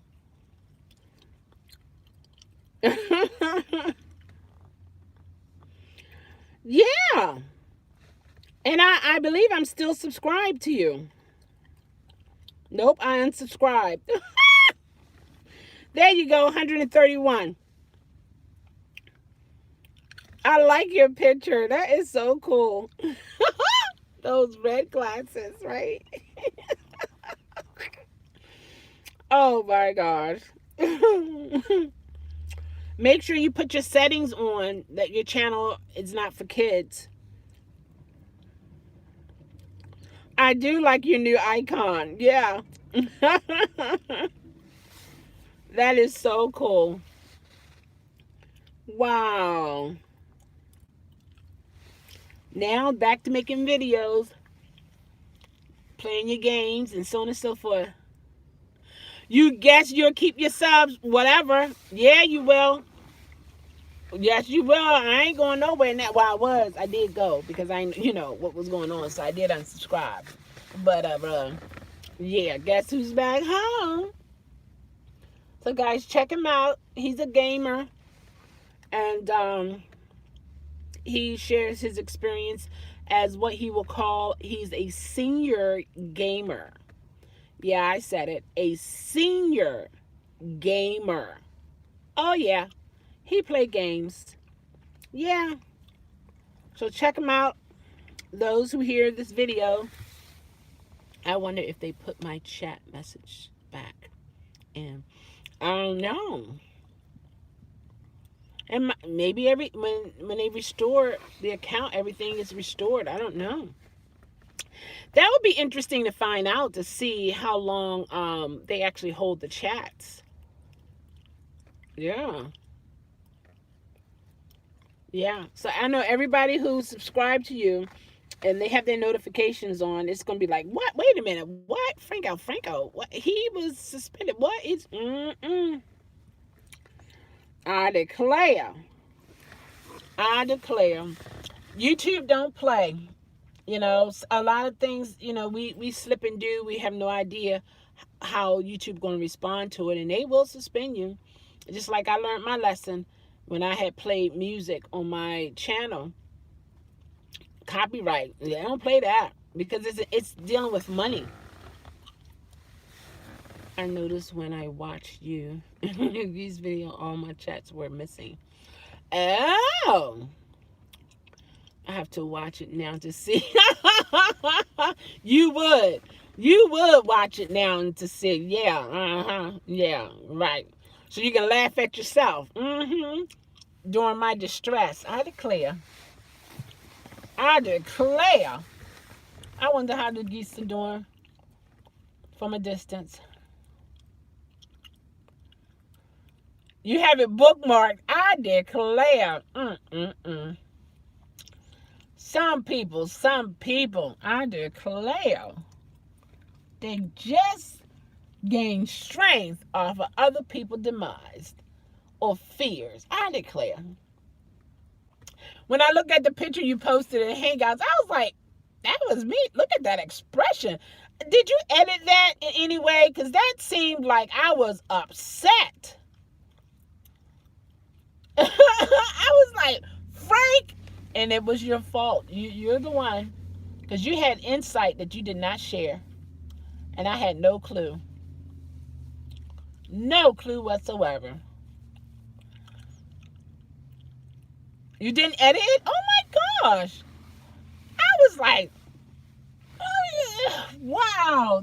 My frown was like my eyebrows got pointed. Like, wow, I didn't know that. I didn't know that was my expression.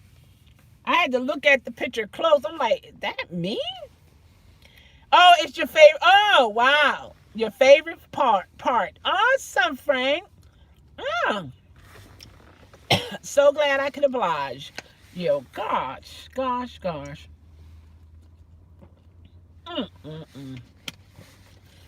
to be more careful.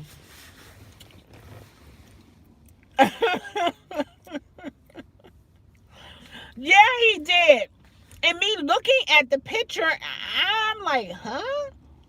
That looked like I was heated. Like I was like, why you do that?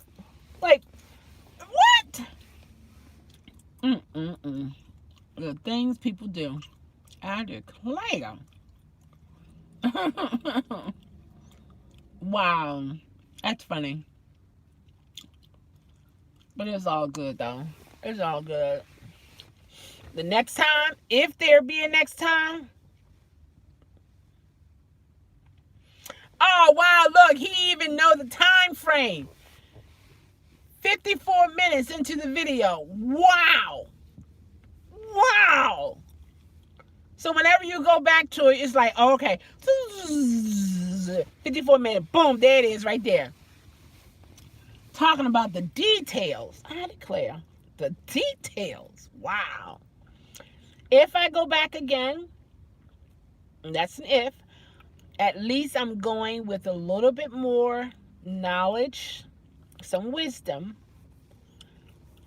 so I won't experience what I did. Okay? So one day, maybe, I don't know when,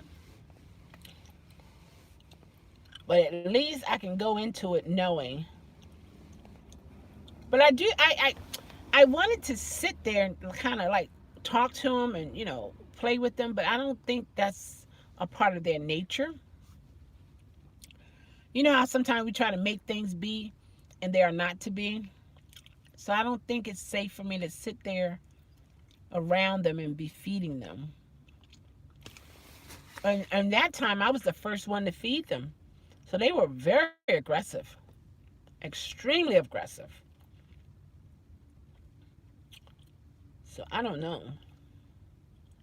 And I don't like the idea that yeah, it is a nice picture. It's nice and clear. I don't like the idea that they eat the dirt, but I remember Frank was telling us that it helps them digest the food, so I guess it's okay. See, that's the animal experience. I don't know anything about that part. So I guess it's okay for them to eat a petal. What is it called? A petal? No, a pebble, a pebble or two, along with the food.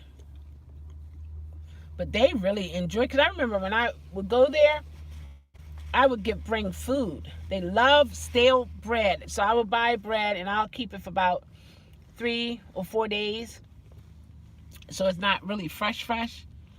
But technically, if you taking it from if you're not bringing it from a bakery, it's already stale when you get it from the store. Technically, in a sense, but they love that. They really did. They love the bread. But I just thought it wasn't good enough for them because once they would eat it, some of them would go into the water, and I know how bread and water is in my mouth, so I thought maybe it would be kind of irritating to them. So that's why I was asking, what can I feed and what would be best to feed them with, and that's when I found out that there's bird seeds that you can get. I gave them corn, sunflower seeds, and what else was in there? They had a lot of good things. She stopped her car and got out to y'all. Exactly. And you see how I was sweating? Man, that was crazy. Oh my gosh. Wow. Man. I even had my iPhone on the outside of the truck. I had like the suction thing to put the phone there. And I forgot about my phone. I declare. Man. Oh. Oh my gosh. Wow. The nerve of you. Again, next time, don't know when, but the next time I go there, I'm going to be the boss. Well, I might be in the car and throw the food on the outside and keep it moving. But my reason for going is to, talk to them and, like, not just feed them and run, but it seems to me that's really all you can do is feed them and go. But I wanted to spend time with them. I wanted to, hey, how you doing? Like, oh, okay. You got a family now. Or, what you doing? Or, how are you? You guys miss me? Or, you know what I mean? Talk to the geese. But I just think maybe it's something that I shouldn't do. If I'm going to feed them, do just that. Feed them. No chit chat. No, none of that. Don't feed them then. Right. See, yeah, because, yeah, see, you see how I'm trying to make the animals behave like humans should behave? Isn't that something? I think what I'll do is Okay, I'm going to park my truck on the other side, then walk to the dirt area to feed them, and then walk away. You think I should get bread instead of the bird feed? Because it was, I don't know. That bird's feed was, that was like, oh my gosh. They were, woof. They were aggressive and hissing at one another and biting each other. I don't remember them acting that way when I fed them bread. Oh. Wait a minute. They weren't getting full with the bird seeds? That doesn't swell in their stomachs? Oh, the bread was not filling them up. So what are you saying, Gwen? I need to do both? No? What I need to do? Do I need to bring a loaf of bread? Oh, no bread.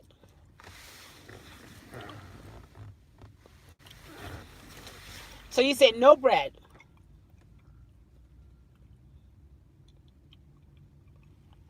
Bird bread? They got bird bread? Come on now. What? Hold on. Is that what there's bird bread? Oh, you know what I could do? They have blocks.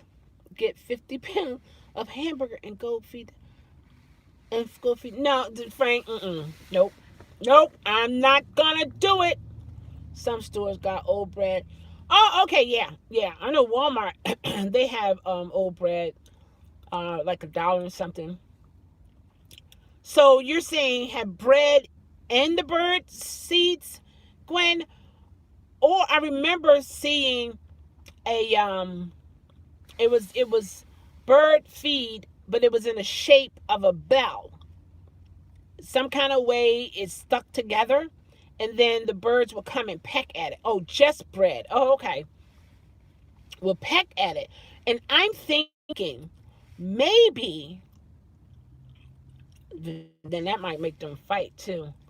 I'm thinking maybe if I buy a couple of those and I can just place them on the ground, but then the first one who gets there, they probably going to be very aggressive and keep everybody else away. And I'm trying to feed as many as I can. So I don't know. Wow. Okay. I still got the bird feed machine. You know how you scoop it and you just toss it out there to them? I even bought that from the store. I thought I was ready. Man. I thought I had a reliable source. Someone who was kind, considerate, and I had his wisdom. I went to the store and bought the 20 pounds of bird feed and fed them, and I almost got attacked. Oh, seeds of foot. Oh my gosh. So you're saying, right, because I was looking for geese food, and they didn't have that. And Frank said they will love bird feed. So you're saying the bird feed. Oh my gosh, you're saying something right there, Gwen. Because I'm thinking about the size of a bird compared to the size of the geese. Oh my gosh, you are so right with that one. Wow. See, Frank? I declare. That makes sense. That makes sense. Wow, that's right. Yeah. Bread will fill them up. And that's the geese. Oh my God, the bird. And that's why they were biting each other. They were like, I know she's trying to feed us, but goodness gracious, are you getting hungry? Are you getting full over there? You know, like, man, come on. You've been up here all this long time. I know I'm trying to get full. She's giving us all this food, but I'm not getting full yet. Yeah, I got it. They like seeds also. I might be creative with it. You know what I'm going to do? I may, because I'm not sure about this yet, but I'm just thinking, I'll take a slice of bread, put some bird seed in the middle of it, just enough so I can ball the bread up. Come on now. And then toss out the ball of bread, nice and neat. And, or I might have to place it because I don't want it to just explode. We'll see about placing it because you got to be careful. But anyway, I'm thinking about putting the bird seed in a piece, in a slice of bread, ball it up just so, and then put it down there for them to eat. You talking about some good eating right there. Woo! They gonna be like, oh, this goodness. That would be nice. Wow. Yeah, I can see that. I can actually see that. I'll get the 20 pounds again, and I would get it maybe 2 loaves of bread. Take the slice, put the seeds in the middle of it, ball it up just nice, and gently toss it or place it on the ground before they come up out of the water, or before they come out of the water. And then I can just sit across from them in my truck, watch them enjoy the food. Yeah. Yeah, okay. I feel a little bit more comfortable doing that. That seems like that would be something nice to do. Yeah, okay.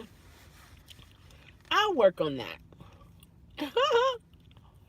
I'll go in there. I'll go over there towards the morning and let them get their breakfast.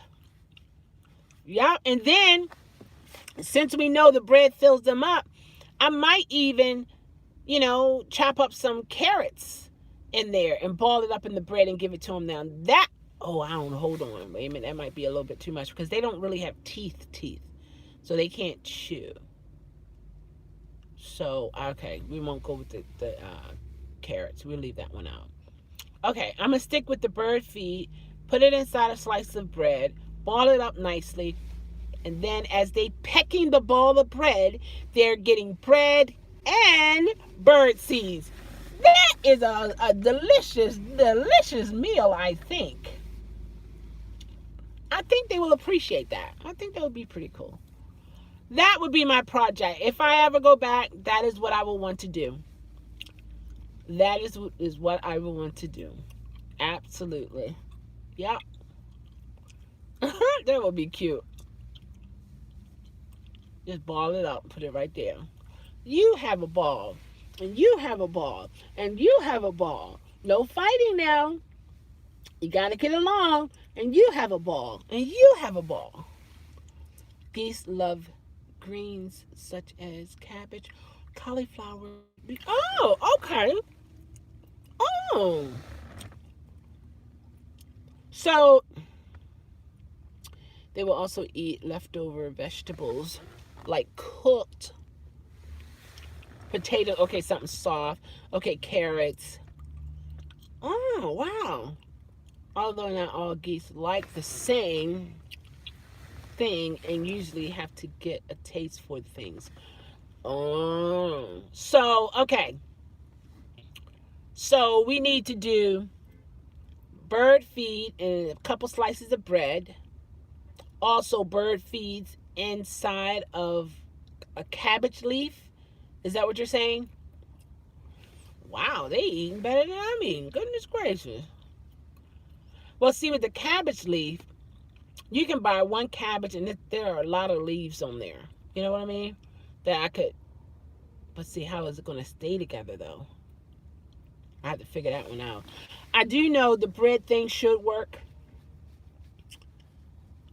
That should do real good. They eat grass and grains. Oh, so that's why you said the cabbage. Okay. And they like the bread. Okay. Wow. Cut it up. Oh, okay. So okay. So okay, I got oh, that might work. Like chop up the cabbage and have it in a bowl and then sprinkle the bird seeds on it like you would do if you were using chia seeds on your salad. And then I would have to toss that out. So then you'll have some getting bird seeds and cabbage, and some might just get bird seeds, and then some might get just cabbages. But at least it's something that they like. Okay.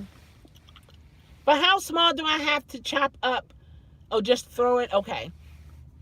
How do I, like, how small do I need to make the cabbage, though? Like, just throw it and run? Man. I would have to chop it up pretty fine.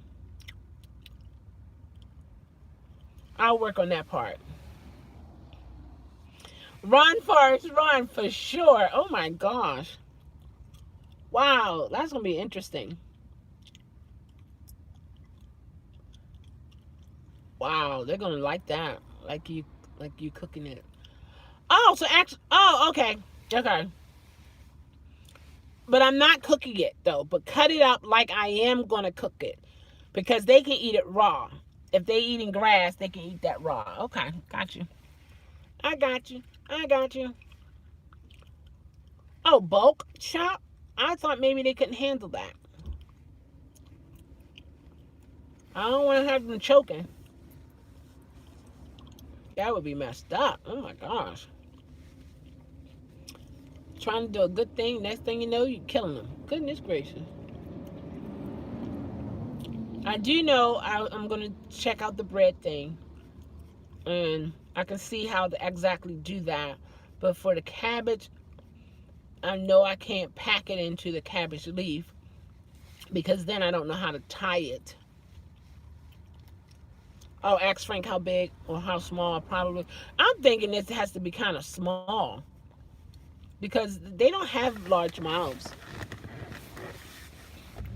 And when they chomp on it, it has to break to a point where they chomp and swallow, because they don't chew. Yeah, that's going to be an experiment. But I know bread and the bird seeds, that will be safe, and that's okay. So I definitely have that. I'll look out for that. And things of that nature.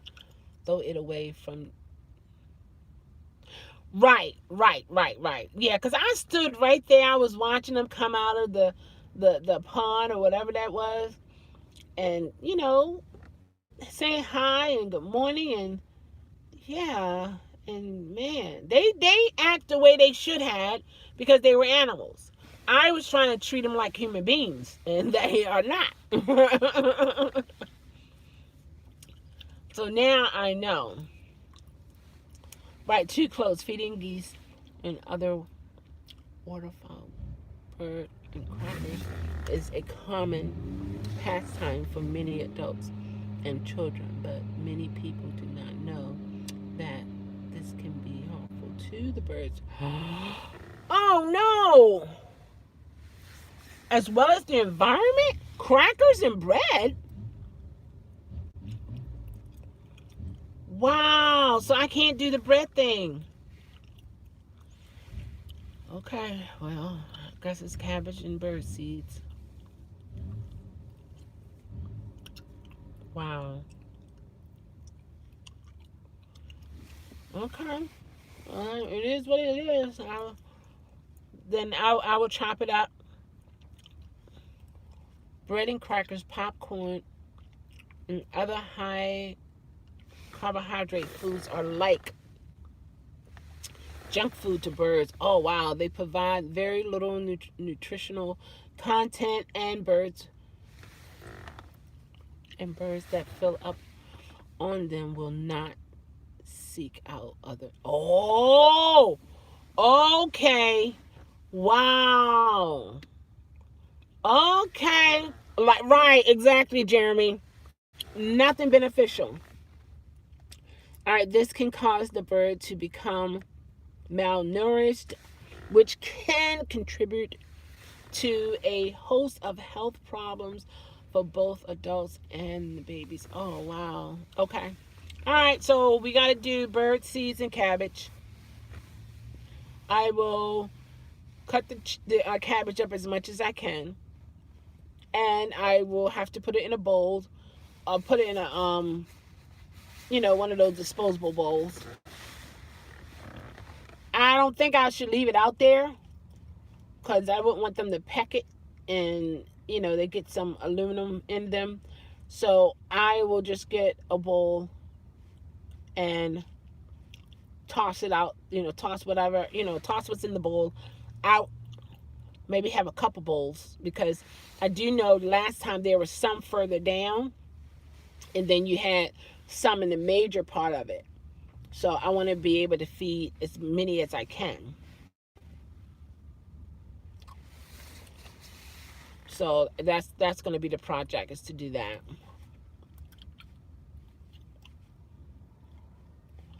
These squirrels are having so much fun. They're chasing each other. They're dominating each other. I declare. That is something else. I think I'm going to go up the road here and get me something from Burger King. On the Burger and the King. Cauliflower.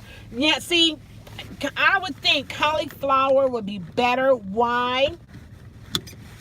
Because it will crush. It would, as you take it off the little stalk, it crumbles, and that will blend in with the texture of the seeds. So I think that'll be better, Gwen. I think that's a better choice. It'll be easier to make. It makes them. Oh, it makes the bread does, or the cauliflower?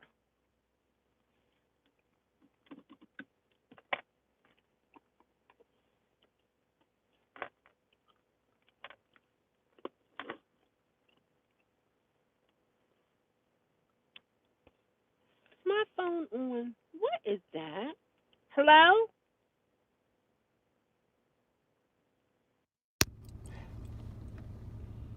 Hello?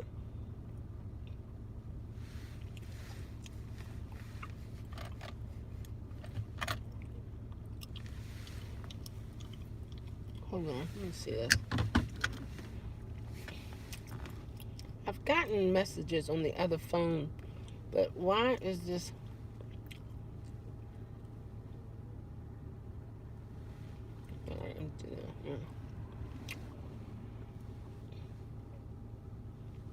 Okay, I think that's it.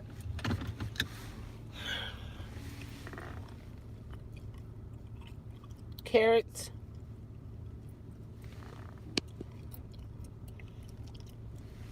Hey, Juice 423, how are you? I know you can't see me. My screen is black. How's it going?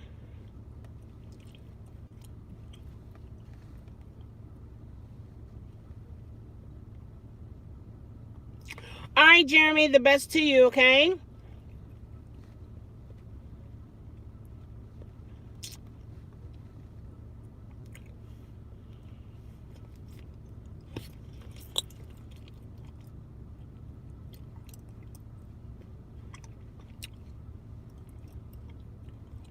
All right, now.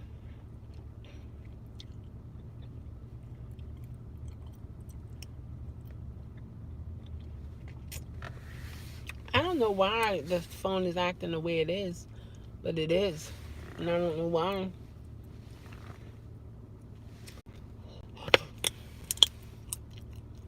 Okay.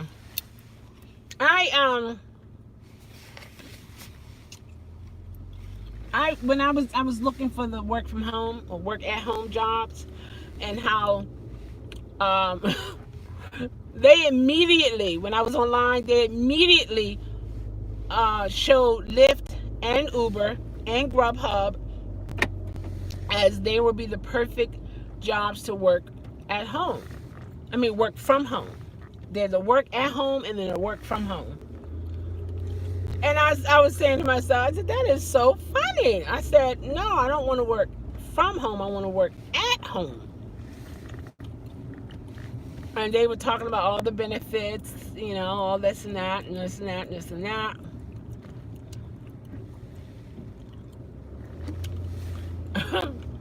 But that was just funny to me to see that they would categorize that type of job as a work at home, but actually it is a work from home. And it does have its benefits, for sure. It's just not a good fit for me.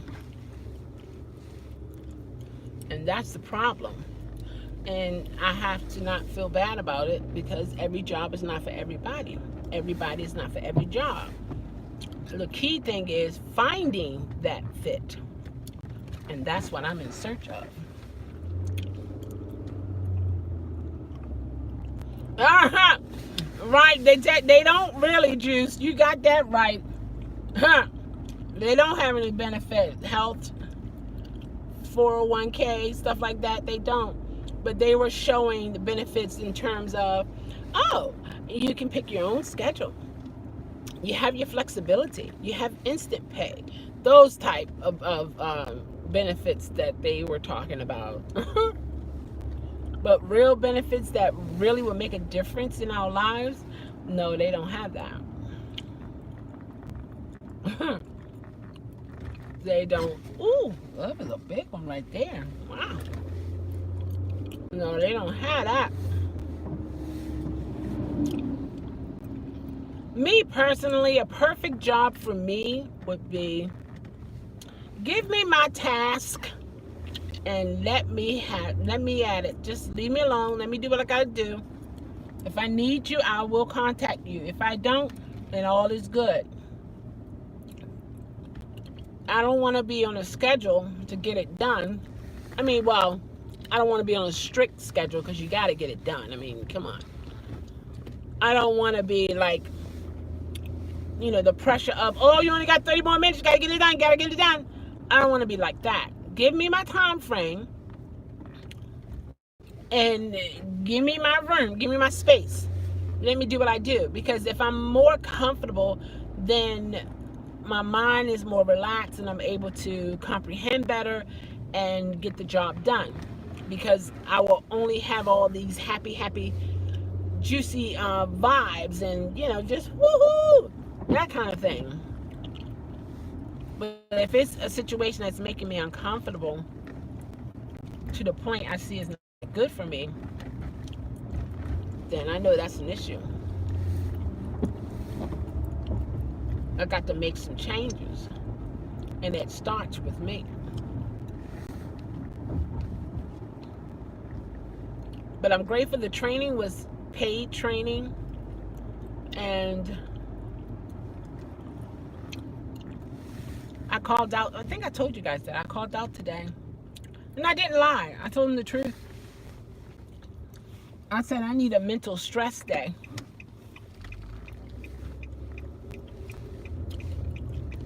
And they don't even offer that. But that was why I called out. I couldn't do it.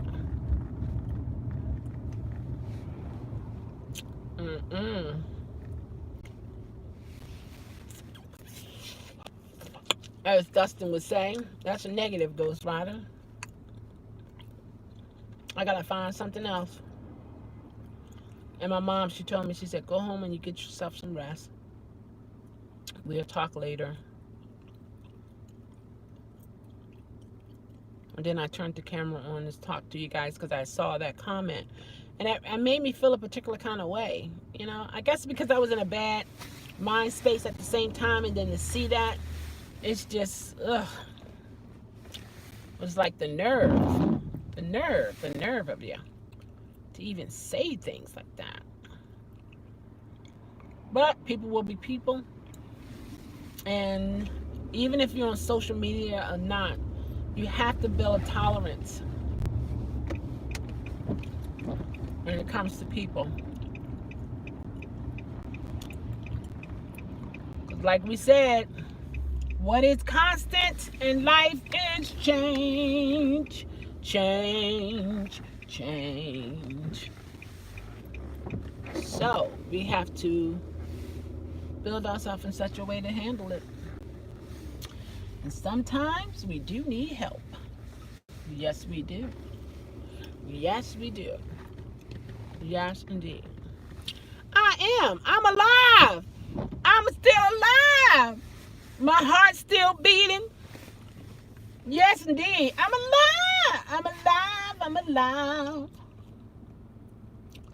I'm alive and the screen is black. I'm getting on your nerves, but at least I'm not already there. There's still hope. Getting, oh my gosh, I declare. What can I say? Already there, golly gee. At least I accomplished something today. Ding, ding, ding, ding. She completed that task. Right, I didn't pay my gas and electric bill. Juice. I'm chewing gum. I was having a good time until I saw you come in here because I'm like, oh Lord, here we go. It's slow out there today? Oh wow. It's raining a little bit here. Yeah, I ain't paying my gas and electric bill, Juice, for 23. You know, so we in the dark. But nobody really wanted to leave. This happened before when I first started YouTube. My screen went black and I was saying I had to go, and everybody in the feed was like, no, don't go. We'll just listen to your voice. So I guess this moment came today, and yeah. It became a podcast. It was live, then it became a podcast. Who would have thunk it? Again, what is constant is change. Yes, indeed. Absolutely. I declare it is. That's how it is in life. I'm tired, man. When I do go home, I'm going to try to sleep. Try to rest my brain. You guys were very helpful. Very encouraging to me. Helped me out a whole lot. Appreciate you guys so much. You never know. You would never know. Man.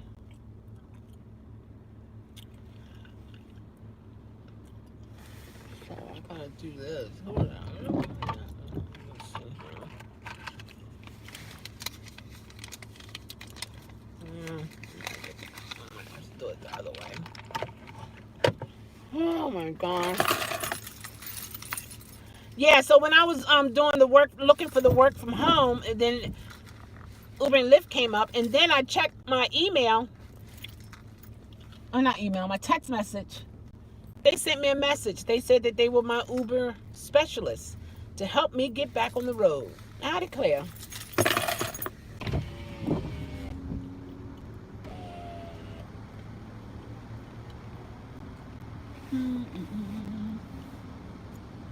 What is that there? I don't want anything to drink though.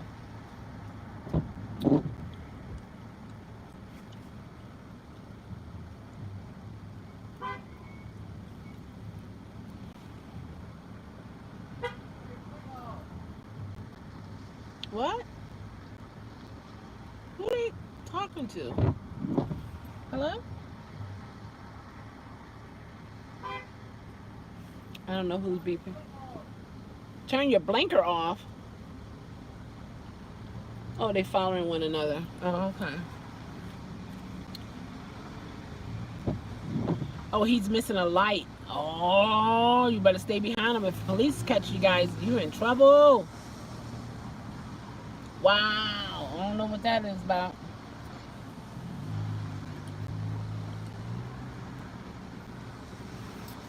Pick any two.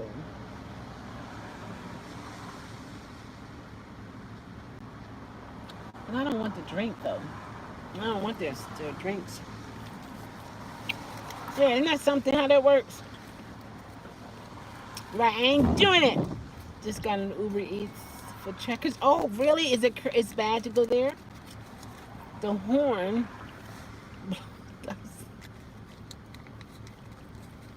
The horn blows. Does the mother? How does that go? Blows for the mother? I missed that one. That went over my head.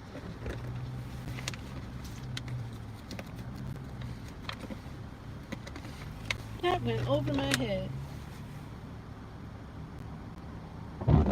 Oh, really? It's a long wait? Oh, man. Wow.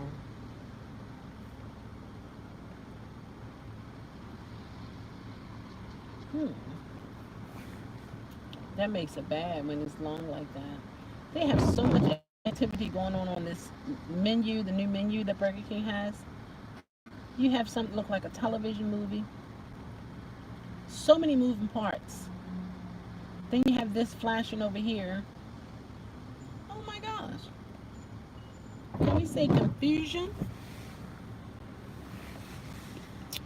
The only reason why you back because you are. Oh, is that? Oh, they're losing. You choose. Oh my gosh. You know what? See? I didn't see that. I didn't see that. The reason why they're using the word back is because they're losing drivers. Isn't that something? Wow. And usually 55 gallons of drinks. Oh my gosh. Like, how can you carry that? That's crazy. That's crazy. Wow, Juice, you got a point there. Isn't that something? Because a lot of drivers are leaving, and I don't blame them. I mean, to be honest, sometimes you got to know when to walk away, know when to run. Never count your money sitting at the table.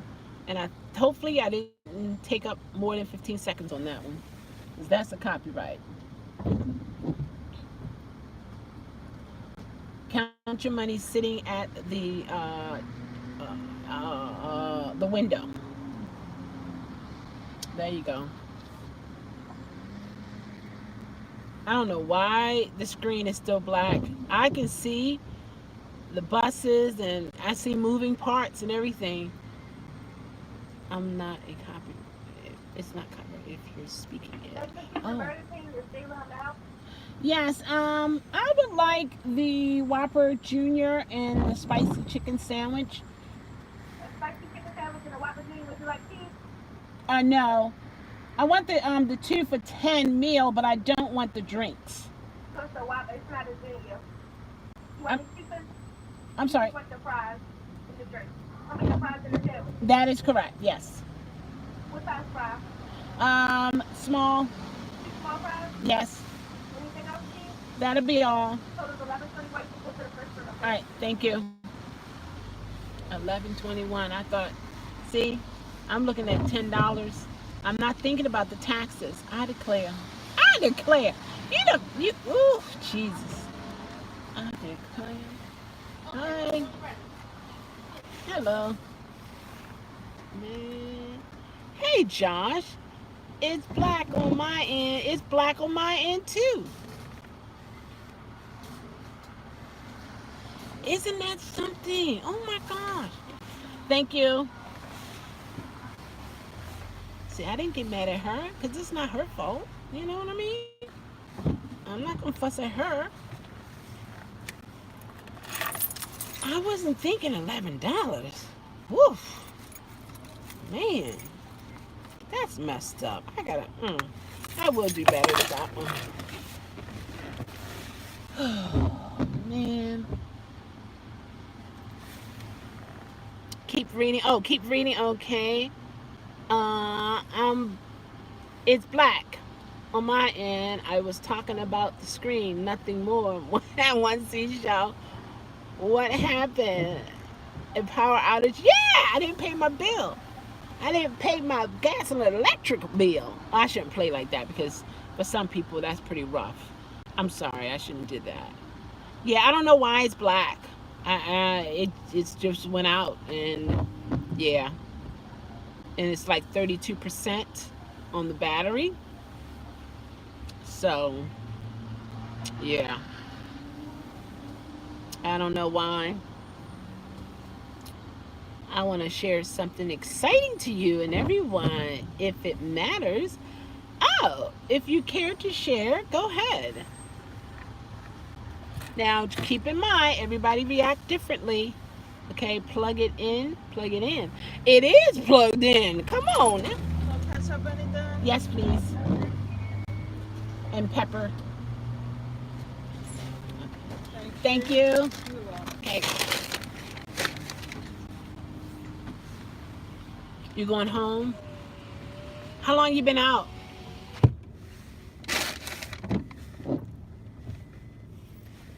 Oh, my phone is ringing. I didn't even realize it. Hello? Hello? Yeah. No, not really. What's gonna... Whatever. What?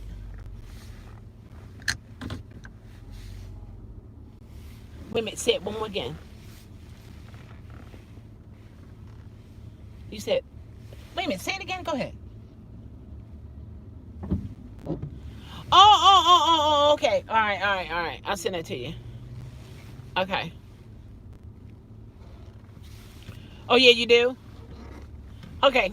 All right, because I'm out. Okay. All right. I will. All right, password user. Okay. All right. I declare. All right, let's do it like this here. What did you say here? Okay, wait a minute. Let's see. Going home. I'm not wasting time and money. Yeah, how about that? Okay, Josh is saying 6 months employed. What? As of today. And it was payday as well. Cha-ching, cha-ching. We be rolling now. I know that's right. And Juice 423 said, let me get the double cheeseburger. Yeah, you're going to pay for it too. Man, and you know, to add cheese is $1? Man, nope. I would have been paying $1. I would have been paying $13, $14 for this. And I didn't get the drinks. I didn't want the drink. Come on now, right? Woo! It's crazy. It is so crazy. See, and I can't save it so much because I didn't have to buy it because I do have food at the house. It's crazy. Oh my gosh. It would be this. Man. But you know how we get, it's like, oh, okay, I can get this. But so again, when you get sick and tired of doing it, you'll stop. Until then, you will just be huffing and puffing and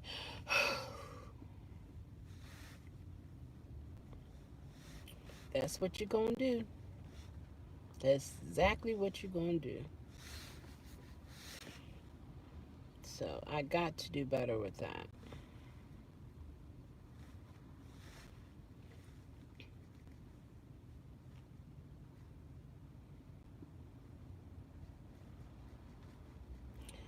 Let's see.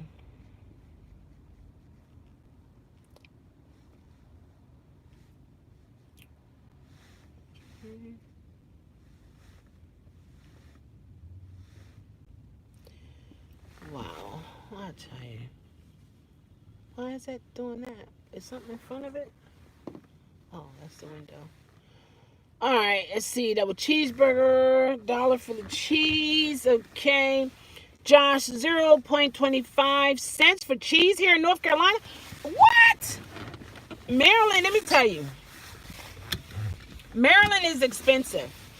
But if this is where you lived all your life, you get used to it. And you know what I mean? You condition yourself to go ahead and spend. But it's not until when I hear prices in other states, man, boy, oh boy.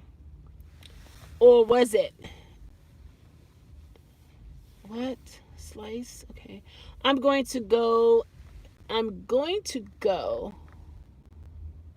I'm going to do a collaboration with two guys from the UK. Oh, that's nice. Don't know when yet. Just met them. Well, that's cool. 50 cents for cheese in Tampa? Okay. Have you ever thought about being a dog walker? Well, no, I haven't. Uh, that's not for me, and I'm going to tell you why. Let's see. Could it have been $1 because you had two pieces? No, it's $1 per slice. It's $1 per slice. Oh my gosh. Prices aren't they're up there. They're up there here. That's for sure. That's no lie. A lot of things.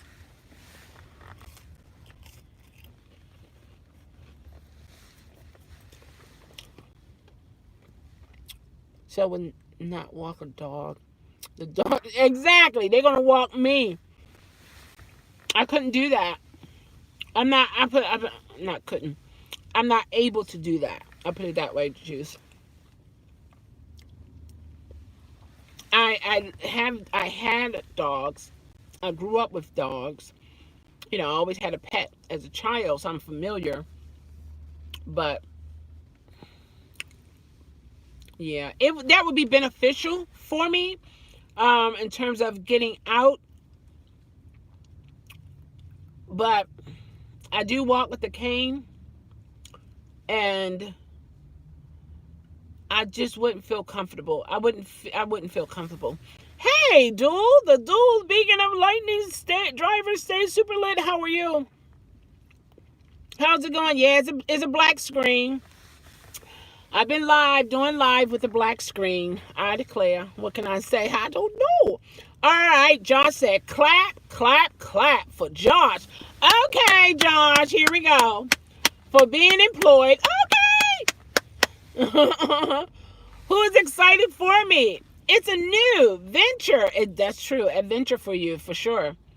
So please understand with my mental health, it's very difficult to do well in anything, goals, if you will. Come, Josh, you know what? Say it loud. Come on. But you know what, Josh? The only person who can really, really, really, really understand and really, really appreciate your goals that you have reached and to be on the job for almost a year, 6 months, almost a year, is you. No one knows the feeling. No one knows the struggle. No one knows your thoughts but you. So you, even if you don't get any accolades in this chat or any other chat, or if other people don't see how exciting it is for you, as long as you are excited and appreciate the accomplishment, that's all that matters. Anyone else who does appreciate it, that's just added happiness. But you are the main source. You are the one to be extremely happy because you went to work. You did the job. Not us, but you. So I'm happy for you because I know it was not easy. I know that. That was a challenge. And it was a long time coming. So learn what you need to learn, experience what you need to experience, and build from what you're dealing with now. Just build from it. Because you never know what's around the corner for you. You never know what's next. You never know who's watching you and see your potential, with mental illness or not. Because everybody that has that mental illness is not someone that cannot accomplish some things. It's not someone who is not to. Like, stop. That's awesome. I'm doing good, the Dual Beacon. I'm glad you're doing well. It's also, all right, Cecilia, I have professionals in the mental health field that support me, and be happy as well. Now I'm on my own on this job. It took me 12 years. Come on, Josh, to have a great job. Blessing as always to you all. Josh, man, kick your heels. Jump up and kick your heels. Don't let nobody take that joy away from you being employed. And not only that, doing a job that you can do and you love. Come on now. You don't get that all the time. You don't get that. You don't get that combo. You don't get that combo. So enjoy it. Enjoy it, man. I'm serious about that. I got to find something that I can actually do and enjoy. And I will, but it takes some time. And I just want to get some things lined up real quick because I have my responsibilities, and I don't want to fall behind.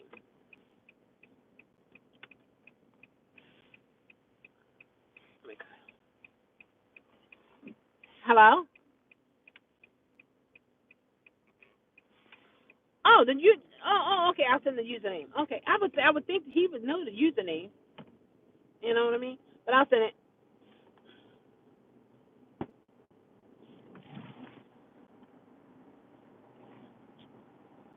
I declare.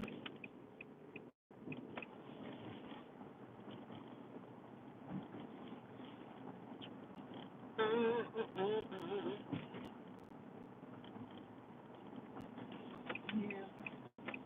Take this route here. Do one of those numbers.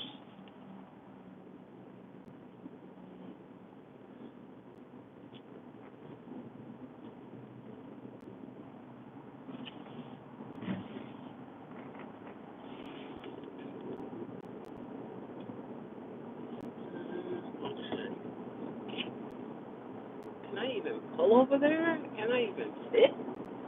That's narrow. Oh my gosh, that's narrow. Hold on. Let me get over here. Thank you. Appreciate you.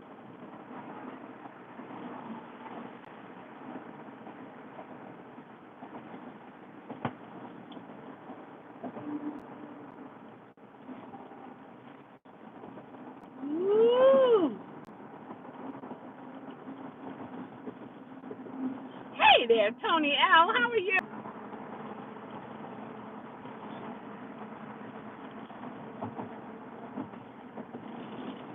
I know, it's a black screen. I know it went black, but I've been live for a while. We're just enjoying, you know, the absence of a visual aid. We're just expressing via chat and listening by voice. Well, that's how you listen.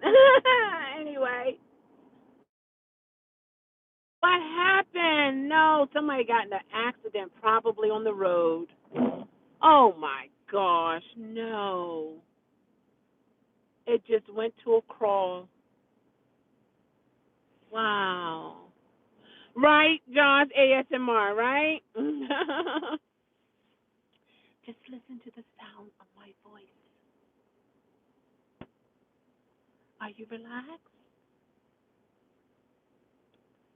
It's so nice to have you here.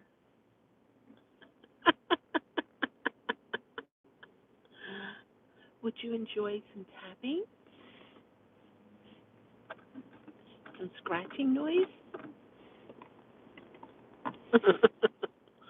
Okay, I'm actually driving, Josh, and a car just spent out of control on the highway here, and the lady is standing in the middle of the road. She needs to cross over and get on the shoulder. So she's in a very dangerous spot right here. Oh, wow. Oh, my gosh. It's a fancy car too. Wow. See, you got to be careful when you're coming around that curve and it's wet. I'm grateful. I guess it broke down because she didn't hit anything. She needs to be on the shoulder because a car can come by and hit her. Then, Lord have mercy. Wow. You can get another car, but another life, that's a different story. Okay. Hold on. Let me go over here real quick.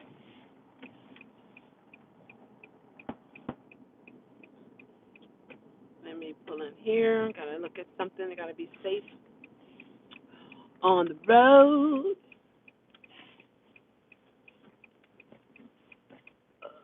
Let's see. I gotta go right here. I think I will go right here. That's what I'll do. Get out of the road. Wow, man, that was serious right there. Woo, hopefully she's able to get some help.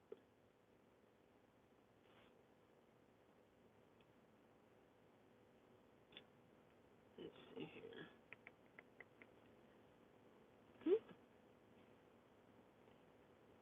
All right, wait a minute. I gotta copy this here.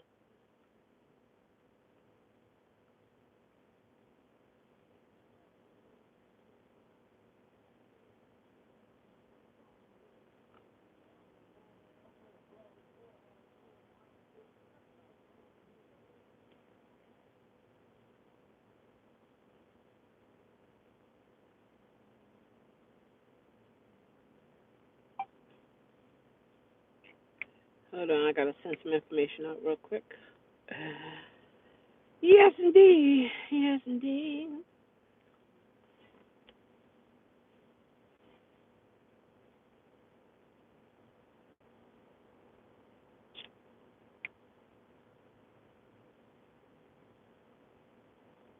Okay, that's it there.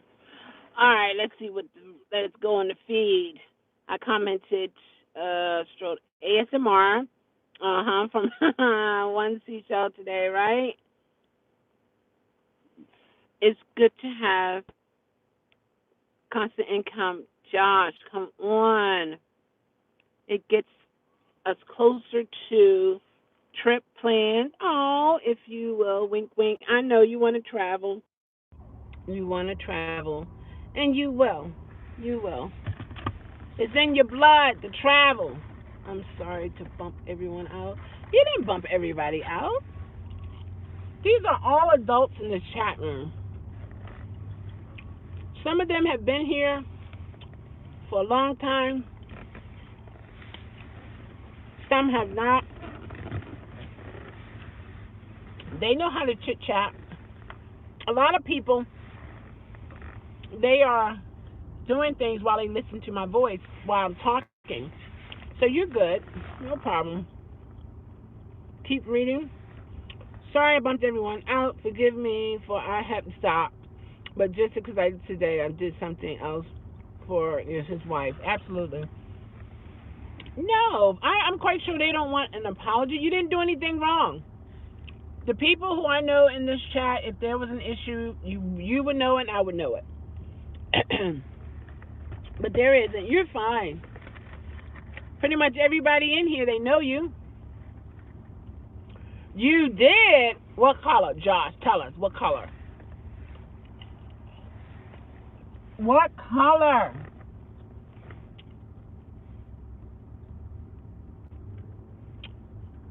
Is it her favorite? Oh, that's nice. I know it feels good, Josh. You are where a lot of us want to be. In a position where we have some constant red. I know that's right for Valentine's. Yeah. Red is one of my favorite colors. It is. But you're where a lot of us want to be. Is to have something that is constant, something that we can rely on.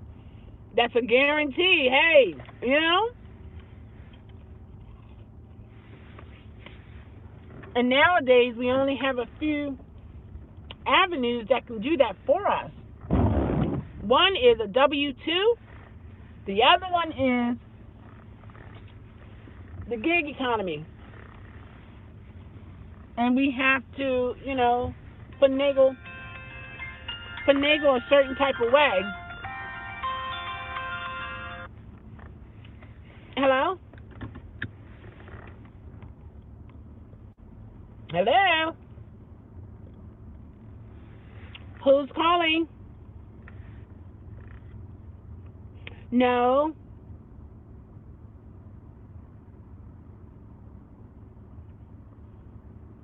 No. Okay.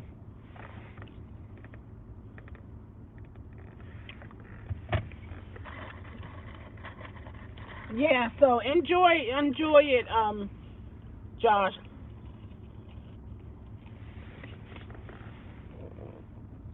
You deserve it. And we're all going to one day get there, find something that's suitable for us. It's a challenge right now, but as adults, sometimes we got to deal in order to maintain.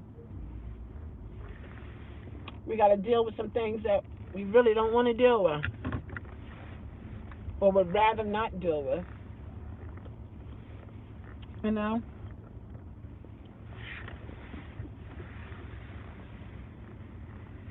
And that's how it is, unfortunately. But that's a part of being an adult.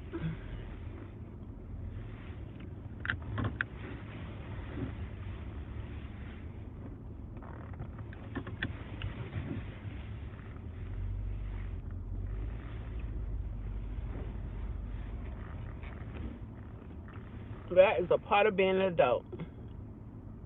You said something nice to me? What did you say? You look good in red, Miss Merlin. Not hitting on you, just a friendly gesture. When did I have red on? Maybe it was a red blouse. I like the color red. Since after, my psychotic break, colors, woo, oh my gosh, colors are, like when you're in the psych ward, you have projects that you have to do. So we went to art class, and we was drawing a picture, and so my before side of that picture was all black because that's the state my mental status was, all black and dark, all uncertainties and just not good. And then on the other side of it, it was bright colors. I had green, yellow, reds. It was like, this is how I feel today. Yeah. And then I made a necklace, no, a bracelet. And the colors are red and yellow and black and green. And the colors represented a certain moment during that hard time for me. Like the red represented the better days, and the black represented the worst days, and so on and so forth. So if someone look at it, they just see colorful beads. But for me, it has a personal symbolism to it, a personal memory, I should say. Yeah. But I like the color red. I like bright colors. It's good. But I like my black leather too. Oh, on Sunday, Billy, what was? Whoa, Jesus, lady, what is going on? Oh my gosh, she walked down the middle of the street. Now she's standing in the middle of the street. There's an issue. Oh boy, oh boy. What was so different from Sunday to any other day? Let me think about this. All I had was eyeshadow on and the lip gloss. Oh, I did buy some lip gloss. I'm going to do it on my ASMR, applying different lip color, and then I'll have my subscribers over there pick the colors that they like, That's going to be fun. I did one before, and I had the red lip gloss, and I think, yep, Jeremy was there. He was in my live when I did it, and I was putting the lip gloss on, and I think mascara. I think it was fun. It was like getting ready and chit chatting at the same time. Never did it again though. That was one time, but that was fun though. It was like you were looking into a mirror that was talking back at you. Ooh, that's something I need to create. You have a mirror, and it's talking to you. Oh, that looks good on you. Oh, how about another color? Oh, you missed a spot. But now, what mechanism do I need to detect if the lip gloss does not match your color? So there's some type of coding that has to be in the software to pick up on the colors. So you have to probably put in some information about your undertone colors to determine, so it can catch, that particular wrong color for you, or if the lip gloss or lipstick is where it shouldn't be, which is like outside of the trim of your lips, stuff like that. Yeah, my account was suspended a few months. I agree. Chelle was sure looking good in her leather. I like my leather. I like that. I want to get a black one, that same style, but in time. Like all of us, there are things we want, things we need. But right now, I gotta take care of my needs first, and then my wants are second. You know, that's the way that is. But yeah, I like that. I treated myself to that, and I paid it off, so that was a good feeling. But yeah, but that shocks me. A lot of times people say, "Oh, that looks nice," and I'm saying to myself, okay, it's just, or I've had this for a long time, or you saw me in this before." It's just shocking to see, to hear what people say, and it's crazy when you, as the individual who people are talking about, giving you, oh, that looks nice, whatever, and you look in the mirror, you don't even see it. You're like, okay, if you say so. Look, thank you, okay. But when you look in the mirror, you don't see it. Man, I tell you, we got some work to do. But it's a good thing that I'm noticing these things, because now it's coming to the forefront. Now I know there are other things I need to work on. To notice things is not to create a problem. I think to notice things is to resolve an issue. But you have to be willing to see it and to make the changes. You got to do the work. Man, this is a bad spot down here. You got to do the work. That's what it boils down to. Are you willing to do the work? Are you capable of doing the work? Because some people are just not capable. No fault of their own. They're just not capable. And we can't make them feel less than. Every human being deserves respect. Why, you say? Because they're human beings. She probably staying in the middle of the street so nobody will hit her car. Yeah, the lady, yeah. And she did the right thing, because if she would have stayed in there and somebody hit her, oh Lord, it would have been messed up. That would have been so messed up. Hopefully her phone is charged enough to the point she can actually call somebody. But she really need to be over there on the shoulder, because where she's at, a car can come around there and won't see her. She got dark colors on. You can see her hair. She got like blonde hair with pink streaks in it. But still, she can blend right into the background and stuff. Even though because the street is black. So you got to be careful. And that's another thing. I don't understand why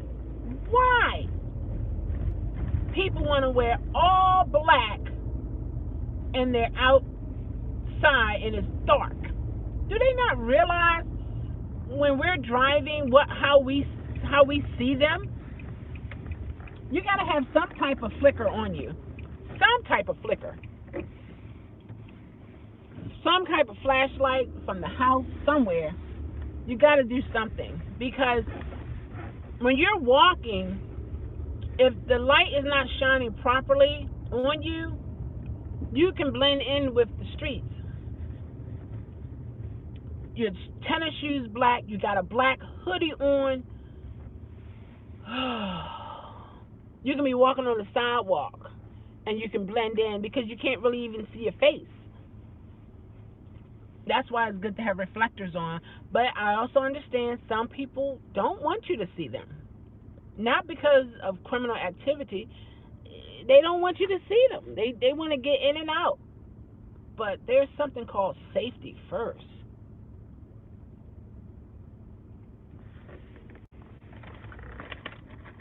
And that's what a lot of people forget.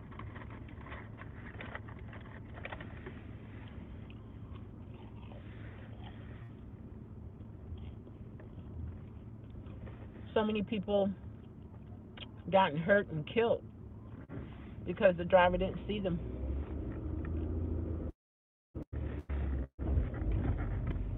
You know that is hurtful.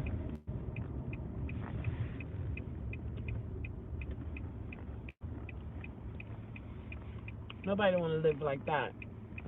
That's a miserable feeling. I can imagine that. Miserable.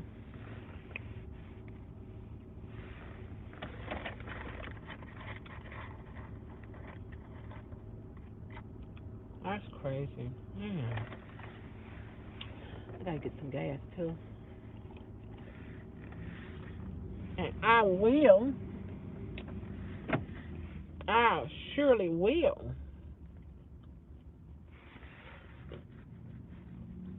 It's so dreary out here.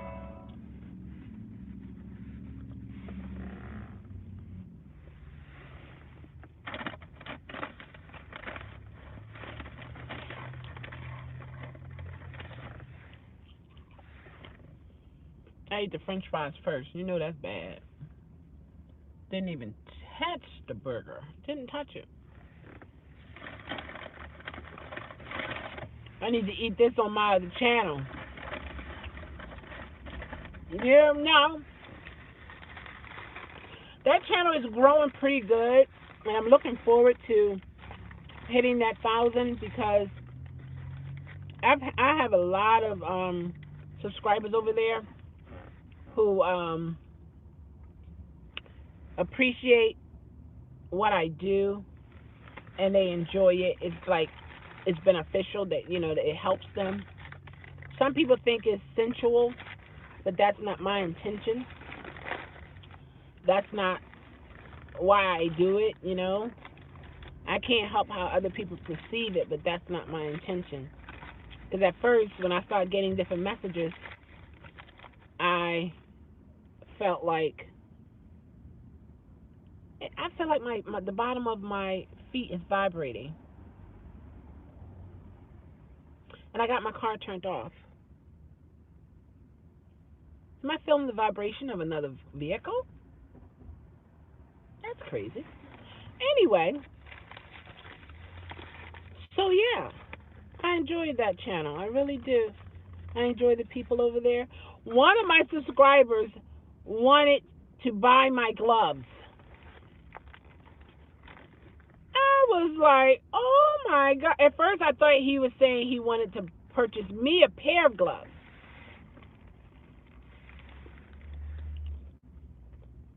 And I told him I don't have a P.O. box yet. That's going to come in time because that's going to be an extra bill. So he said, well, I want to actually purchase your gloves. And immediately, I was thinking, oh my gosh, you're trying to set me up. Excuse me. Put my fingerprints on something. And next thing you know, I'm in trouble.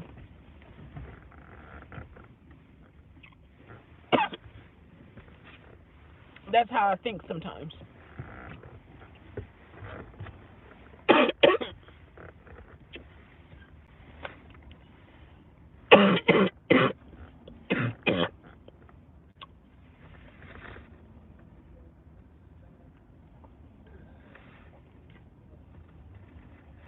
Can we say spicy?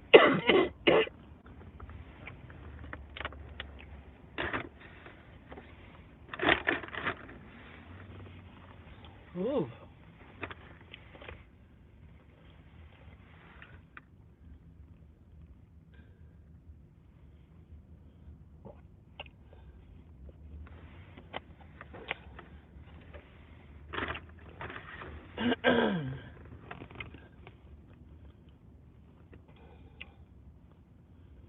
But I told him they're not for sale.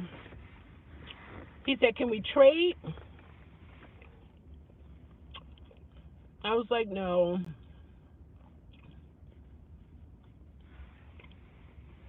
And then, what else did he say? He said something else. But, he just wanted to know if I was selling them. To be honest, I didn't know people want to buy old gloves. I didn't know that. So you live and learn how that goes sometimes. That chicken sandwich at Burger King, if you like something spicy, have at it. Because, Lord, have mercy. Woo.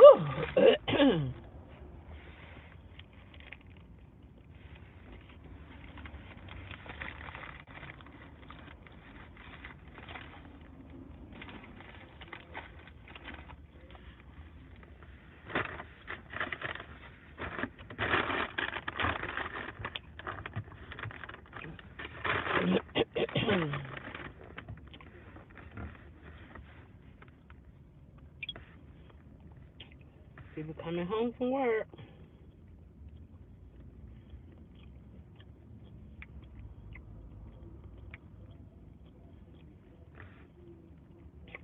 I declare.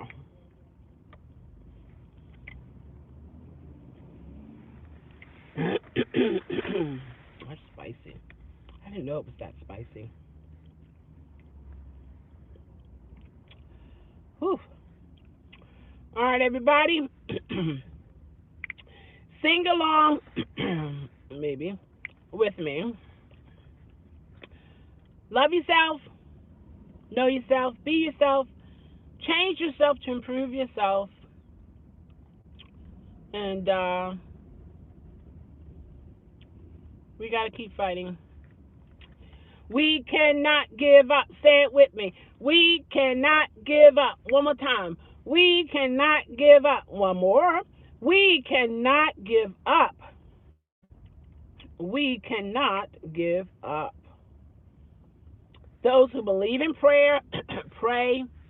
I'm praying for you as well, that whatever need to break loose so that we will have more stability in whatever the situation is, because that's what I have to rely on. That's my only source.